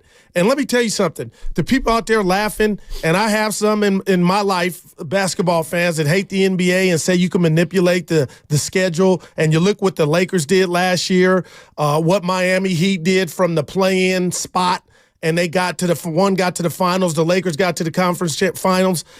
The Warriors aren't the Lakers. They don't have an Anthony Davis. They got Steph. He's different. They don't have a LeBron James. The Lakers, I could sit here and say, okay, I could sleep. Not that the Lakers this is how they designed it, but to me, they got the necessary length.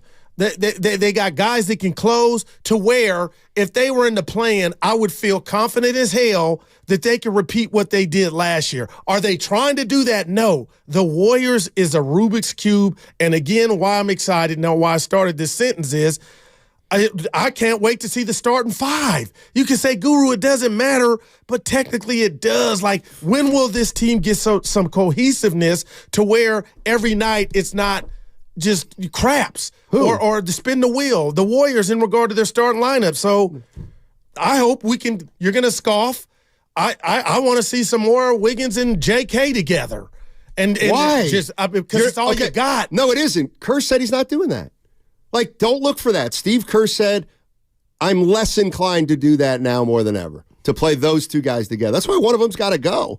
Actually, I forgot. Like, I just assumed we haven't been together. But that's one of the last things I remember saying is we talked about it. How Steve Kerr basically, during the Draymond, those days of Draymond, Steve Kerr basically said, you know what? I'm less inclined to play Kuminga and Wiggins together. Well, then Wiggins got to go, or Kuminga's got to go. You can't have two guys that you think. Like, here's the thing: if the Warriors are at their best, who's their best player? Steph. Yeah. If everybody's clicking, who's their second best player? Wiggins.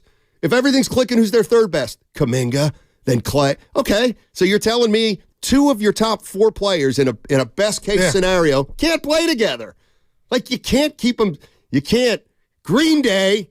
You can't keep them separated. What's that? Come on, give me something. Oh, that's a 4. Yeah, you don't know that song? You gotta keep them separated. It's Kuminga and Wiggins. Are we sure that's Green Day, though? Uh-oh. Hold on. I think it is. No, hold on. Steiner. I think it is. I don't know. It's the other one. Hold on. Who did I say it is? Green Day. They're from the Bay. Yes. It's from Billy Joel. Don't tell me. Evan was right. Don't, Guru. I don't know. Yeah. Do the show with Evan for 1 second. Evan, are you out on you think we're done with the J.K. Wiggins experiment? Because Kerr's already said it was bye-bye, Draymond, I don't and think then he brought it back, and then they got ran. Separated. It's not Green Day. Look at it this way: if Draymond can't cure it or glue it together, it ain't working. That's what I think we're staring at. Look at my guy over here in anguish. Start with an I. No, it starts with the word the. Spadoni knows. Does the word children ring a bell? There you go. Wow. They're playing at Bottle Rock. You know what? I may make my way up there. There you go. I've never been there. I heard it's a hell of a venue. Bottle Rock. It's in Napa. Wait, are you? Abanya's invited me. I didn't go last year. Well, are you going to go this year if I go? No, I don't want to go see Green Day. It ain't Green Day. It's Meg Thee Stallion will also be there. Well, I'm there. When like is that one? Now she's got some action. She's incredible, dude. She's live too. She's I want to go. When's that one, Spadoni? Give me the dates. Usually in the summer, right? June-ish? I don't know. Bottle Rock, I think. Napa. And Abanya's told me we love the ship, but Fridays are happening downtown Napa on Friday evenings, happy hour. I'm sure they are. It's Napa. We should ride out. It's a long way. It ain't that far. It's like an hour. That's what take me to get to the Union. Okay, then we're in Napa having wine. Then what do we do? Get a room. Okay. I hit Mark up. We need a sofa. I'm too old to do a sofa. So think about this. So now what you're talking about, Goo, is we get done at 2:00. We drive up to Napa. We get there at 3:30. Excited, right? I mean, that's already have some dinner. $48 in gas mileage for the cabin. Oh, now you count chips. I ain't going. Exactly. That's my point. That's every day. Then we'll have wine. Yeah. Then if we want to stay up there, it's at least $500 we know a night. People. We already know Mark. I'm not staying on a guy's couch. I'm What if 59 it's a years old. What about pulling the all-nighter? That's what I was really. Hey. No. All right. Y'all know your hips messed up. Yeah, it's coming up in a week. Yeah. Oh, things are getting worse. You want us to come by and see No. I'm that guy that'll come to the hospital. You're the first call I got, by the way. Thursday. Because we talked about it. It almost felt like you were. Oh, hey, now. It almost felt like. Don't do Dave Chappelle all the time. Just be sure you want to make sure you want to say what you want to say, because there are bad jokes and bad material out there. You don't want to do it. No, but we talked about each other's lives and our parents, man. Yeah, did you? You didn't win anything, did you? Though being the first one. No, never, man. Come on now. I'll stop what I was doing, baby girl. who's left us, by the way. I know. She's got friends. It was 1 a.m. I go, where you at? I'm in my friend's dorm. What friend? What are you do? Who's walking your back? I'm a worry wart, man. The Gray's about to come in. I mean, there are a couple. But she met a bunch of friends. Rashid, Bill, Steve, Brian. Oh, boy. You better be careful. Walked in the dorm, smelled like trees. No, dude, it was not at the where's A&T. Snoop Dogg? No, not at the A&T. The wife went to complain. She goes, "We didn't got a weed problem, but if there's an anonymous tip line." Your Mia said something? Oh boy, dude. Not evergreen. Dude, it was. I was like, "Oh, is this where she's at?" Couple roaches. Which kind? I don't know about. Well, the you were roaches talking about used. weed. I'm just asking. That's a 4. But yeah. Anyway, I'm worried, man. But yeah, I called you. I love you, man. But how do you fix this? Let's get to the Niners, Donnie. We got to get to the positive. Dude, it does feel like he should be a little. Uh-oh. Almost. Is she living in a flop house? I mean, it's a dorm. Is this a school sanctioned dorm? It is. It is. What? Okay. I kind of threw it under the bus. I hope they're not lit. But no, I'm just telling you what I saw. What? Just the euphoria that is the Niners. It feels like they're the Warriors with Kevin Durant, and you kind of playoffs. Wake me up, Western Conference Finals. Yeah. I just got that vibe, and the Niners have earned that. But I told Evan, not being negative, but I'm being real. You know how my calculator works. McCaffrey comes up lame on a, calf irritation issue during the game against the Packers, which I think they can handle. I don't know if you looked at the line, but Steiny, it just What is the line? It feels like the Warriors and Niners are going the Let me guess, opposite 9.5. direction. I'm going to say 8, and I ain't looked, Evan, I promise. I'm going to say 8. That was... What's the line of a Warrior game tonight? 7.5. Warriors minus 7.5. No Bane, no Ja. I like the Grizz there. Why? Because they're young. Now if they're that's at really home. your thing right there, because they're young, boy, times have changed in Warrior land. They're 18 and 21, but this is a extenuating circumstance. What, man. again? Draymond missed half the damn season. Yeah. He's missed more than half the season. Steph's back. Is he? Yeah. Why I wanted him and Giannis, but he can't play every game. Who? Steph. I wanted to see him play Giannis in the Bucks. They might have won. They wouldn't have. They played hard. They wouldn't have won, and they knew they wouldn't have won. Pajimski had a hell of a game. 300 tickets left for us. They lost.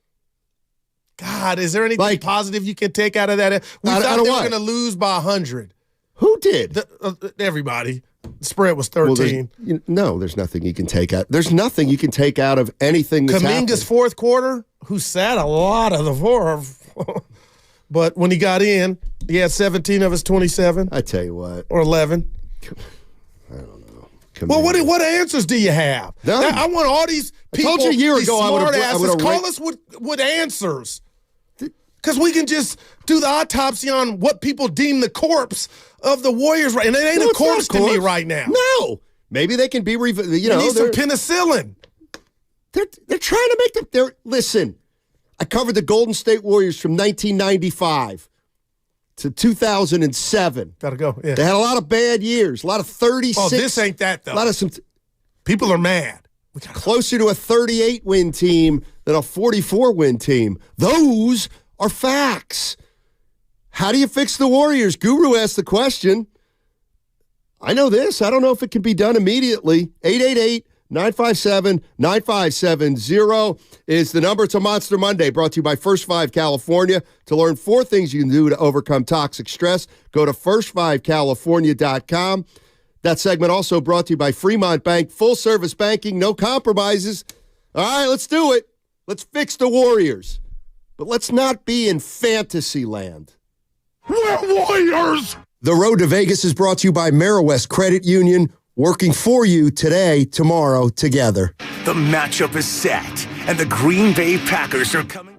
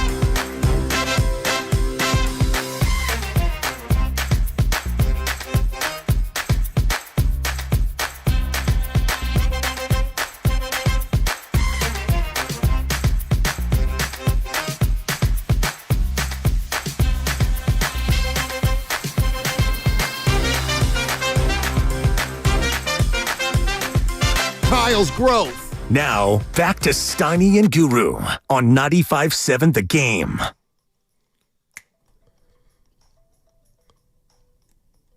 Oh, no. Steiny Guru with you on 95.7 The Game. We're back together, having fun. Yep. Just really enjoying ourselves. And thank you. The one thing I did want to say, and a lot of you know what's been going on here. I just want to thank everybody who's reached out and offered their condolences. What do you want me to say? The Cowboys looked terrible yesterday. Oh, my God. Condolences, Goo. And then I guess you were acting for me, trying to help me be positive on the text. I thought that was the real Steiny. They scored to make it 27-7 at half and got the ball. Like, look at Steiner rooting for his boy. But can I go public with what I just heard? I was ear hustling. You were on the phone during the break. You're getting tires put on your car. Yeah. I come in here about 3 months ago, about 90 days, and I said, the dude's on drugs at the tire place. They want $670 for 4 tires for my car. Did I hear you right about $1,500 for 4 on yours?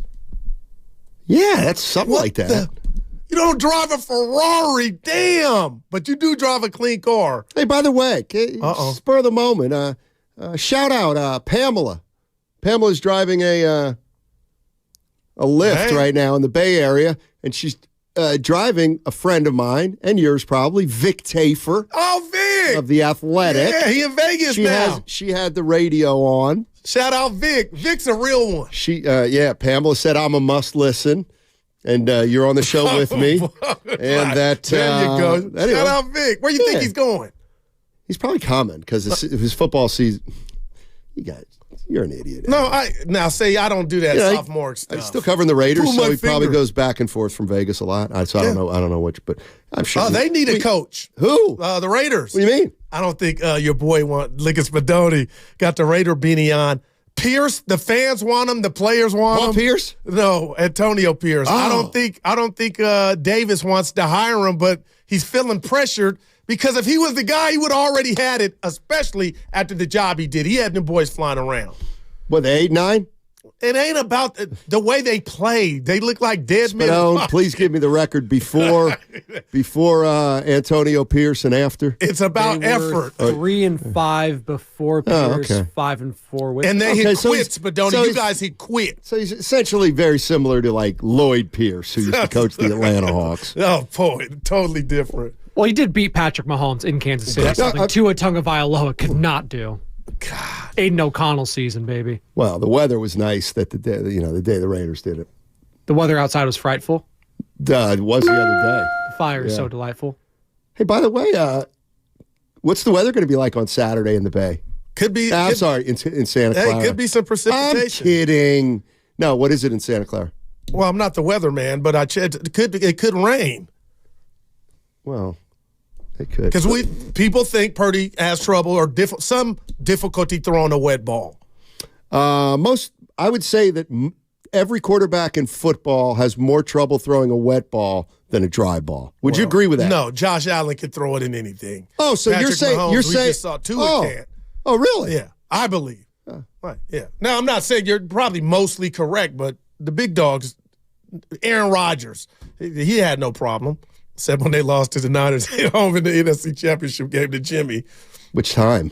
Aaron Rodgers ever beat the Niners? Yeah, you don't like it. I could tell. I struck a nerve. Well, he did beat them in the regular season. Remember that they had like 30 seconds left? Yeah, but we're talking postseason, Spadone. Of course he did. Of course he did. 2021, they scored 10 points. Let's go to Tony. Tony's in Oakland. Oh, by the way, Tony, I saw a college basketball player. You say you don't watch college. I don't, but I had some games on. I found myself in some. I tell you what, the secret's getting out about this kid. I can't wait. You think? And I got the nickname for him. Oh, that'll even be better. No. You said Tone from the town. Oh, hey, Tony in Oakland. What's up, buddy? Hello. Hey, what's up? Hey, what's up, guys? How's it going? Sorry, it's just that I'm so used to that noise before I speak, and I didn't get it. So I I wanted to run a theory by you guys. So I think, in my opinion, there's not a player out there that's going to really make a big difference in the trade deadline. So I think we keep the band together. Let good old 2-5 figure out a good roster. Let everything play out this year. Hopefully, maybe by the end of the year, we have a good more understanding of where the team is at, and maybe we can get Clay to not be so greedy, maybe take a little bit of a pay cut since Draymond was the one that took a pay cut for the time being. And maybe we can bring in a third guy that can, like a third big-name guy that can help us out, or even a couple big wings. I think this team is, we're at a good place that we might be able to make a move. And then if I can make a quick comment on the Raiders, I agree with Evan. I think they should bring them back. There isn't another coach out there that really can have the locker room buy in like they did for him. All right, guys, have a good one. Good call. Appreciate the call. Well, we don't know that. There may be a coach who's able to get the buy-in that this guy got.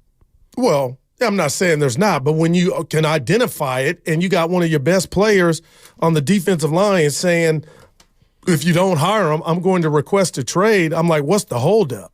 You know what I mean? The holdup is you're just a player. That's the holdup. Just because the players like him doesn't necessarily mean he's the best long-term coach. I mean, you can look around in any sport, Steiny. I know it's about X's and O's, but more now than ever, I think it's more about how you relate to the coach and can they inspire you to do your effing job. Spinelli, you want this guy hired? Oh, I didn't know if we were talking about Steve Kerr or Antonio Pierce for a second. So Antonio Pierce? Yeah. If they can't get Harbaugh, yes. So I'd no, rather you don't have want Jim him Harbaugh hired. because of his track record and his ability about to get a coaching staff. Saban's too old. He needs to go hang out with my dad, hit the link. Hey. And Saban got a bad dye job, too. Saban's the man. I like Saban. I like Saban. Was. He ain't ready for. He ain't coming to the NFL. No, let's use it right. My dad was the man. Saban still is the man. Right. So that's still high regard for AP, as I call him, just because Spadoni wants a guy that's taking the team to the Super Bowl. He's like my Harbaugh. 1B though, Goose. Okay, no, I get it. So settling for Pierce is still a great offseason for them. Do you feel that I'm off the mark with there's just something about Davis and the fact that he hasn't given it to Pierce that he may not want to? He also has to satisfy the Rooney rule. So he's interviewed. What is that? He has to have interviewed 2 minority head coaches still. He has not. He's done Leslie Frazier. I don't think. Even if you hire a minority? Sure? Correct. Yeah. Huh? Yeah, because the Chargers have to do that before they even talk to Jim Harbaugh, I believe. Look how that helped the Niners twice. Leslie Frazier and with then that draft compensation. Steve Wilkes, yeah. I mean, I was built for this. Do the Raiders have they have Pierce and then who's the next highest black guy on their coaching staff? Hey, Patrick Graham, their defensive coordinator, who's been interviewing elsewhere for head coaching jobs. Like when you're going to hire one of those two guys, can't you just say, look at both of them and go, okay, those are my two?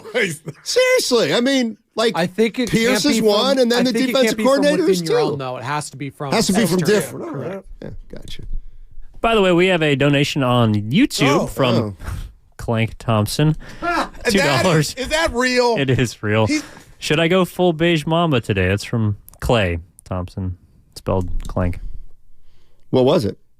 The question was, should I go full? It's a joke. Oh. Donate more money next time. Yeah. Gotcha. I gotcha. Every once in a while, and I don't offer this much because I'm not a scouting service, though if I tried to be my own scouting service, you'd subscribe to me because I know the game. Let me tell you, people are like, well, Steiny, I mean, how can the Warriors get back? Quick complete. I saw a player over the weekend. This is great. Which team does the player play for? I saw a player over the weekend, ladies and gentlemen. He's from the southeast part of the country.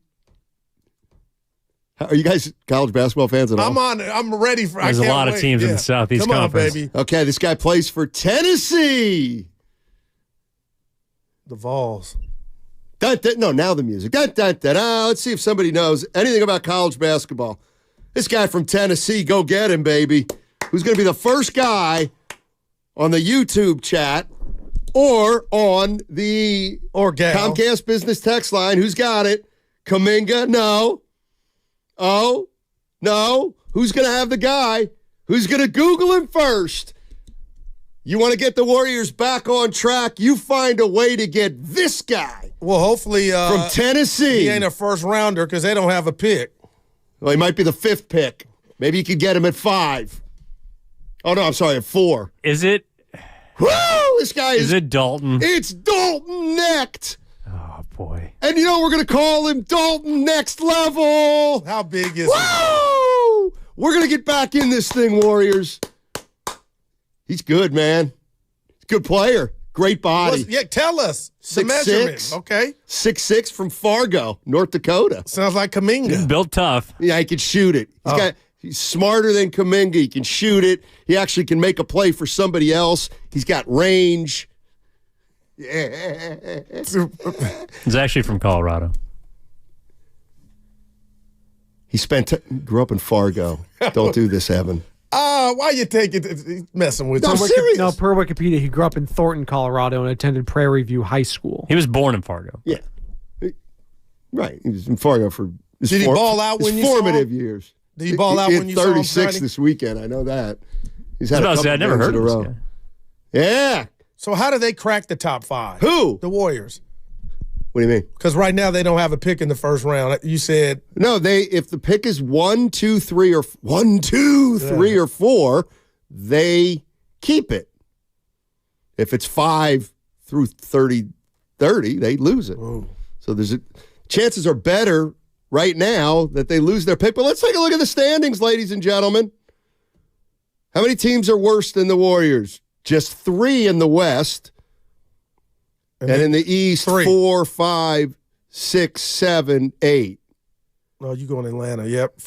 Yeah. So right now they're looking at being like the 7th or 8th pick. But I'm telling you, they're closer. I'd think about being closer to tanking than thinking we could get back in. Well, you don't tank. That's oxymoron. Yeah, well, they've done it before. You don't tank when you have Curry. No, they have tanked. They have tanked when they had Curry. They tanked with Curry when they got Bogut. They tanked with Curry when he got hurt 15 games into the year. I don't count the Bogut because he wasn't. It was the greatest tank job of all time. But he wasn't. What are you talking Curry, about? But he wasn't Curry. You had people questioning his contract that he got. They were like, what are they doing, Steiny? This ain't nothing about tanking, man. This is about fixing and repairing. Gorilla Glue. Let me ask you a starts question. at 3 p.m. Pacific Standard Time. in Speaking of Memphis. top picks, Caleb Williams, Heisman Trophy winner, just declared for the NFL draft. Oh, nice. Who's got the number 1 pick? Duh. Bears. They're going to trade it. Fields with a good late run for Fieldsy. If you ask me. Fieldsy had a nice run late. Mm-hmm. What would you do if you were the Bears? Keep Fields, trade that pick, and get a lot of stuff. Yeah. I'll just go shopping. Yeah. Yeah, no. See, this is where you think I'm kidding, but I'm not. Again, look at the good raw numbers. The Warriors right now are 18-21. People, they're in 12th place. Oh man, 12th place in the West. Don't tell me that it would be the craziest thing in the world if this thing went south in a hurry and you found yourself in the lottery. But do you think the big dog's thinking that? Because I wasn't with you, but who's the big dog? Joe Lacob. Because that was, let's be real. He made the gutsy move to trade Monte Ellis. That he did. It was a move that was panned. Built a dynasty. Yeah. My question to you is, the other night after New Orleans came in here, again, fans are fickle. I don't think it was a good look. You can do whatever you want, leaving early. Do you think Joe Lacob, if they were to tank, are people going to come out and show up and support that product and have the excitement, not excitement you have, but the energy we're tanking for something? Yeah. Or are they going to be like, holy hell, how did we get here? With the chef still something in the tank. Whatever you think where Curry's at, I still think Curry's the top 5, top 10 player in the league. Not. He's not, Goo. A top 10 player in the league? I don't think so anymore. Oh, Steiny. I'd have to see 10 more. I'd have to, honestly, 15 more games with Draymond Green, them whole. Are there any Celtics better than Draymond? Jason Tatum. That's 1. Antetokounmpo. Is he better? 2. What about Embiid? 3. Anybody on the Cavaliers? No. Yes. Donovan Mitchell. Miami. Butler. I don't even know. But okay, I give it's just fraud or whatever. So what are we at? 5? Yeah, 5. It's just in the West. Butler's got to play to be better. How about Shai Gilgeous-Alexander? 6. How about Chet Holmgren? How about Jokic? How about Kawhi? Paul George? Hey, you wouldn't add them early. Now How about Zion? You sipping that? No, please. How about De'Aaron Fox? How about Luka? How about Durant still and Devin Booker? Let's just be careful. That's all. Let's just be careful, Goo, how when we just cavalierly throw around these top 5, top 10. That's all I'm looking for out of you in the new year. Yeah, but you cheated a little bit. You threw in my 2 guys, Leonard and George, who are having bounce back seasons. But a month ago, you wouldn't have said those 2. Yeah. Okay. Well, but it's now. Yeah. Well, dude, listen, what is Mike Dunleavy going to do? What can he do? This is real, man. What's real, man? Goo. They're 18. This is the part where I want to grab a brick. We still have this, we have that, we have this, that, and the other thing. You're 18-21. Right now. You're 12th. Right now. The trading deadline is 3 to 4 weeks away. Okay, go make a run for it. I'm telling you, there are much worse things that could happen than for this thing to get really off the tracks. But you know what? You find yourself in the lottery again, and you get lucky, and you get a top 4 Okay, pick. what about this then? We try to move Wiggins. What's the other thing? We go 41-41, and we're the 10th. Well, that's a reality, Stoney. That's on the bingo card. Would you rather finish 13th in the West or 9th in the West? 13th. Oh, no, I'm sorry. 9th, I'm in the playoffs. I'm in the play-in. No, you're not. I'm on my dice. You're not in the playoffs at 9. You got to win 2 games. No doubt, and I'll take my chances with that. I would rather finish 13th with the 4th pick in the draft, and it's not even close. Oh, Goo. But then we're waiting on again, I'm looking at it through a prism of Steph Curry. We're waiting on another pup. Maybe now we trade the pick for a guy who can help now. Man. Come on, Goo, speak up. Don't let Steiny do that. Hell no. I want Philly. That was from something. Philly. The Eagles he's talking about. Listen, you got 2 choices. You got 2 choices. You can. I guess the only choice now is to give it a run. See if it starts tonight. That's what we've been waiting on. I was hoping it started 2 nights ago or 3 nights ago. Best case scenario, let's face it, Warrior fan. If you look at the standings, best case scenario right now is that we got ourselves a play-in team. Right? We got ourselves a play-in team. I'm trying to sell. You can't get to 6. Oh, my goodness. And this is where our guy who's taking me out to Half Moon Bay to golf. Mike. Our guy Mike. Mike. Yeah. See, Mike's smart. We ain't heard from him in a while. Exactly. Well, I've been gone. Anybody want to, I don't mind if people, anybody want to bet, if you look at the standings right now, can we all acknowledge we ain't getting to 6? Okay, but what if we do this? 7 is the new goal for the Golden State Warriors. Who's with me? 1, 2, 3. Yay! That should be the goal right now for the Warriors, to get to 7. But what if my goal think they can do any better than that. Forget standings. Okay. Well, you guys don't even. Well, then don't talk to them about a champ. No, you can't say forget the standings, but then say they may make a run. No, let's focus. You don't get both. Let's focus on continuity. Let's focus on playing our brand of basketball and take care of the activity that night. And then we'll look and play the standings game maybe in a week or 2. But right now, don't get paralyzed about where we're at. We got to play good basketball. Yeah. And then stuff will play out itself, Stoney. Everything else will take care of itself. Because that's really what you got to do. I went to the vending machine during break, and I left because I said, hey, Memphis, they're going to beat them. They're favored by 7.5. There he goes again, ladies and gentlemen. And you go, they might lose. And I go, why? And you said Memphis is young. That bothered me on the walk down the hall and back. But it didn't bother you for the last 2 years. Well, now why is all this stuff hitting you? Well, you got some energy coming back with Draymond, and he knows. He knows what he's been watching. Realize Draymond Green is almost 34. He's got a birthday coming up. Evan, do you want to say something to me? Okay. 888-957-9570 is the number. Take a realistic look at the standings. All right? I think the goal right now for the Golden State Warriors is to somehow get to 7. Can we get to 7? I know you want to go higher, but the reality of the situation is you're 5 games behind the number 6 seed. 5 games Sacramento behind. Kings.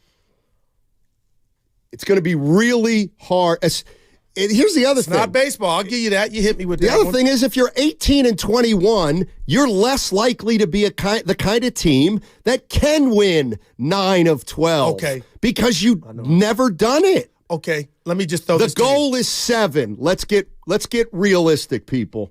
Steve Kerr, Steph Curry, Draymond Green, the group of guys that are on the Warriors right now, the champions.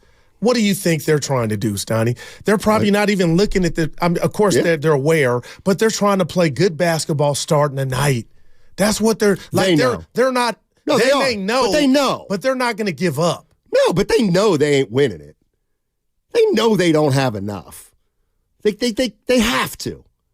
Well, I think Curry's there. That's why he said the definition of insanity is doing. So there could be a move that we're not aware of. There isn't going to be a move, I think, to turn them around because their players are players that very few teams want. But if you shocked the world and said, we'll give up Kuminga and we'll have to go draft another one when we get another opportunity, Kuminga plus whoever would go with him would bring you something back of substance, I believe. I don't. I don't.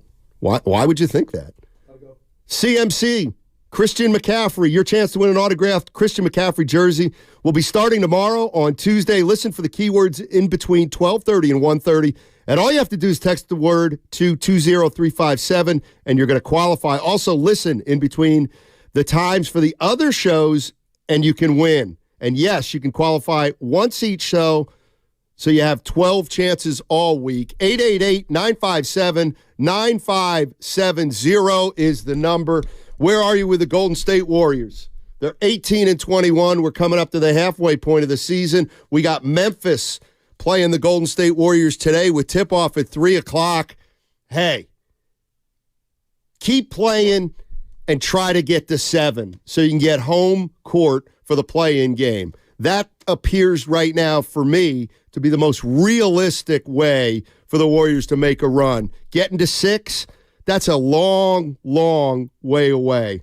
It just is if you look at the picture. It's a Monster Monday brought to you by First 5 California. To learn 4 things you can do to overcome toxic stress, go to first5california.com. And also a reminder, you can catch all 4 hours of Steiny and Guru on the free Odyssey app. Plus, watch us on YouTube and Twitch, powered by First NorCal Credit Union.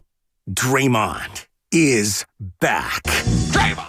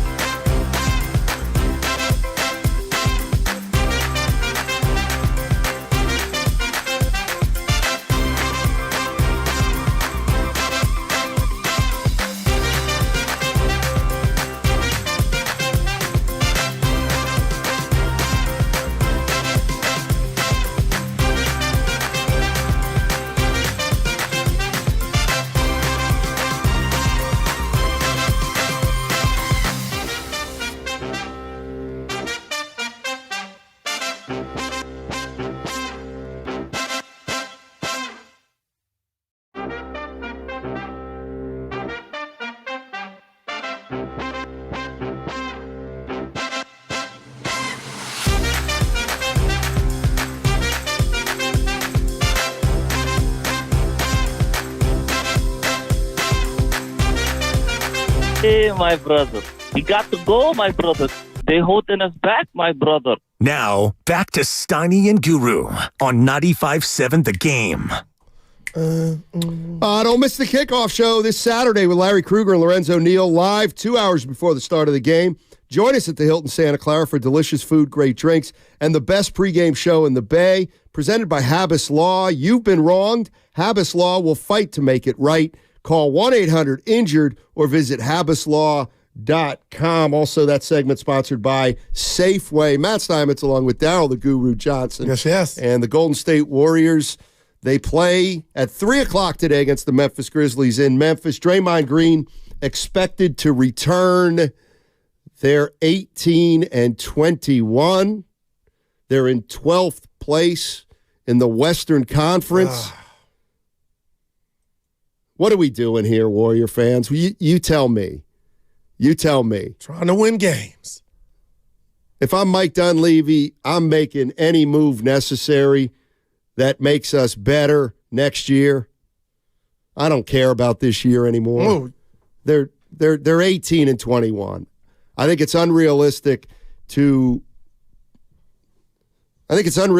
going to have a move out there that an 18-21 team all of a sudden is going to be a team that wins 2 out of 3 games and rolls. I think it's unrealistic this team gets to the 5 seed or 6 seed. If you don't mind, let me give you they're at Memphis today. I'm not doing the schedule. Wednesday they got at Utah, then Dallas at home. Yeah. Home's been the house of horrors. So maybe Draymond's back, Steiny, and things change. But what's scary about what you just said is you pretty much are like, goo, it ain't there for this year.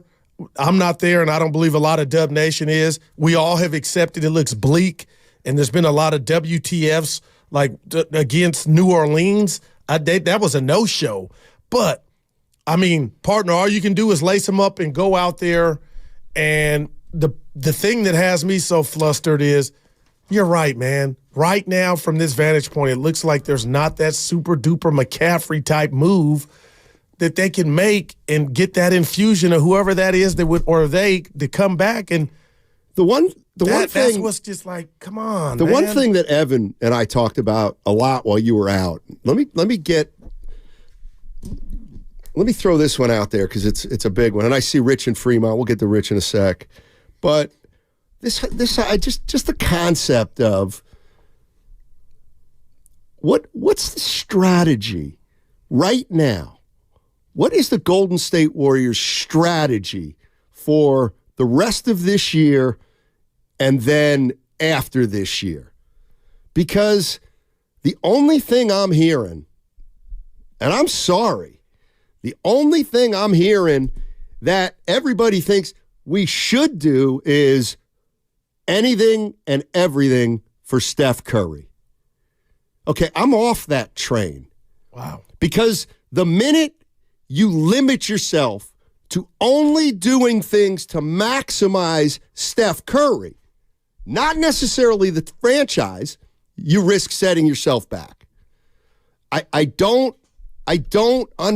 just don't get I really don't.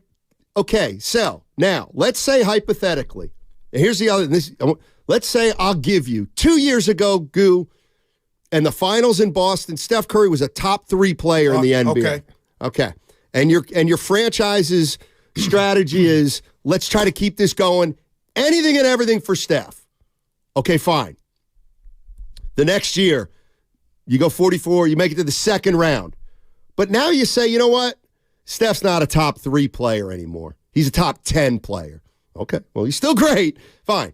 What are you going to do? Anything and everything for Steph. Okay, well, now you're 18-21.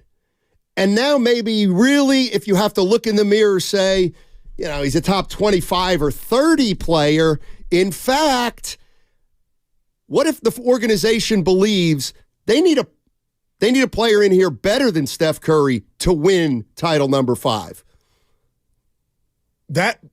Dude. Okay. Right. Go ahead. So lastly, it's how long do you bend over backwards for Steph Curry while he's declining and making it harder and harder and harder for him to be an integral part of a championship team. Like, how long are you going to continue to do almost anything and everything for him? He's under contract for another 3 more years. But in 2 years, he might only be a top 45, 50 player. Okay. So, I mean, like, when does it stop, I guess, is what I'm saying. That's real. 888-957-9570. Listen, Steiny, you won't even take this. That was passionate. Some will say rational. Some will say irrational. But to me, I feel like you are just in a Ferrari blowing past the life and the relationships and the meaning of what Steph Curry means to this organization. And I believe what you just posed is a decision they made maybe before 2022 or even during the 2022 season, to where you can't just stop the car. You can't just get out and bust a Yui, because if you want to do what it sounds like I'm hearing you say, then Steph Curry has to go to the back of the bus.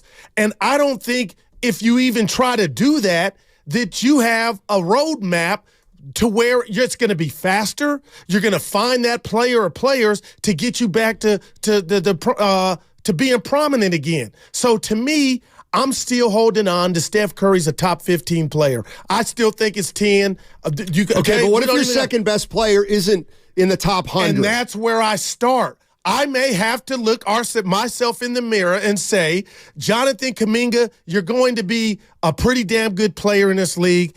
Unfortunately, it can't be during the Steph Curry end of his career. So you're the one thing we got that the arrow is pointing up. So that is more realistic to me, that they try to go replace, whenever that time comes or how they try to do it, a Kuminga, than to piss off the fan base and just go 180 on a relationship, on a dynasty that a guy, Steph Curry, who is built, who right now, okay, it don't look like Steph at the top, but Steiny, I'm not near ready to say he's done. Who would say that? Like, don't even say that. I never said that. So that's where I'm at. That's why I'm like, that to me is, I would be leaning more to, and it fluctuates. When I see Kuminga ball out, but if you're not going to move or package Kuminga or make him a part of it, are you really going to sit here and say, buckle up Steph Curry to the man himself and Dub Nation and say, hey, this is we're going to do what we're doing for the rest of Curry's run here? I believe that there's no way that will happen. I believe it's a freaking myth anymore to think that the Warriors are more likely to win this mythical title with Clay and Draymond and Looney and Wiggins and whoever the hell else is on the team.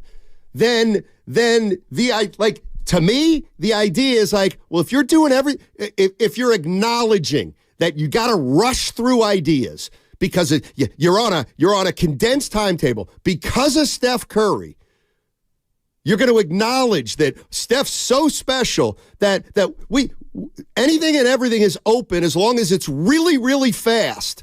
I could make a case that if you could lose some of these contracts, tank, hold on to your top pick, you might get better. You'll have a better chance to get back into it realistically than going down this road. This road is a dead end. When are you going to see it? But the fruits of that labor wouldn't come to fruition until after Steph. After Steph is gone. What if the Warriors tanked and they get the number 1 pick? You think they couldn't trade that for a guy who could help Steph immediately? Well, I don't know. They had the number 2 pick, and we saw how that worked out. Yeah, and that was at a different time. They effed that up. Period. Like, they thought the dynasty was over. Joe Lacob thought the dynasty was over. That's why he drafted the kid. Right, but what would you describe now? I would describe you're in more dire straits now. Apparently, you're doubling down. They think that though, the organization that they're in dire straits. It doesn't matter. They saying are. This is a dead end, but they're not operating like it's a dead end. How do you know? I'm watching the game. Steph's still in the uniform. So it's the team Kuminga. stinks. Draymond comes back. They're 18 and 21 now, but I'll give it to you 12. The team is a 12th place team, but they're not going to look good if you're asking me what they're mile playing per below hour, average. no, they're Stein. not. Yes, Goo. they are. No, they're not. So you telling me you came into this season saying they're in the standings about where you thought you had them? I would say you're lying. I would say that they're having after last year, it's like, yes, this is who they are. Like, I don't know, Goo. They're 12-19 since their 6-2 start. Yeah. Okay, they're. I don't know, Goo. What do you think? Like, they're underachieving. No, they're is not. All I'm looking for. No, they have. This is who they've been for the last 2 years. They're not underachieving. They're a 44-win team last year. They look like they're going to be less this year. What do you want to do? Keep going down the road and see if they'll get fewer wins next year? Well, what are my options? Your options are to start moving off guys pronto to try to change the direction the Wiggins, I'm of like, this team. His value's so low. I'm with that. Bye-bye. That's not going to change the direction of the team. What's he going to This is going to be a process. That's what I'm asking you, Steiny. If you are correct, what can you move besides Kuminga that would get you something of substance? Nobody. Like, what more do you want me to say? Who wants Draymond Green? No, that was my answer. Who wants Wiggins? Yeah, that was my answer. That's my whole point. Okay. Like, you can't do both. Hold on to Kuminga and still think you're going to get something from the basketball. By the way, I got some more bad news. Like, Kuminga, nobody's giving you Luka Doncic for Kuminga. That's the other thing. But could we put him in a package to get Siakam? Like, if we could, I wouldn't say, I'm not. His future is so. It doesn't even make them better. They're 3 moves away from being 3 moves away to try to turn this thing around. Like, to me at this point. And you say, Stein, don't be so pissed. No, try to get to 7. Try to get to 7 and shock the world. That's all that's left this year. Because I ain't. And it starts tonight. I ain't buying anything. Do you realize this team's got to go? And I know everybody, but that doesn't sound very hard. This team's got to go 26-17 to get to 44 wins again. That's like 26-17. No, I got it. That's about a 50. That's a 50-win pace. So to get to last year's record, the Warriors have to play 50-win pace basketball. That's where I say, what are we doing? Dave in Fremont, you tell me, what are we doing here?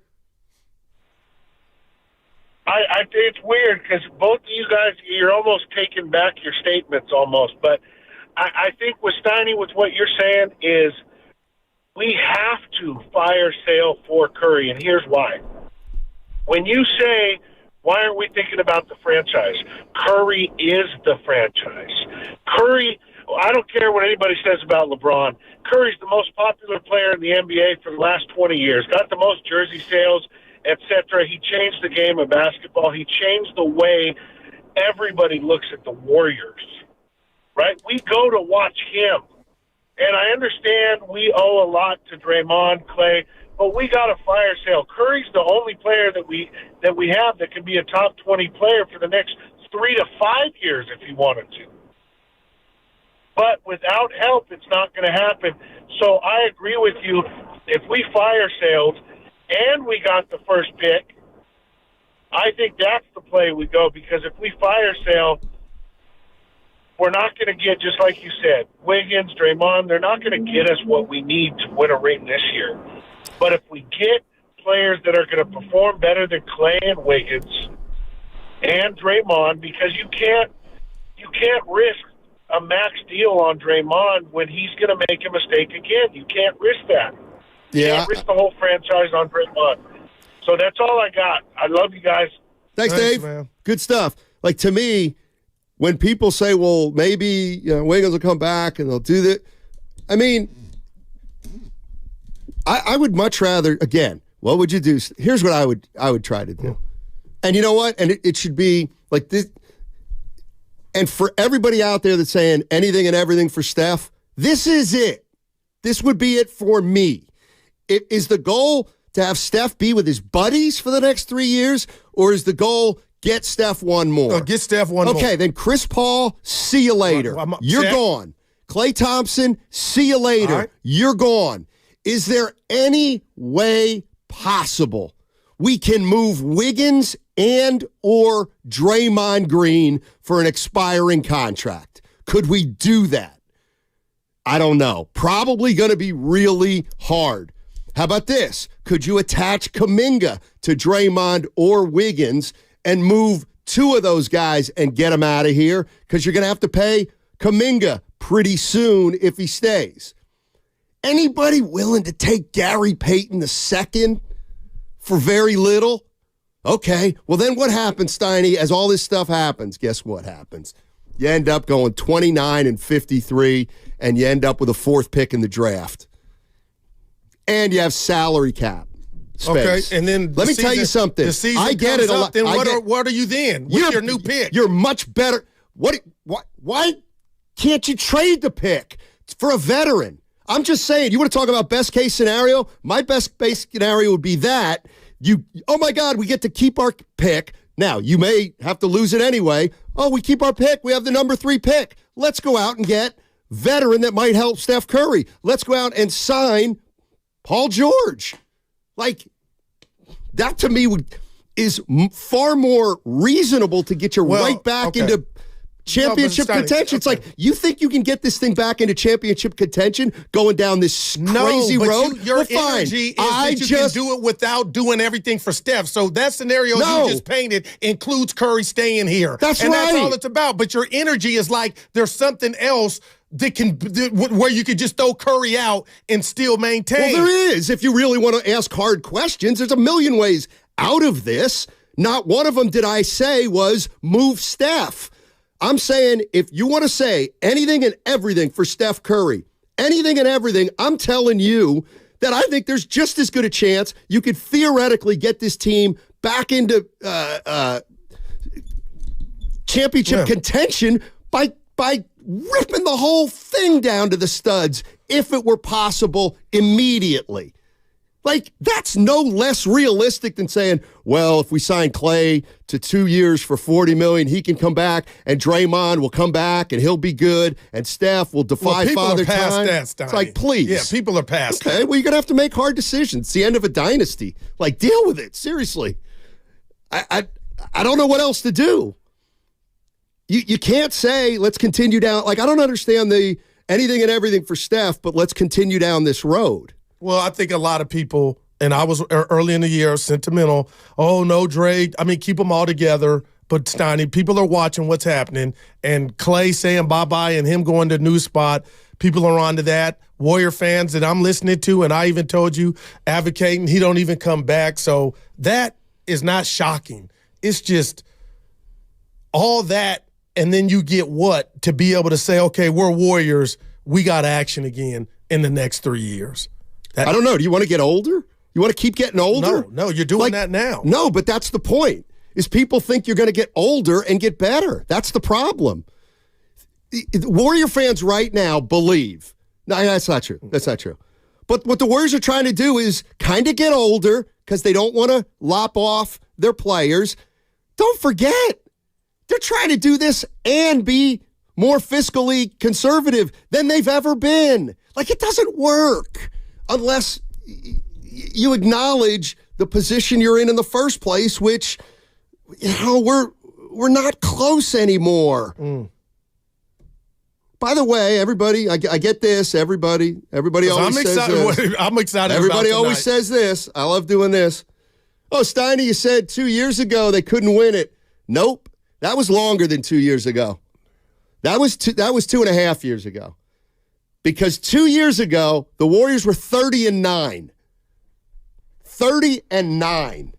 This year, they're 18-21. So that team had a great first half of the season. I don't know. Maybe that's a positive that they could still get it together. Let's go to Rich in Fremont. What's up, Rich? How you doing, man? What are your goals, Warrior fans? Short, long term. Short and long term. What do you need from this team? What do you want to see? Hey, what's up, guys? Thanks for taking my call. Guru, what's up, man? Hey, Happy New Year. Yeah. So I think, Steiny, I don't think they should try and go for a 7. I think if I'm Steve Kerr, really the goal for them is to just focus on winning the Pacific West Division. Okay, because if they can manage to do that, then that will propel them to the next steps as far as the plan is concerned. But because of their numbers right now, that's a reachable goal. They can still win the Pacific West Division. That is something they can do. I also believe that if they're going to go for somebody, they should go for Lauri Markkanen. Okay, he's long. He can shoot the three. He's going to be. But how would you get him, Rich? How would you get him? We all love him. How would you get him? You got to package. You got to look. You got to package something. You got to package something. Okay, because you think this is the thing. They're ready to move on from him because he's about to get paid. Who's going to pay him? They don't want to pay that salary. The team he's with now, they got to pay him. Right, or the contract is up. Okay, who's going to pay him next year?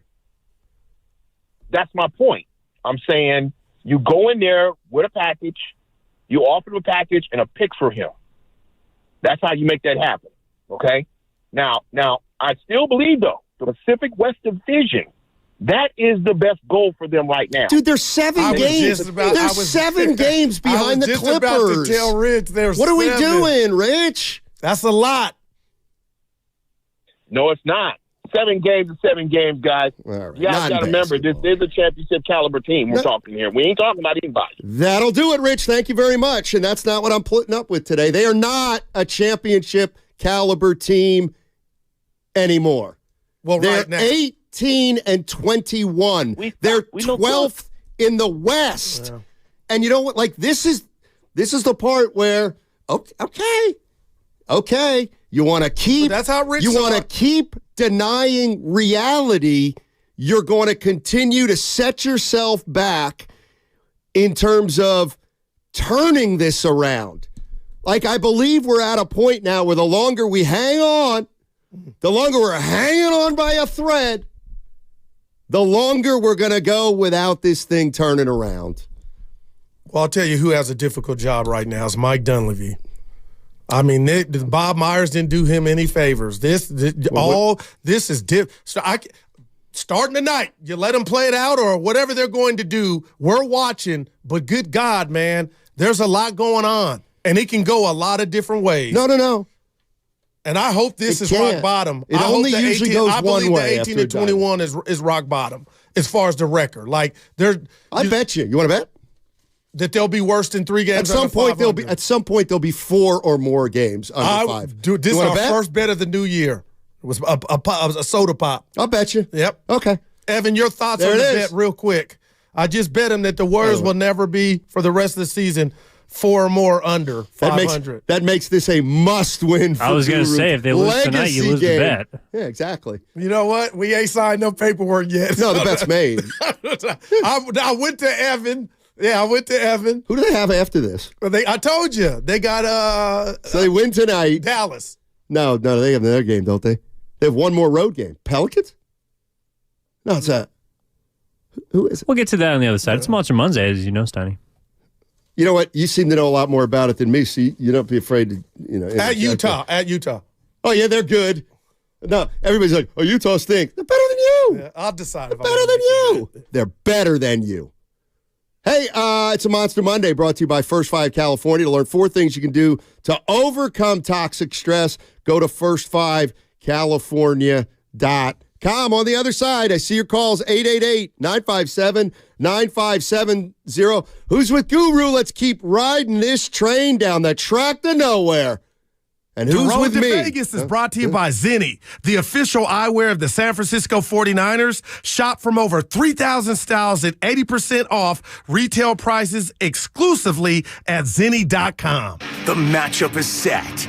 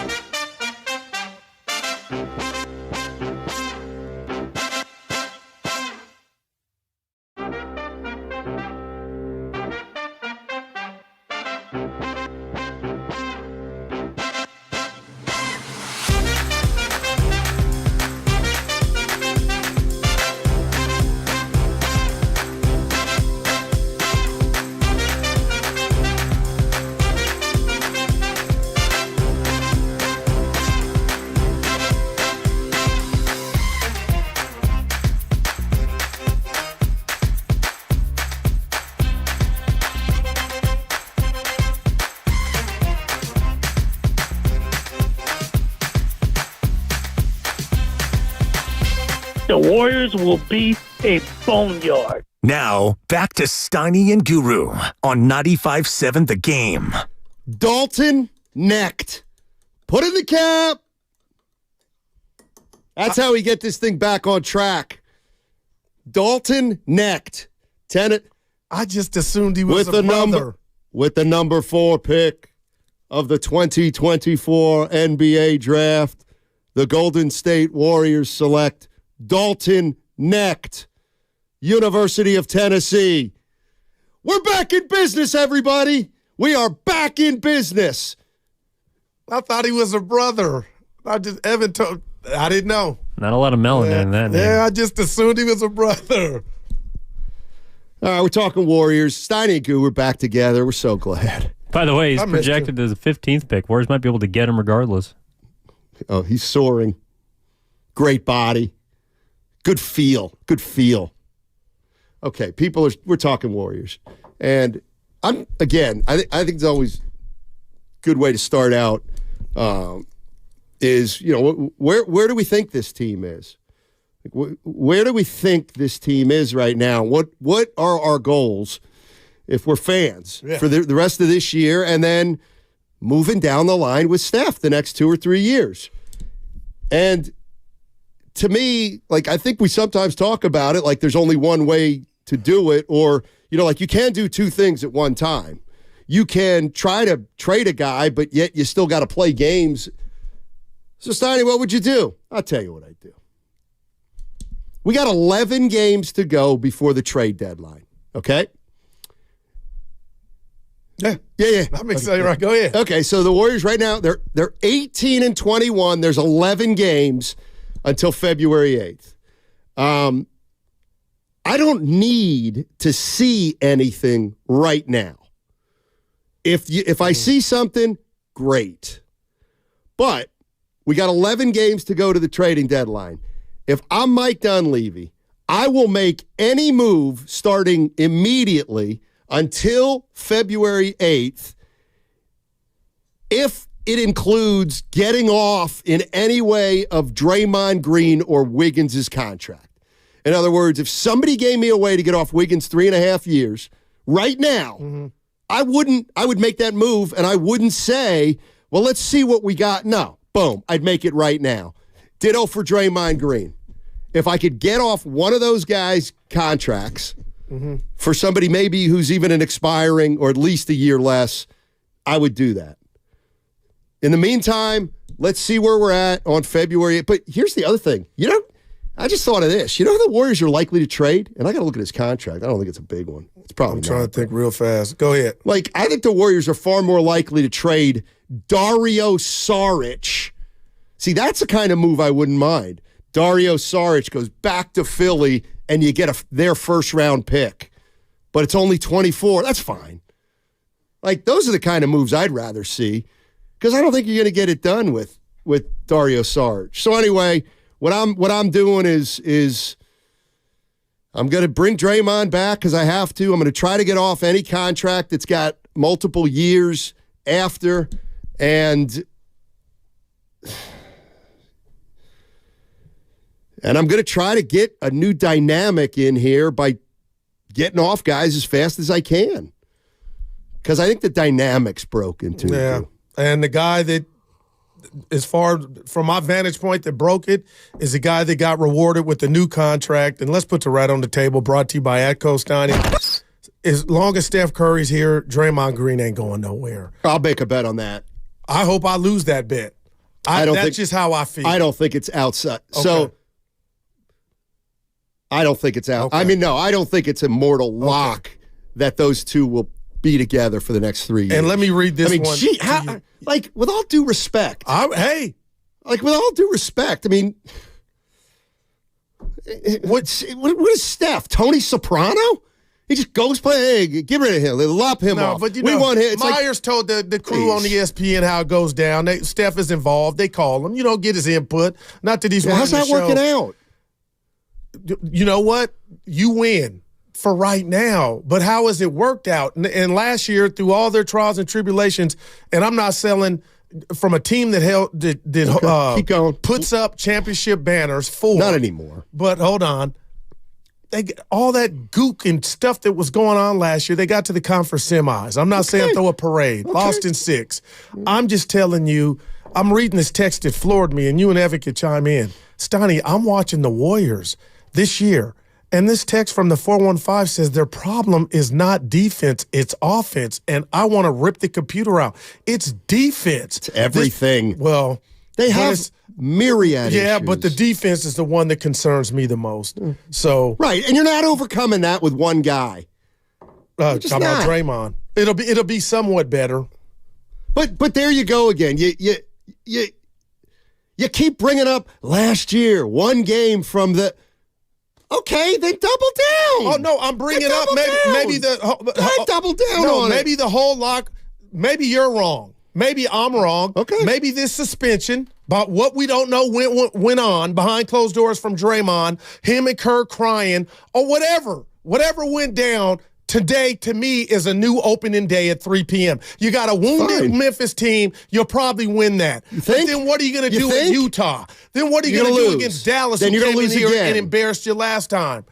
Like, I'm hoping those are wins. Because, Steiny, I'm not telling you you're wrong. I'm just telling you I believe – you talk to me and the listeners like you know what it's going to be next when all – I just know what it's been like for the last year and a half, and nothing has changed in a year and a half except everything's gotten worse. No doubt. So at what point do we say, well, let's try to reverse this? Because I think rolling down this road for another 43 games. Which includes Draymond. I guess all I'm trying to say is they're trying to win games. That's great. And That's Kerr's not enough. fighting for his life. And something like he's already out of here. Well, you could just tell he's fighting for his life, man, and it's got to get better than this. I feel good about that bet. Guru, now. what if I said, and I'm not being a jerk, why does it have to get better than this? This is a dynasty. 90% of dynasties end with a team missing the playoffs for 3 or more years. Whether you like it or not, it is more likely that this will start a 3-year playoff drought for the Warriors this year than them getting it back together and going to the Western Conference Finals. I don't know what else to tell you. Now, again, if they don't do what I said, Stoney, something could happen, and then we would be talking about a new version of this team, for better or for worse, and that could galvanize them. We'll find out. What did you say, February 8th? We'll find out, or sooner. I don't believe there's anybody available that we know of that's going to change the fortune. No. Pascal Siakam? You're to get Siakam, you're going to have to give up something. And let me guess, then we'll get Siakam, Clay, and Steph. And I don't see that drastically changing things. I just. But looking for a new path? Okay. Hey, but I'm looking for a new path. Anybody else? Moving dudes for payroll, is that not the message it's a wrap to? I want it, but maybe that's a wrap that they're going to trying to turn things around as fast as possible instead of continuing to linger down this no man's land. Well, you path. started when you signed Dre for 4. I don't know what they were thinking. They were thinking they were a title team. That's what they were thinking, and they were wrong. Goo, they can be wrong. They're not. I'm not saying they're not, but they made a bunch of mistakes. You're going to scoff at this, but let's be honest. The one positive, Draymond has not played every game. And it's his fault that he hasn't, but it's not like we're watching this Warrior team and every 21 of those losses has been with him, looking like, oh, boy, he's lost a step. Whatever you gauge Draymond, that is something that I'm like, okay, if we get the best version or they get the best version of Dre, who's to say that's not an infusion of what's ailed this team? But they're 500 with him this year. Can that get you to 10th? Or can that get you to 9th? Can that get you to 8th? All that changes if he brings something that they signed him up for. And right now, on this year, he is not. Let's go to Maurice in San Francisco. Hey, Maurice, how you doing, buddy? Doing great. I'm doing great. I appreciate your show, and I appreciate the comments and the banter that's going. But I think we got to hold our course. Okay. I think, and we may take some lumps, and you're right, this might be the year we don't make it, but we got to go through it. Teams got to go. A trade is not going to work. There's nobody out there to trade for. So let's see if the magic is still there. At the end of the year, we'll know. Thank you for taking my call. Appreciate the call. Yeah, so he's just saying status quo, which, again, you just saying what you said before the call, like who is really realistically out there, then all I can do is try to put my positive pants on. Tobias Harris? Why would Philly get rid of – I mean, Philly's got action. Because maybe they don't want to pay him. He's a free agent. Well, you could use him up and then let him walk after this season. But you don't want to upset the apple cart right now when they're looking like – I mean, Philly's a player, a top 4 team in the East, Donnie. Some would say a top 3. You can play this year out and then he walks. Maybe like Tobias Harris. I mean, he ain't lived up to his – but he could play.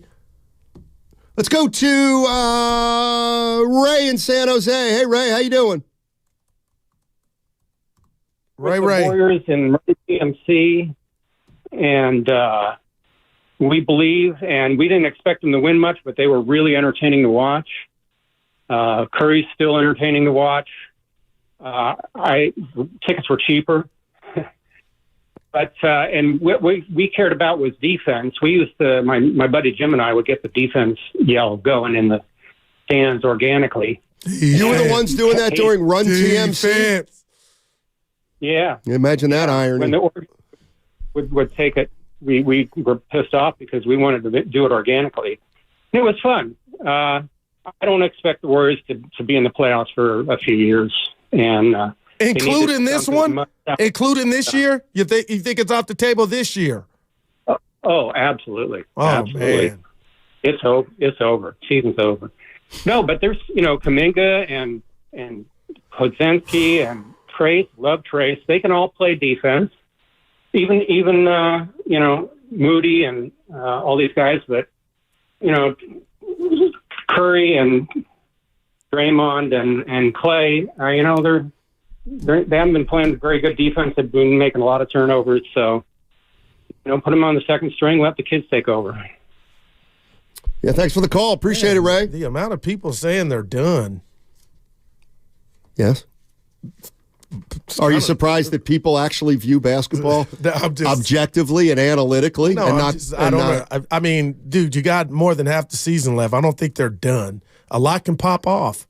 Yeah, right. And we're talking about personnel, too. They could get to 7. They could try to get to 6. Well, that's what they're trying to do. We know that. But do you realize getting to 6 is a long shot? Yeah.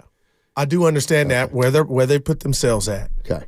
So it's not impossible. It's all. So then from 7, from the number 7 spot, they can win 3 series. Well, I saw the Miami. They're not the. I saw the Heat do it, and I saw the Lakers. Right, but the Warriors are significantly older than the Heat. I was just citing examples. Like, do you think the Warriors right now are more apt to make a deep playoff run with the oldest team they've ever fielded, as opposed to 2 years ago when the team was 2 years younger? No. Well, then,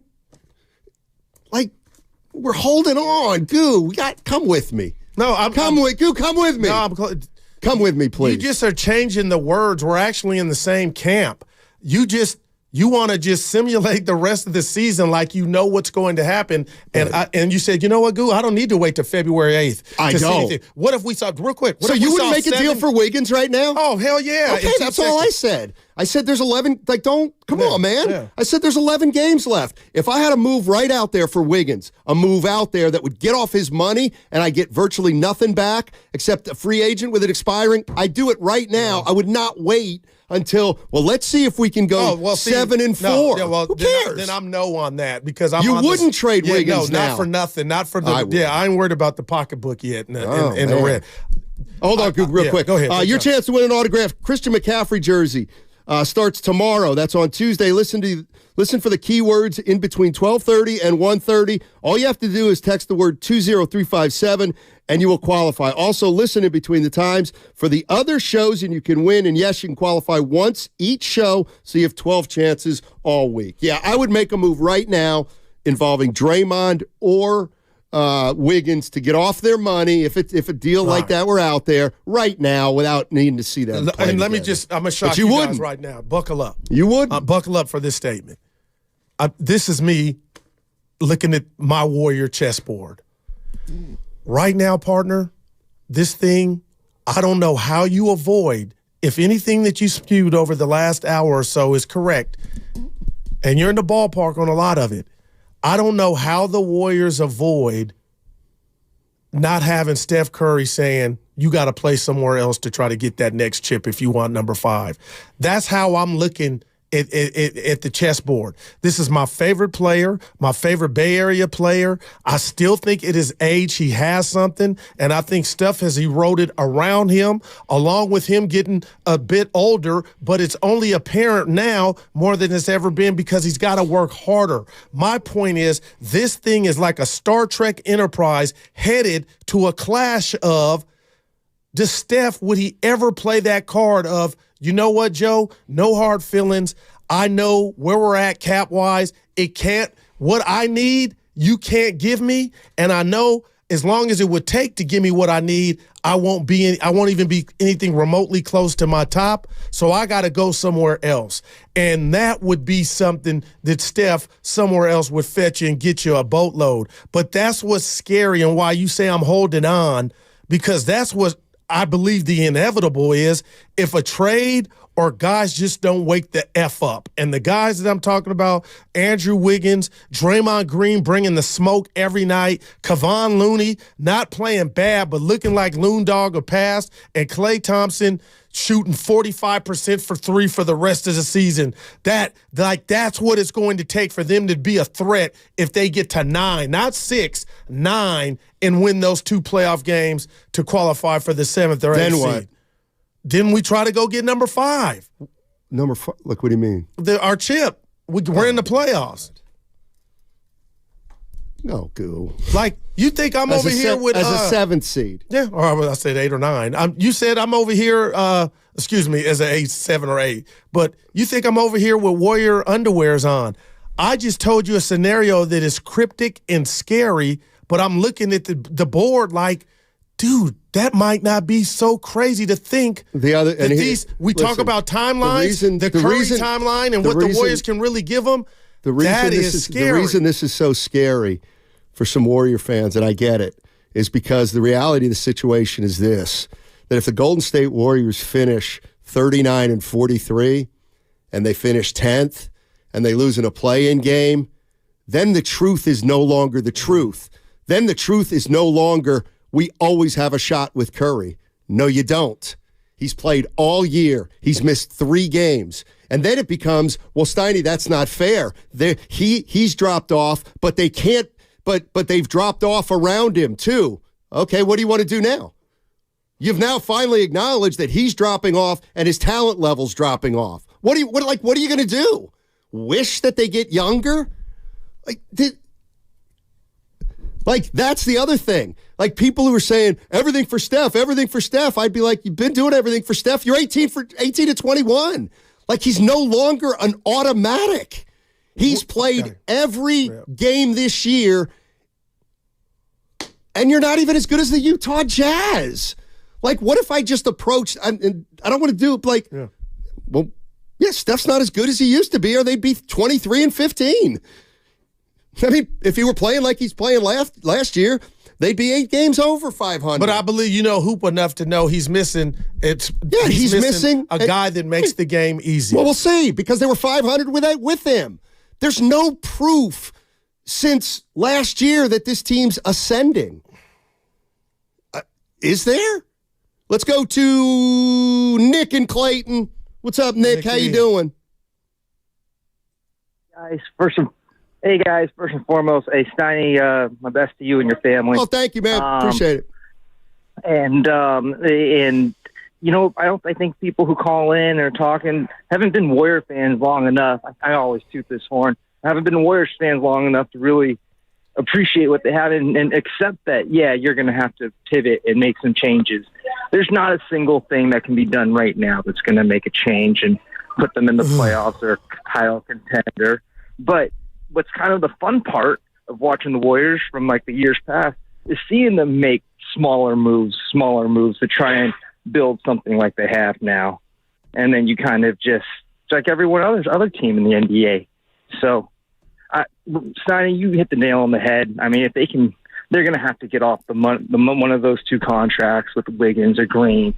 And then just kind of, and I think the Sarge move would be sneaky really good too. And then something like that, you just kind of see, where the chips fall. Yeah. Thanks, guys. Yeah, no, thank you. Appreciate it. Raymond M. on the YouTube chat, First NorCal Credit Union. Guru, they are currently 12th place, and you talking about championships. LOL. No, that's obviously the end goal.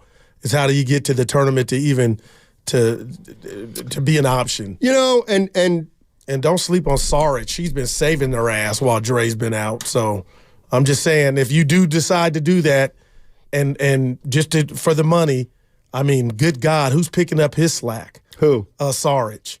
Somebody who might play defense once every 17 possessions. Well, but he's giving you something on the other end. Yeah. But you just said to me, the biggest problem with the Warriors is... Yeah, but I didn't say Saric alone. He's saving your ass on offense.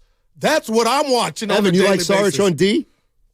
I didn't. No. Evan and I don't either. But see, don't you get it? That's the problem. You're saying we got the worst defense in the league, but Saric is giving us something. Well, if you he's score part 10, of the worst defense part of the league. Gotcha. But if you score 10 and you give up 10, you're even. Right, but what if you score 10 and give up 13? And you score 1, you're -9. Right. They got some guys in the lineup doing that. They got a lot of guys doing that. Saric has been here like Milwaukee. I'm just picking pop. Saric is the vintage. He's the latest. I know he's older. He's just good enough to get you beat. Saric. That's doing him so wrong. It is a little bit. No, Steiny, he's getting the best of what he's got left, man. Oh, Giannis, I don't give a damn. I'm gonna take you to the rack.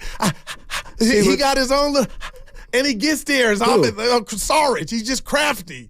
Would you say he's been like even this year, Goo? Sorry. Well, I didn't say even. No. I'm saying I think that'd be fair. He's also shooting 50% from the field, 40% from three, and almost 85% from the line. But that's what you have to shoot in order to be even. And Evan, if they had a metric for the games that are in balance when you take some of these shots, it's like, oh, what are you, Saric? All right, you ain't scared of the moment, but that gets lost. I think he gets like he ain't the best. Has he helped the Warriors win, or is he part of the reason they're 18-21? Well, that's two things could be true at the same time. Like, do you realize he's been a positive for me this season? But we gotta go. But you do realize there could be hundreds of player X's out there who could be Saric and they'd be 18-21. The Warriors would be 888-957-9570. Oh, we got action on the phone lines. So we're going to get to you guys on the other side. It's a Monster Monday brought to you by First 5 California. To learn 4 things you can do to overcome toxic stress, go to first5california.com. A reminder, you can catch all 4 hours of Steiny and Guru on the free Odyssey app. Plus, watch us on YouTube and Twitch, powered by First NorCal Credit Union. Draymond is back. Draymond flies in, 2-hand slam.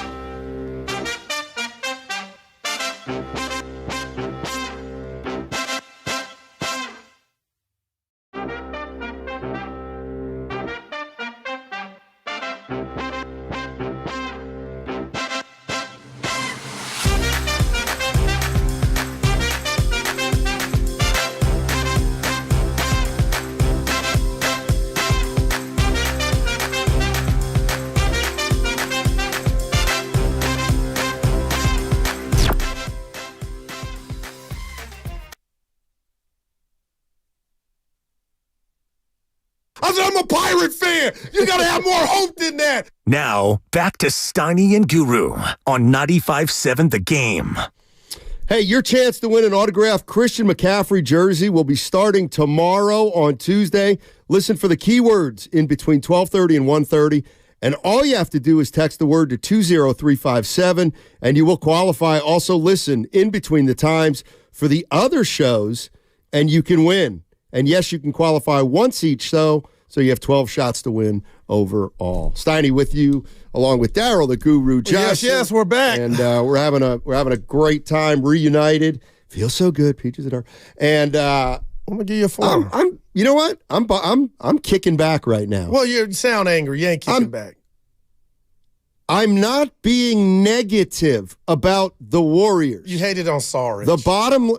That's because he's average. Right. But he's helped them win. He's helped them lose. I believe they'd be 18-21 with him or without him. Bono, you too. You're on fire. With or without you. My point is this. I'm not negative about the Warriors. They're 18-21, okay? I'm in the process of trying to move some guys. That's what I'm trying to do right this minute. I got it. Okay? To me, as a realistic Warrior fan, the best we're moving up to this year is 7. You know what my goal would be for this year at this point? Can we host a play-in game or two? And could we possibly make the playoffs through the play-in? The playoffs getting to 6. Good luck with that. Yeah, but you're really telling me you're going to beat out Sacramento? No, I'm it's not. 5 now. I got to see it play out. So here we go. But your standards are just at the bottom. Whose? Yours. If that's what you're selling, what are like yours? Mine is to get to 7, see if you can get in the playoffs, and then I don't know, maybe win a round. That's what I'm talking. Well, that's as good as it's going to get. But I'll cross my fingers and hope that happens. I don't think it will. Yeah. But in the meantime, I'm not holding on to anybody to preserve the opportunity to get our ass kicked by the Denver Nuggets after we got in through the play-in. Well, again, I know you're not last year's Miami Heat. I know you're not last year's Los Angeles Lakers that did that and participated in the play-in tournament. One went to the finals and the other went to the conference finals in the Western Conference. Steiny, I just got to go back to, because we talk hoop and I love you to death, but my oldest, Donovan, has a girlfriend, the beautiful Sienna. Her dad, Joe Frenchwood, went to Alameda High, played at San Jose State, my era. Just text me that I was right about Sarge. Listening to the show, thank you, and said Sarge was a plus 38.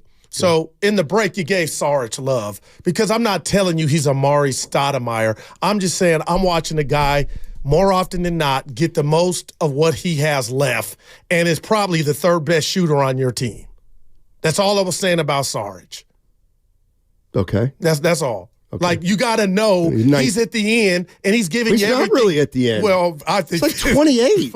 But his body might be the. Well, his body's better than Looney's. He's 29. Sarge's body. Yeah, you know what? Yeah, he's had some injuries. Think about that. I like watching. He's got a higher vertical, Looney or Sarge? I'm going to go Loon. Loon can still. But I'm just saying I like watching them play. I'm saying I know your bigger picture is that's part of the problem. And then my last thing before we get back to it. Squirt, my partner, Phil Stark's brother. I call him Squirt. Mm-hmm. He texts me, I would rather hear about your guys' weekend, about your Cowboys losing than the Warriors. Okay. I'm telling him that's why you're a fake fan. You only come around when it's good. No, we're talking about the Warriors because Draymond comes back tonight, Squirt, and let's see if they can get their groove back. But that's a fake fan to text me during my job and saying what he would rather hear. Turn the station, but don't close your ears because it's bad, but you just indicated that you're a fake fan. You'll come around and talk about the team when everything's good. Those are fake fans. But they're gone, and I'm wearing the Star today because we got humiliated. But you know what? I could have put on a different shirt. But I had to wear this one because I'm affiliated. But I'm real. R-E-A-L. I believe that. So you meant the Warriors because it's bad? Give us some answers. I told him the answers. No, I'm just talking to the punks out there. Yeah. Hey, Squirt. We'll get to the Niners and Packers. Squirt better be careful. Let's go to JB in Fremont. Baby. Let's talk about this team. All right, hey, JB, how you doing, man? All right. I just wanted to say something. I'm originally from New Jersey, so I know Reading, Pennsylvania. Oh, nice. Uh-oh. Kutztown Fair, the whole bit. Kutztown, but thank you very much. Jersey, you hear that. Yeah. And for the record, Union City is in New Jersey, okay? Oh, boy, we got a Union out there. I'm digging you, Goo. I totally agree with Steiny. Oh. I personally think if you look at these games, there's no defense. Well, it's become a joke. They look like practice dummies. Forget the offense. You got to have people that can play defense. Every team is just they're either going in on layups, uncontested. The guys have their hands up, they're kind of backing up. Then they leave people open for 3-point shots. I'm like, where's that coming from? And no name teams. So I think we need a big change. I mean, as a fan, and I'm a real fan. Yeah, thanks, JB. Appreciate it. Man, Evan, you let him go before. Hey, I just told you what makes me uncomfortable is the defense. 3 passes against the Warriors. Somebody will be open for 3. But what if I told you and our guy from Union City, what if I told you you've been missing your best defensive player? Not everything's going to be fixed, but Steiny, you can't look at me today to say that's not going to help. That's all. And Draymond knows he's got to ball out. Okay. I'm just, not for the standings, Here we go again. Just for getting moved. Like, here we go he again. knows, he ain't no dummy. Yeah. And I'm just telling you, the defense has been porous, but their best defensive player is back. That's got to mean something, you would think. Here we go again. Of? Down the same path. Draymond's back tonight. You know what? Good chance they go. Maybe they do win in Memphis without their two best players. Okay, 19 and 20. Okay, yeah. Back to thinking title. Back to thinking we can, not title, but back. Okay, all right. Let's go to Free in San Francisco. What's up, Free? How you doing, man? How you doing? Nice to hear you guys this week, man. Thank you, baby. Miss hearing y'all getting off. I get off work and I hear y'all all the time. Appreciate it. This is what I want to say, man. Yeah. What about Joe Lacob as the owner? I remember 2 years ago we were saying we got one of the best owners. He want to put up titles. So I want to ask you guys, what is he thinking as an owner? And secondly, I want to say, as Steph Curry, what do you guys feel that he's doing behind the scenes with the guys? Because I feel these last two games, the Warriors played pretty much better. So I don't really want to harp on the negative. I want to really hear from you, Steiny, what you think these last two games and how they looked on the court, and with Draymond Green coming back and Steph possibly coming back, where are they going to go from here? What you think is going to happen with the team plus Joe Lacob? Well, thanks, Free. Appreciate the call. This is what I mean. Like, Guru's right. Like, do I think they're going to make the playoffs? No, I don't think they're going to make the playoffs. I just don't. I don't think they're very good. I don't think they're very good. Well, you're right now. Okay. They're not in that. So, but here's the point. It's that you can't rob. You're right. I can't rob them of that. But, okay, I don't think they're going to make the playoffs. So what's your hope? I mean, at this point, looking realistically at the standings, it'd be like, can we get to 7? Can we get to 7 and host a play-in game and then win the play-in game? And who knows against this? But the idea that you're going to go from a 7 play-in team to the finals, because, somebody did it last year and somebody did it okay, fine. You're telling me a team that'll be among the oldest teams in basketball will get stronger as the playoffs get into June? No, that's preposterous to me. That's why we can do all this and continue to play the season and try to move off guys that we want to move off. That's what I would do. All right, and I'm holding on. I know I'm holding on. Shout out In Vogue, but I'll tell you this. Partner, is somehow this season culminates with the Warriors not making a playoff berth, the first thing I'm going to say is I talk to myself is this version of Steph Curry, I thought if you had Curry, you're automatically in the playoffs.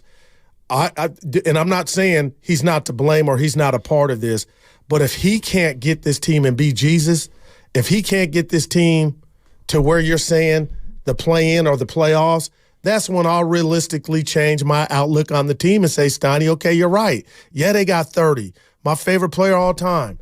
But, man, he ain't good enough to take this group to the promised land or even give an invitation to the promised land.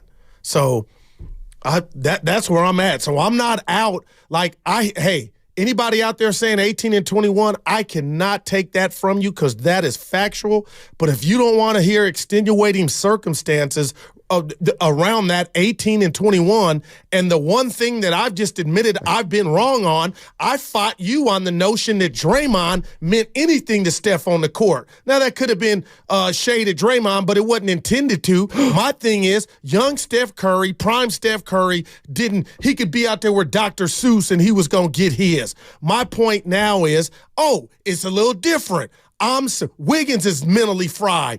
I know Draymond now makes the game easier on Steph Curry, and not only his defense helping the team, Draymond, now I'm all in on, let's see the chef. Is he going to hit every shot? No. But if you're telling me you can put less miles on the odometer, I'm okay with it. Like, that's what I want to see, what everybody's been telling me about Draymond and his impact on Steph Curry. I'm ready, because now the chef really needs that. He needs the game to be easier, Steiny. And how does that happen? With Draymond bringing the ball up, knowing where his sweet spots are at. All that you guys told me is now it's a necessity. And we get to see it today at 3. 44, 54, 64, 67, 87, 85. Yeah, Warriors are a 500 team over the last 2 years, with or without Draymond, with or without Steph. Bottom line is they were 30-9 2 years ago. They finished out that regular season 23-20. They won a title. Oh, they're going to be great. They're in the 44-38. Now they're 18-21. But somehow, some way, things are going to come together, and we're not going to be the regular season team we've been for 160 games. That's the part where I just am blown away. Okay, I'm Scotty, blown away. What if I told you I'm scared where they're at as an organization? But you're not willing to make hard choices. I told you I would move Dre. I would move Clay. A couple months ago, I said no. I'm keeping them. Guru, I asked you I asked you an hour ago if you would trade Andrew Wiggins right now to get off his money, and you said no. Yeah, because that was for nothing. Oh. I still think Wiggins has something like a jug of ketchup. There's still something in there. You gotta just keep hitting it until it falls down. I'm not. So you're not trading Wiggins today? For nothing, I'm not. Oh, my God. If you tell me you package Wiggins for Siakam all day long, you know Stoney, I don't think the Warriors are in position to say bye-bye. Yeah, they are. Andrew Wiggins. They are, because he's useless. He's hurting them. He's been terrible. I have no. See, you're not. That's Friday what I mean. night against the Bulls, he helped them. But I know I don't want to do that. But that's great. And Clay made shots the other night. That's what I mean. But I am scared you're of where talking they're a at, certain man. way. But you're still not ready to make the moves you have. Well, Wiggins, the moves I'm still you have to. Wiggins. Here's the other thing. I ain't trying to just kick him to the curb for your payroll. That don't help me. So guess what? And it don't help the February team. 8th's going to come around, and he's still going to be on your team because you never made a move on him. And you can't have it both ways. You feel like if Andrew Wiggins just moved for a bag of cheese, yes, and you get that money off, hold on. I would trade that him night on the February 8th, you think the Warriors without Andrew Wiggins in any capacity are better? Yes. How? Basketball-wise. I would trade Andrew Wiggins right now for a guy whose contract expired at the end of this year, who was making 25 right now. And I don't care if you were saying, but Steiny, I hate to tell you, but he was like your old man. He was in a wheelchair. That's all right. I'll still do it right now to get off that money to give me more flexibility. Evan, would you trade Andrew Wiggins right now for somebody who's an expiring contract who will not help you the rest of the year? Yes. I would too. You still got enough players to field the team. And I get how you guys both say yes, and you're probably not by yourself, man. But do you really, before you get to the next one, can you look me in the eyes and really tell me you think Steph Curry right now on this day is just a top 15 player in the current NBA? It's about what he is, 15th best. Well, I got him higher than that. But we did this, Goo. Yeah. You acknowledged there were 15. You were acknowledging there were 15 guys better than him early in the show. We went through. Yeah. So but a couple I threw out. But what number do you have him at? Again, 10. But you can't have him at 10 if you acknowledge 18 guys are better. No, I didn't. You didn't get to even 18. We got to 15. No. Well, 2 of them didn't count. The 2 Clippers. You know what I mean? No, but that's important, Goo. That means when Curry was a top 3 player, hands down. Yeah. That means if every game's a pickup game, dude, 90% of the time the Warriors walk out into the court, they're the best player. Right. They don't have that anymore, even half the time. Right. But they don't. I feel like you're judging. So they're at a disadvantage. Steiny, I'm not mad at that. But have you ever learned, and I know this is coming from Hope, the land of Bob, Steiny, what if Wiggins were to turn it around? Okay, we got a super chat. I can't. What if Wiggins were to turn it around? Right, on your watch. Okay, great. That's great. The Warriors wouldn't be just. They won 2 games in a row. No, but they would be better, right? If somehow he just he went on a 10-game run. Guru, I'm not arguing that. Wiggins. You know why? Because I think that's Fine. What if Wiggins were to what? Go on a 10-game run. They go 6-4 over that stretch. No, I think it could be 7-3 or 8-2. But what are you saying when you say what if Wiggins? We don't know. What if as long Wiggins? As he's on your team, we don't know if that's going to pop off. So it's still, you're gonna.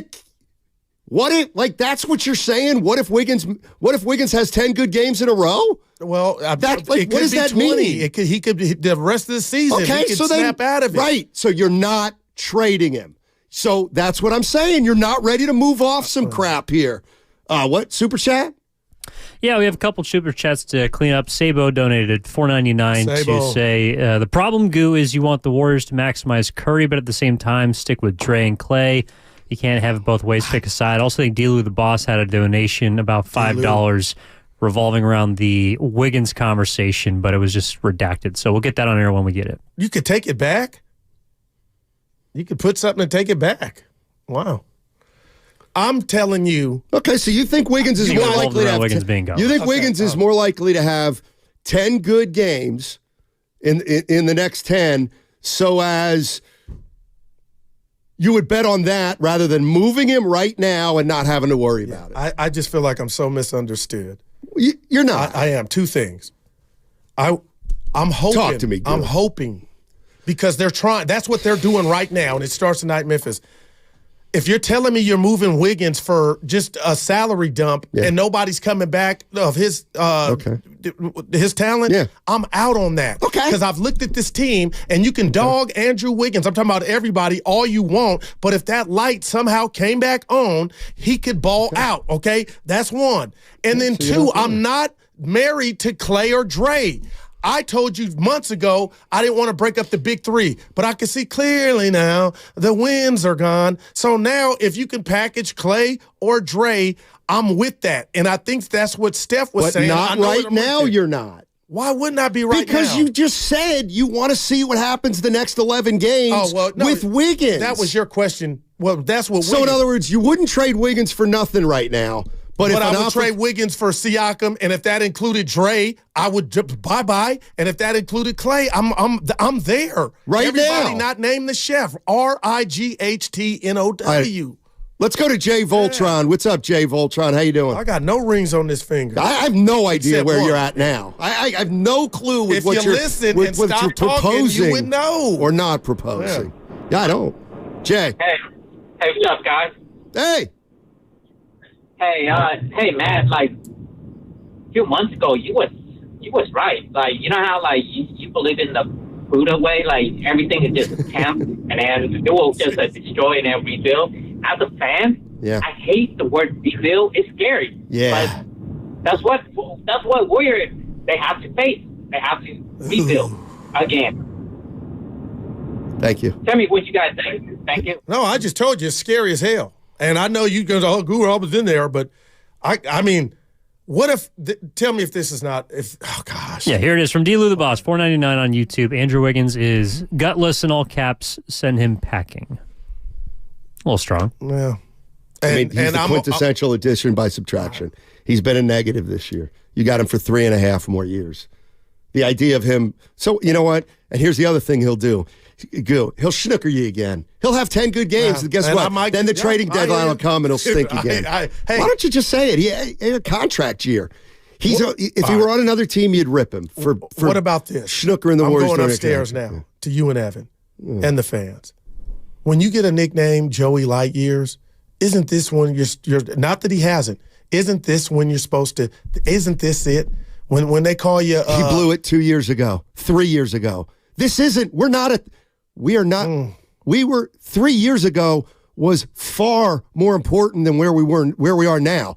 Where we are now is too far gone.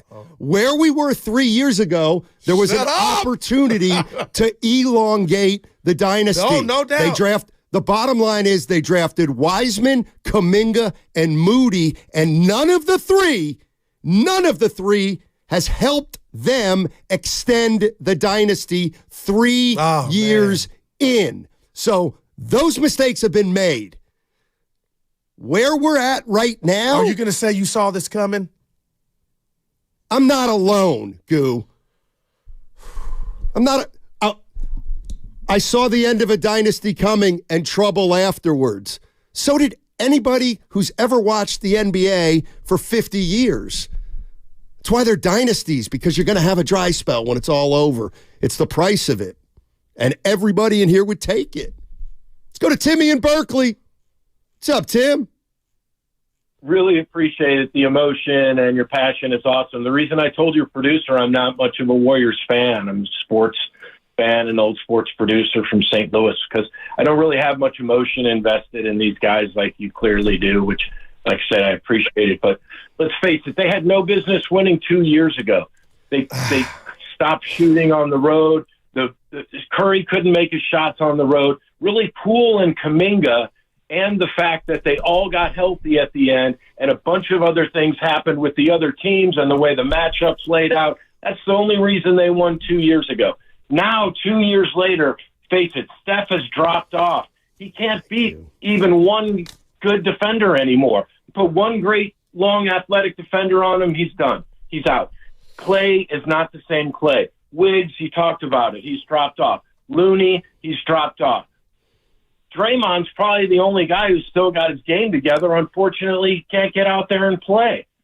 But I will say, given that 2 years ago they looked so bad, they looked like hot garbage in that season, they still won it all. There's no reason that if their MVP comes back, who is Chris Paul, then they might have it together. Because when Draymond went out this last time, the team didn't suffer. The team has not been worse without Draymond. The team turned to crap the last few games when Chris Paul got hurt. That's when they couldn't find their tails with both hands, as my stepdad used to tell me. Nice, Timmy.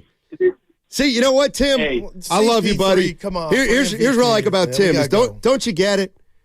Like, I'm all riled up and I'm passionate because you gotta be passionless when you look at this team and where it's at. And don't you get the irony? You're passionate, Goo, but you're making me passionate because you're too passionate. No, I'm not giving up. And I got a gripe on the other side. Well, that's pathetic. Yeah. Hey, we got a kickoff show coming up on Saturday this week. What's the kickoff show? You should know it. The kickoff show is Saturday with Kruger and Lorenzo Neal 2 hours before the start of the game. Join us at the Hilton Santa Clara for delicious food, great drinks, and the best pregame show in the Bay, presented by Habas Law. You've been wronged. Habas Law will fight to make it right. Call 1-800-INJURED or visit habaslaw.com. The Road to Vegas is brought to you by West Credit Union, working for you today, tomorrow, together. Draymond is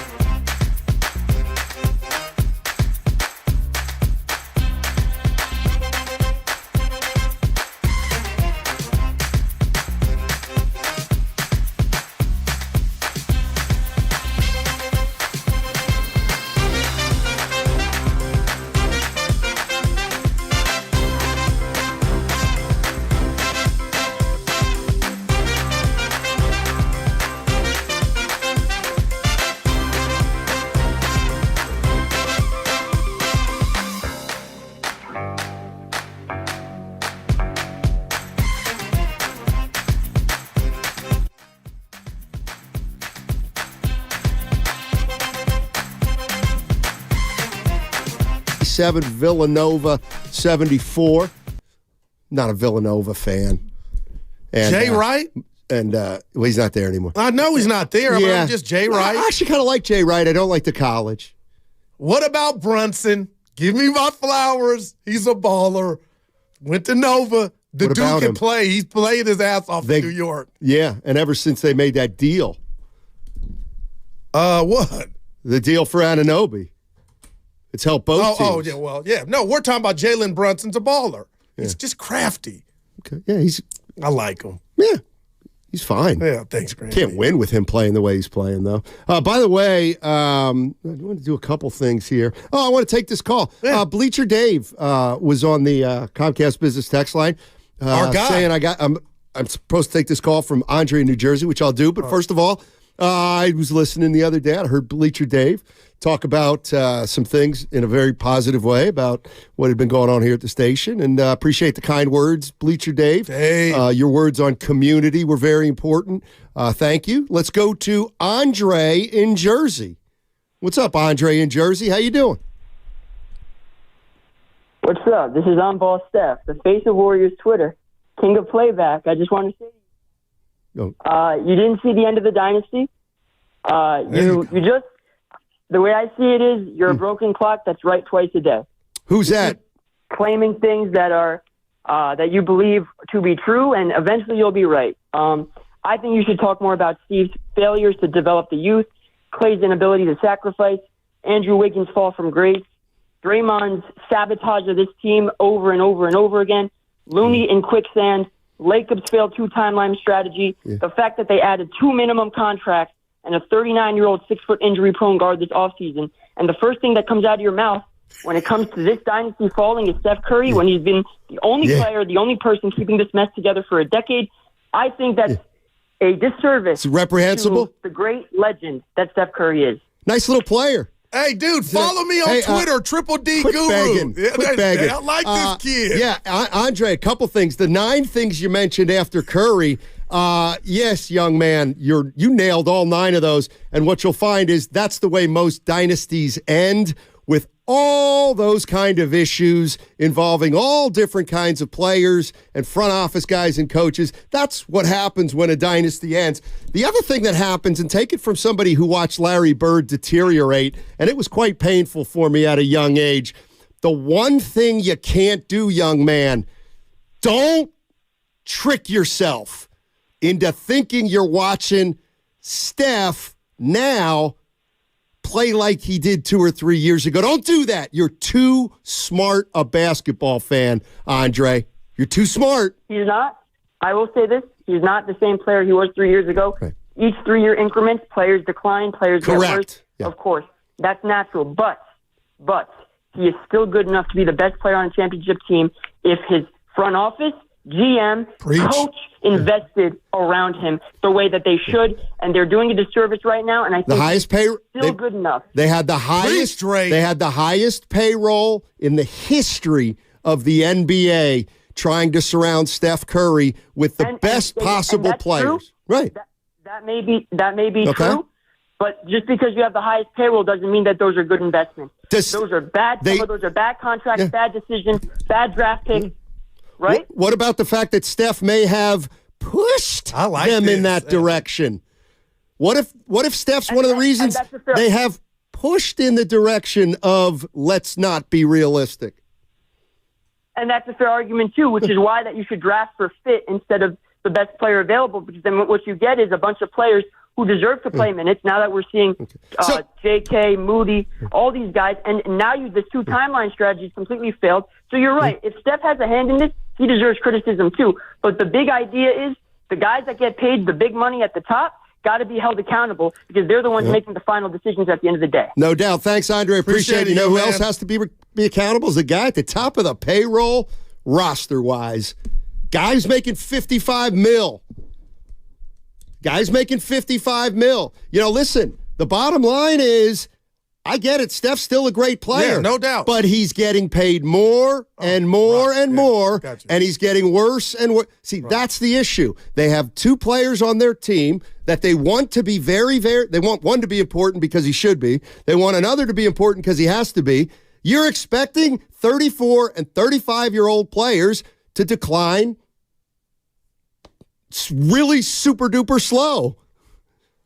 See, we're just advocating for some help, Steiny, for the chef. I get what you're saying about age and the little kid. Dre in Jersey is saying it right. Nobody's blind enough to tell you Steph's playing it 3 years ago, but he's still balling. He can get you 25, and they can get you 28. It doesn't mean anything anymore. They don't have enough around him. He's not good enough. Exactly. He's not good enough. But I think they're not putting good stuff around him. No doubt about it, Steiny. But it's not 1-on-5. It just seems like you're putting everything, and you're not wrong, at his doorstep. The Warriors need to do two things. They need to get better around Steph Curry. No doubt. But they also may need a player better than Steph Curry at this point. And I do wonder now, after that call and just your response to him, I do wonder, Kerr being the made man that he was, how did he even have not enough pull? But if Joe Lacob knew that youth was going to be a big part of what they were trying to keep from happening, and that's overusing Steph, why was Moody unplayable? You know what I'm saying? Because we went through that stage, and now all of a sudden Moody's play, you got to call his number by default, and he's hurt. But you just wonder why Steve couldn't have, even if it didn't work out, Steiny, would it have been worse than 18 and 21? Maybe Steph's knees would have felt better. Maybe Clay would have been shooting better, even if you would have took them off the court to just see these guys try to work it out. Like, all that can be questioned, because the one thing we do know, Kerr didn't want to play the youngsters. And look where we're at now. They weren't good enough to play. It's an entire organizational failure. Wow. The dynasty will always stand alone. It was one of the great dynasties in the NBA. Top, 6. I don't know how many there have been. Celtics in the 60s. Bulls. Celtics in the 80s. Lakers. Bulls. Fine. One of the top Lakers. 5 or 6. They had a chance. They missed it. And now they will pay the price. But they were going to pay the price anyway, because that's what happens. But you will admit, and not that you hadn't, by the basketball gods were smiling at the Warriors when Curry broke that hand and they had that number 2 pick. Oh, my God. Might have been the worst thing that ever happened to him. Might have been. Jocko in the city. We got a gripe. We got a Guru's gripe, right? Get out of here. What time you want to do it? Whenever you want to do it. Okay. What's up, Jocko? How you doing, man? Jocko. Hey, guys. Welcome back. It's great to hear you guys on the radio again. The guys who filled in for you, tip a cap to them, but you guys are the best thing going in sports talk radio. Oh, thank you. Wow. Just real quickly, I kind of agree. I don't know how much time I have, but I wanted to squeeze in a couple of things. If Markkanen is available, he's the only guy out there who is worth trading for because he can help this year and moving forward. I would give up any expiring Moody, Kuminga, 3 first-round picks, whatever it took to get them. But Steiny, I agree with you that this season is going nowhere the way it is. But if you tank this year and you get a top 4 pick, this is a historically weak draft. That guy you were looking at is a projected second rounder. Yeah, exactly. And then next year's draft pick, I don't care what he's projected only top as. 1 protected. I'm telling you, I like the kid, Jocko. You there? Well, I hear you. But if the pick doesn't convey this year, it becomes only top 1 protected next year and unprotected the following. So it's better if it conveys this year. Hey, let me ask you this before no you doubt. go. I'm with you there. Do you think I'm sniffing glue? Because I want to ask you where you're at on this season. Are you thinking this thing is done like Steiny, or are you like, you know what, Dre's back, let's just see? Define done. Not making Goo, I hear you. I wasn't in favor of re-signing Draymond. I was the one who called in and said that I feel like the team has Stockholm syndrome with them. I feel like they should have let him go and let Clay walk at the end of the year and move forward. Man. So I don't have high hopes for this year, but right. I definitely want them to finish near the play-in so they don't lose, so they don't end up in the top 4 of the draft this year. All right. Thanks for the call. Appreciate it. Because nobody cares. I was in North Carolina watching the game in a hotel. This was the Pelicans. And Steiny, I'm telling you something, I was offended. They were booing. How can you boo? Like, is that? I mean, you know what I'm saying? But booing? But it was that bad. It was that effing bad. I was there for one of those. Oh, you remember? Toronto. Oh, yeah, but I didn't get to tell you. You didn't get to tell us me personally, how it went because I was out. No, that was Sunday. We worked. Oh, they booed 2 nights in a row. You're right. Yeah. I mean, wow. Oh, there's a great text from the 415 on the Comcast business text line. I have decided. Go ahead. Steve Kerr played Draymond Green over David Lee. He played started Harrison Barnes over Andre Iguodala, both of whom were rookies. It's true. It's true. It's true. So he's played young guys. Yeah, but the whole he got off sorry-ass David Lee. So what you're saying is it's Moody's. Moody ain't it. Like they're not. They're not. And he was a pretty high pick. Now, I will say this. Had Wiseman, Kuminga, and Moody been drafted at the same time in the organizational history of the Warriors that Steph, Clay, and Dre did, they would have had way more opportunity to fail. Wow. Now, Steiny, I'm rooting, but I don't know take where Filmo, Mike, and then do your yeah, right? No doubt. Okay, what's up, Filmo? How you doing, buddy? Best laugh in the bay, Steiny. Man. Oh, man. Guru, I love you for that, bro. No doubt. That's crazy. But I respect you, too, because if my team, I'm not being funny, if my team would have did what they did yesterday, if the Niners do that next week, I'm not going to call nobody for about 2 weeks. So you're a real professional, bro, for keeping on and doing what you do, knowing the history of the Niners and the Dallas Cowboys. With that being said, I'm not getting rid of no positive players on the Niners. On the Warriors. Stark is a positive player. Nope. I don't care if he don't play no D. Right. When he come in the game, guess what? Stuff happens. It changes. He gets the ball moving. He know how to play basketball. So we'll deal with the defense. Who's the Warriors defensive guru? The OG guy that's been in the league for 50 years. Yeah. Ron Adams. Yeah, Adams. We'll deal with that later. But we're not going to take away any good player from this team. Bold plan. Bold plan. Basketball. We're keeping Saric. We got to keep this core together. No, he's just telling you what he's seeing. I know, and I'm giving him some sarcasm on the back end. I'm just keeping it real, Steiny. I'm just keeping it real. And my condolences for you, Steiny, as well. On some real talk. You're the man. Real talk. But they need to the indictment of somebody said this a couple of weeks ago. It was like, man, the Warriors should have started trying to fix this out. After they win the championship, they should have started figuring it out then. But because Kerr not playing players, he playing Lamb. Somebody else said this. Lamb and all these other players. Bro, develop your players, bro. Last year was the year that you supposed to be like, we the champions, but you supposed to act like, you feel me, like you don't know. You supposed to develop Moody. You supposed to have been developing them players. That never happened. My last point is this. I know y'all got to go. 2 points. All the players that's hating, all the people that's hating on Draymond Green, he brought us 4 championships. We know what's going on. All the people, you could tell that the thing is disconnected, Steiny, because it is. I'm laying a lot on you, I know. Why we drive Wiseman and not LaMelo Ball when we supposed to be light years ahead of everybody? Man. Why do we not do that? I'll tell you why. Had 28 in his return the other night. If we're not going to play big, draft the LaMelo Ball. And then this. Bob, let's put the rat on the table, the roach on the wall. Bob Myers got way more swag and game than Dunleavy. Dunleavy ain't got no game. Dunleavy is old boy from the Giants, the general manager from the Giants. He ain't here talking. I'm like, bruh, he ain't finna swindle nobody. We're at the point where we have to swindle someone. No doubt. Wow, Thanks for the call. And you know what? You thought you did, didn't you? You thought you did with Wiggins. You thought you did. And you kind of did. But you didn't all the way. Because he went back to being Andrew Wiggins. But the one caveat we don't bring up, and I'll do it before we get to our gripes, Donnie. Tell me. Is the day Jordan Poole, the good Jordan Poole, pre-punch. Yeah. And we thought he was just going to be a future part of this team. Right. They were batting 400.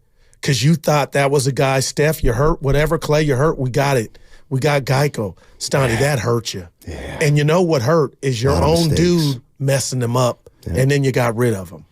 Just saying. Well, just to be clear, you got rid of the guy who got punched. When you said you got rid of him, you meant Jordan Poole, which is absolutely right. Let's do Guru's Gripes. It's time for Guru's Gripes. Fire away, Guru. I will, Steph. I'm as mad as hell, and I'm not going to take this anymore. You're starting to piss me off. It makes me so mad. Oh, please don't make me angry, pal. You wouldn't like me when I'm angry. King Kong ain't got on me. It's time for Guru's Gripes. Mother sucker. Scotty, I'm watching Friday night's game. The Bulls at halftime. Yeah. It was on. They get paid the tribute to the 95-96 Bulls championship team. And lo and behold, Jerry Krause was honored. And his wife, who I looked at her like my great mom, like, you know, what a moment. She was there for her husband, and the crowd booed Jerry Krause because he broke up the Bulls with whatever. My thing is, as a Steiny, I was so mad I wanted to break something in my hotel room. What are we doing as a society? Why would you do that to Thelma Krause? That's her name, Thelma, who basically broke down. I mean, what are we doing? I get booing, but don't boo. He's gone. He is dead and gone. How can we boo the dead? Like, just have some class. And I know I don't live in Chicago, but I'm a human being. You just losing your pops, me losing my mom. I looked at that woman like she was my mom. How dare sport fans not be able to say, you know what? Let's just take a play off to boo his wife who was there and they showed her for him? Come on, man. What are we doing? I'll tell you what we're doing. We are the worst we've ever been since this planet was around. So you said it was classless. My God. Yeah, and you know what was also classless? What? It was classless for Michael Jordan to denigrate Jerry Krause the entirety of his Chicago Bulls career and absolutely make a fool out of the guy and invite hatred of Jerry Krause and tell his story from his point of view and humiliate Jerry Krause and then not expect your behavior towards your nastiness toward Jerry Krause to rub off on a fan base that idolizes you. The big reason that Jerry Krause got booed was because Michael Jordan has been fostering vitriol against this guy for his entire lifetime. That's why. But do you got to take it out on his wife? Yeah, well, Michael Jordan probably sitting somewhere laughing, smiling, he didn't show up. He did smirking. A video of course he doesn't. Pippen was nowhere to be found. That hit me, man. Yeah, well, what are we Michael doing? Jordan had something to do with that. What would you say to that? Michael Jordan was a big part of the god in Chicago. Okay. So, right. Okay, well then, was Jordan classless for the way he treated Krause, or were Chicago fans classless for the way they treated Krause's wife? The latter. But no, both. Or hold on. Both. Are the Bulls at fault for not knowing he might get booed? Why would they put his wife in that position? Would Raymond Ritter or the Warriors ugly have known? situation? What is it? A great idea has a lot of. I hadn't heard that one. Oh. Yeah, that bothered me, Stoney. I just didn't expect. She was broken up. Right. And they're booing, but you're booing. He's dead. That's all, Steiny. I won't get into your boy Michael Jordan, bro. But put two and two together. Like, you think it's classless for the fans to boo, and it is. It's classless for the way Jordan treated Jerry Krause. Totally classless. Nobody wants to talk about that. And you know what? Classless begets classless. Do you think there's any part, God bless the dead, of Jerry Krause that resented Jordan because he didn't draft him? Yes. Right. And then I'll say this. Do you think there's any part of Steph Curry? Okay. I'll say, yeah. Do you think there's any part of Joe Lacob that resents Steph Curry because he didn't draft him?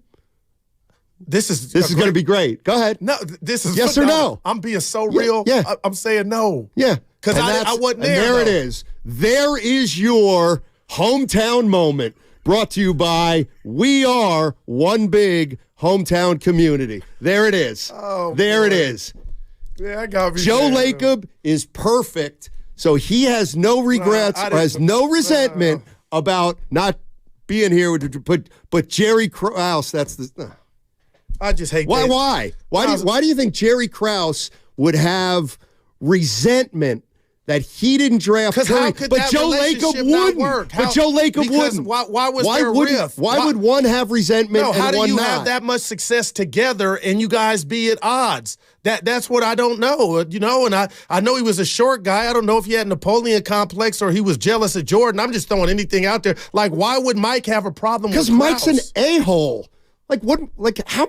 How much more do you need to find out about Michael Jordan to realize that he is a nasty MF? Damn. What do you mean, damn? That's my hero, Ask Charles Barkley, his best friend. Barkley told he's nasty. Yeah. And the only way you can be Jordan's friend is if you kiss his rear end, which a lot of people are more than happy to do. What do we have here? Damn, Steiny. 50. Oh, we got 2 minutes. We got 2 minutes. Yeah, but I'll make a case Michael Jordan's among the least classy athletes in the history of sports. So you get because the guy was like, "Hey, Steiny, can we focus on the gripe?" But you did it. You understood that was ugly what they did. Yeah, but you're saying why they did it is because they were blinded and they Team Jordan. Jordan put him up to it for 25 years. He's been putting him up to it. I just felt bad for. Yeah, Thelma Krause. Yeah, I did too. It's a shame. Showing up to the arena thinking she's about to honor her leg. You know what I'm saying? And Steve Kerr didn't like it, and I appreciate him saying, because he'll speak his mind. But you got to understand, Steiny, you're in the know. Would you say 90% of the world doesn't think Jordan's an a-hole? It doesn't matter. Because you don't get to those heights of being like Mike in the movie. If it ain't on the under, if you're that nasty, like you're saying, it's Yeah, a lot of people like you choose to ignore all that stuff. No, serious. You do. I call people out when they need to be called out. No, you don't. Draymond Green, he's earned. The bottom line is when Draymond Green punched Jordan Poole, we actually used Michael Jordan punching Steve Kerr in the face as a way to justify it. Wow. Like, you want to start asking questions about what are we doing? Like those are facts. Exactly. Oh, 30 seconds. Yeah. 30 seconds. We got football already. Dude, we have the Golden State Warriors. A 3. And Mark Grandy coming up with Warriors Live in 25 seconds. And I'll see you tomorrow. Yeah, let me guess. Warriors going to win tonight, huh? Easy win, right? On the road, but that'll be an easy win.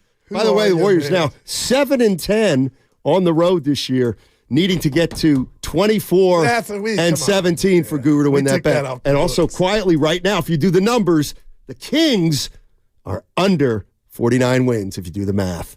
Steiny having another good year. Later. Draymond is back. Draymond!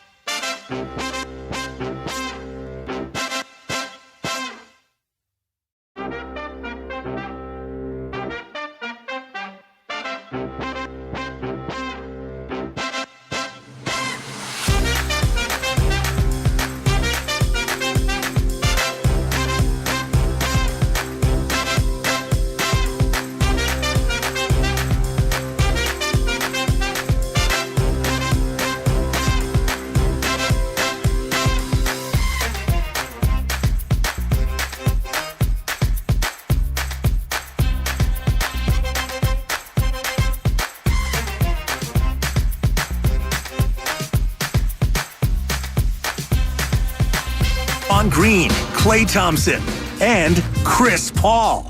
60 minutes before every game, we get you ready for tip. It's Warriors Live, and it starts now.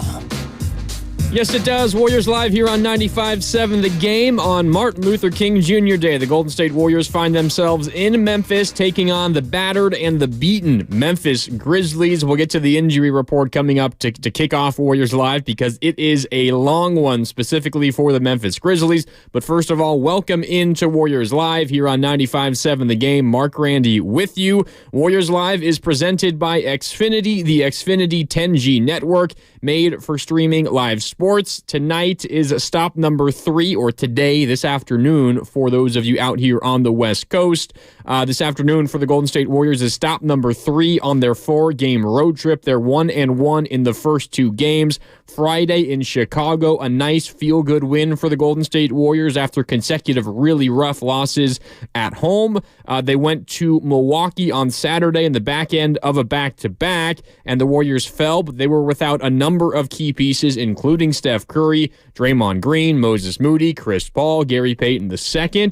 The good news for the Warriors tonight as they head into Memphis, trying to improve to 2-1 on this 4-game road trip, is not only is Steph Curry back. Curry only missed Saturday in Milwaukee because he was resting. No injury, nothing hurting Stephen Curry, at least not enough to show up on the injury report.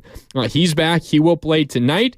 And the Golden State Warriors also get Draymond Green back. So with that, let's open with today's injury report, which is brought to you by Boxer & Gerson, Northern California's premier workers' compensation law firm, helping injured workers get their lives back for over 40 years. For more information, visit boxerlaw.com. As I mentioned, first for the Golden State Warriors, Draymond Green is no longer on the injury report for Golden State. He will make his return tonight. He's missed the Warriors' last 16 games. 12 of them were due to suspension, 4 of them due to reconditioning as he was ramping up and getting his body ready for NBA basketball once again. He last played on December 12th in Phoenix, and the Warriors are 8-8 in his 16-game absence. Again, 12 due to suspension and 4 due to him ramping up. More on Draymond Green and the Warriors with and without Draymond Green coming up in just a little bit. The other 3 absences for the Golden State Warriors, no surprises. Moses Moody still out with a left calf strain. He'll be reevaluated in a week on January 22nd. Chris Paul is still out with a left hand fracture, and Gary Payton II is still out with a left hamstring strain. Moody likely will be the first to return out of all of those guys. We're looking at still extended absences for the most part, most likely for Chris Paul and Gary Payton II. All right, now for the Grizzlies side of this injury report. And let's take a deep breath because there are a ton of injuries to sort through for Memphis. First of all, Ja Morant out. Desmond Bane out. Marcus Smart out. Derrick Rose out. Brandon Clark out. Steven Adams out. Jaren Jackson Jr. is questionable, and Santi Aldama is also questionable. Aldama has a left knee contusion. He's a solid bench stretch 4. He's scoring about 10 points per game for the Memphis Grizzlies so far this season, and considering everyone else they have on the injury report, that would be a pretty meaningful absence if Aldama is unable to go. But again, Ja Morant out, Desmond Bane out, Marcus Smart out, Derrick Rose out, Brandon Clark out, Steven Adams out, and Jaren Jackson Jr. is questionable. I'm looking for an update here from the Memphis Grizzlies, and I don't have anything on both Jaren Jackson Jr. and Santi Aldama. So they're both still questionable. If we do get information on their availability tonight, before we do sign off around 2:30 and hand it off to Tim Roy, we will let you know. But if we don't, Tim Roy will certainly let you know as soon as that information becomes available. But this isn't just like minor injuries here and there, and the Warriors strut into Memphis with a bit of luck. That you got a number of minor things that are hurting the Grizzlies, and they're keeping them out just in this game. No, these are all like major injuries for the Memphis Grizzlies. Ja Morant, of course, you remember, I'm sure, suspended for the first couple months of the season because of some off-season, off-the-court issues that he's been dealing with. He kind of quietly underwent season-ending shoulder surgery last week, so he's out for the rest of the season. Desmond Bane just recently suffered a grade 3 ankle sprain, so he's out for at least the next 6 weeks. Marcus Smart suffered a severe right ring finger injury. He's likely out for the next 6 weeks at least as well. Derrick Rose seems to be nearing a return, but he's out tonight. Brandon Clark has not played all season. He continues to rehab his torn Achilles from last March. Steven Adams is also out. He has not played all season. It's that same knee injury and knee issue that cost him like the second half of last season. He hasn't played all season. And then again, Jaren Jackson Jr. and Santi Aldama are both questionable. So a long injury report for the Memphis Grizzlies. And the Warriors get a couple of key guys back, most notably Draymond Green, who is no longer suspended, and he's reconditioned enough to be ready to go and play basketball tonight. I would imagine we'll see a minutes restriction of some sort for Draymond Green, but we'll be keeping an eye on how he's able to help this team on the offensive end, because that is certainly where this team misses him the most. As you look at what the Warriors have done with and without Draymond Green, and by the way, that injury report, again, brought to you by Boxer and Gerson, but the Warriors with and without Draymond Green so far this season, the Warriors are 7-8 in the games that Draymond Green has played in and 11-13 in the games that he missed. That 7-8 in games that Draymond has played in is a little bit misleading because that includes a couple of games that he got ejected from, or he got multiple technical fouls, or a flagrant 2, and he got kicked out of the game. Most notably, that one, if you remember from November, where in the first 2 minutes of the game, he grabbed Rudy Gobert around the neck and was ejected. That counts as a loss in the ledger for Warriors games in which Draymond has played in, but he played a minute and a half. So I still do think that Draymond Green makes this Warriors team a whole lot better, and that 7-8 record with Draymond Green is just a little bit misleading, but it's also safe to say that the Warriors have been around a 500 team with him, and they've been around 500 without him. So we'll see now if Golden State, with Draymond Green back, are able to get on a little bit of a roll, and they need to. We talked about the homestand before this road trip. They had a 7-game homestand, a number of winnable games. I know I came on here on Warriors Live and Warriors Wrap Up on Warriors This Week telling you I feel like 5-2 is in the cards for the Warriors during that homestand, because then you go out on the road and you've got a lot of road games on the horizon. You needed a little bit of positive momentum, and the Warriors did the opposite. They went 2-5 in that homestand. Now they have a chance, though, to close out this road trip in a solid way. They're 1-1. Earned a win in Chicago, didn't necessarily wave the white flag in Milwaukee, but you rest Steph on the back end of a back-to-back against a really good team in Milwaukee. You're not counting on winning that game. So the Warriors 1-1, which I think is what they wanted at this point of the road trip. Now you go into Memphis against an extremely short-handed Memphis squad, try to get a win, and then you wrap things up on Wednesday in Utah. That'll certainly be a tougher test, but 3-1 is in the cards for the Golden State Warriors, but it all begins tonight in Memphis as the Warriors head in at 18-21, 7-10 on the road. Memphis 14-25, and how about this? Memphis is 3-15 at home this season. Memphis is 14-25 on the year, and they're 3-15 on the home floor. So the Golden State Warriors looking to go into Memphis and make that 3-16. The Grizzlies have not defended home court at all this season. We'll see if the Warriors can continue that. And you look at, again, what their lineup might be as we continue to inch towards tip-off. We're a little less than an hour away from tip in Memphis. We'll get you out to Tim Roy and company in about 20 minutes here on 95.7 The Game. Take a look at the Memphis starting lineup from their last game, and it was a very similar injury report. Jaren Jackson Jr. missed last game. He is questionable today. Still searching for updates from the Memphis Grizzlies as we're now less than an hour away from tip-off. Nothing just yet for you. But look at the starting lineup for Memphis their last time out. They started Jacob Gilyard, a second-year player out of Richmond. Luke Kennard, their shooting guard. He's a established player in the NBA. They started Vince Williams Jr., second-year guy out of VCU, Virginia Commonwealth. David Roddy, second-year player out of Colorado State. And then Xavier Tillman in his fourth year out of Michigan State. I'm not sure there's a ton of NBA fans out there, unless you are a Memphis Grizzlies fan or you are a gigantic basketball fan, who recognize all 5 of those names. And that's just the reality of the Memphis Grizzlies right now this season.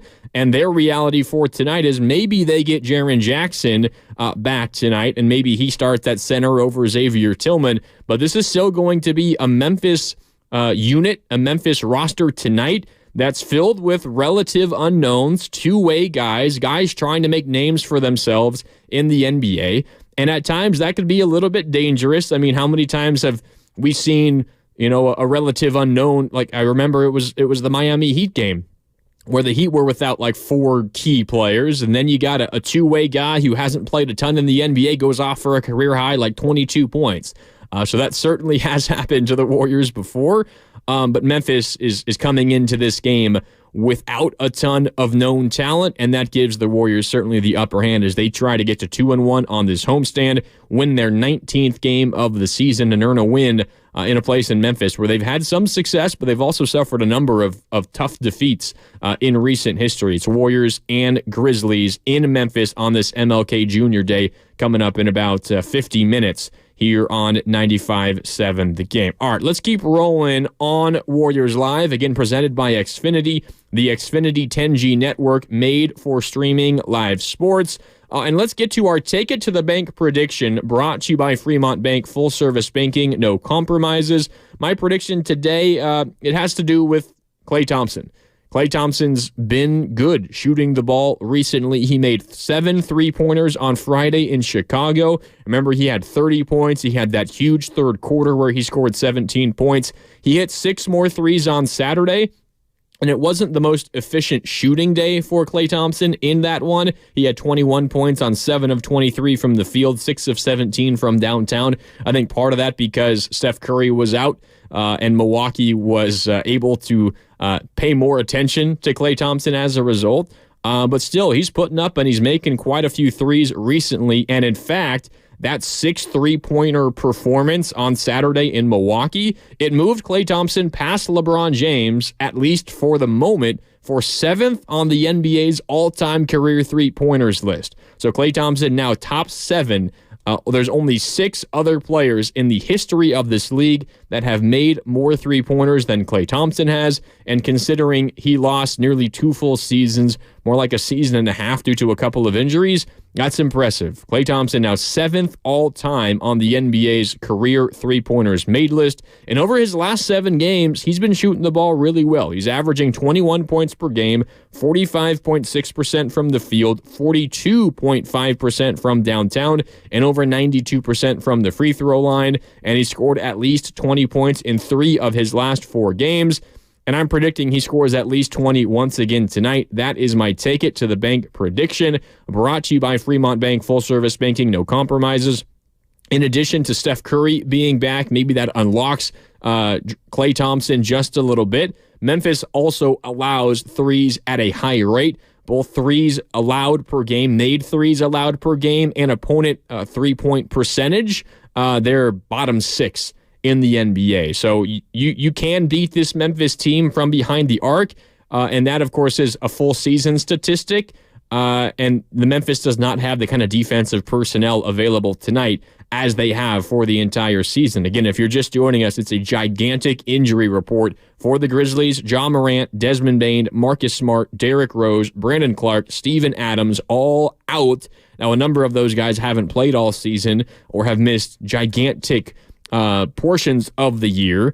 But Marcus Smart, great injury, a past defensive player of the year. Desmond Bane, a good 3-and-D player for the Grizzlies and has really come into his own. He's out. Ja Morant, shoulder surgery. He's out for the season. And then the big men, Brandon Clark and Steven Adams, have not played this year. Jaren Jackson Jr. is questionable tonight for the Memphis Grizzlies against the Golden State Warriors. I say all that just to say this, I think Klay Thompson gets into the 20-point range once again tonight, and that is my Take It to the Bank prediction. Again, brought to you by Fremont Bank, full-service banking, no compromises. All right, about 10 more minutes left here on Warriors Live on 95.7 The Game as we get set for Grizzlies versus Dubs. Tim Roy has you covered beginning at 2:30 here, as always, on 95.7 The Game. But Draymond Green is back. And now this kind of becomes the time for the Golden State Warriors to see what kind of team they actually are. And I know they still have a number of injuries, and you're not going to get a really good look at the full-strength Warriors.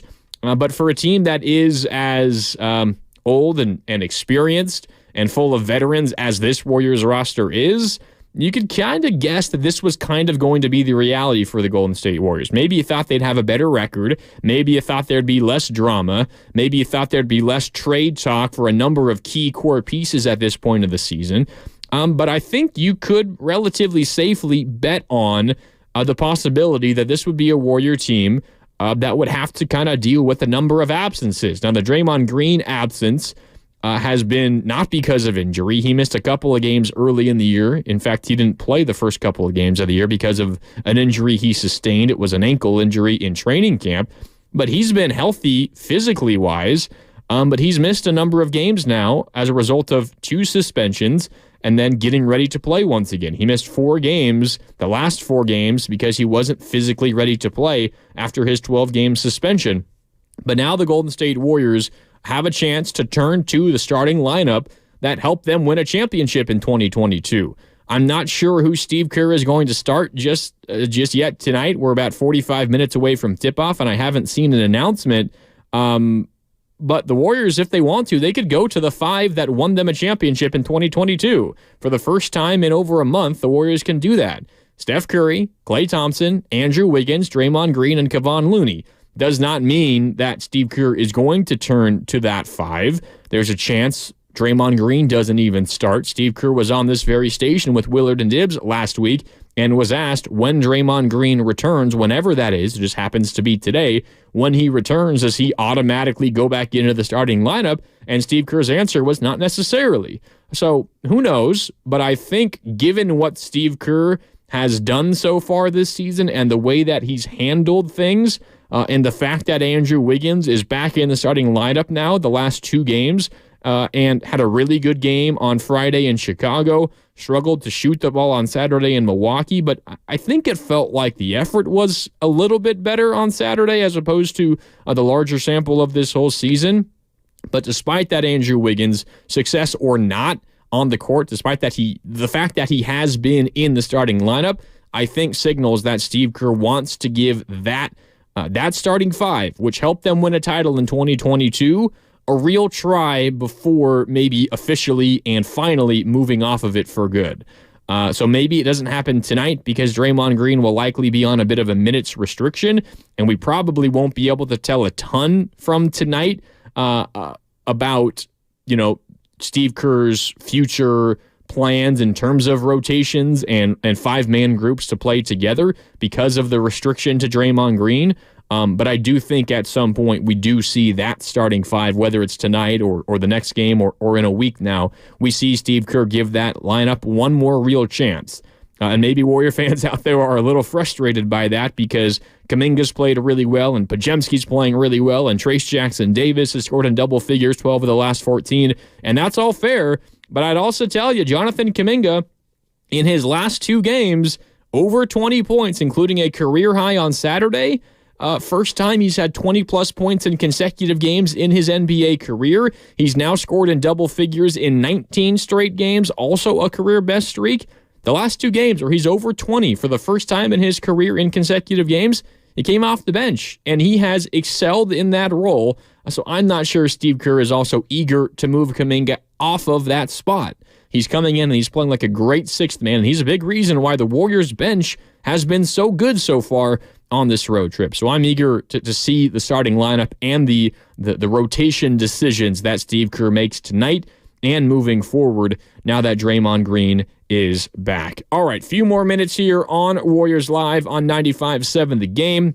Let's get to What's on Tap, brought to you by Farmers Brewing. Have you tried Farmers Brewing yet? If not, it's time to put your lips on a farmer. And What's on Tap for tonight is something I just talked about a minute ago. It's a chance for a couple of Jonathan Kuminga streaks to continue. Kuminga has scored 10 or more points in 19 straight games. That's a career best streak. And again, he's also scored at least 20 points in each of the last 2 games, the first time he's done that in his career. So again, what's on tap, brought to you by Farmers Brewing, is a chance for Jonathan Kuminga to extend a couple of career best streaks. And there's some other streaks that are on the line for the Golden State Warriors. Brandon Pajemski, he had a really nice game on Saturday. He started at point guard in the spot for Steph Curry. He had a career-high tying 23 points and 10 rebounds.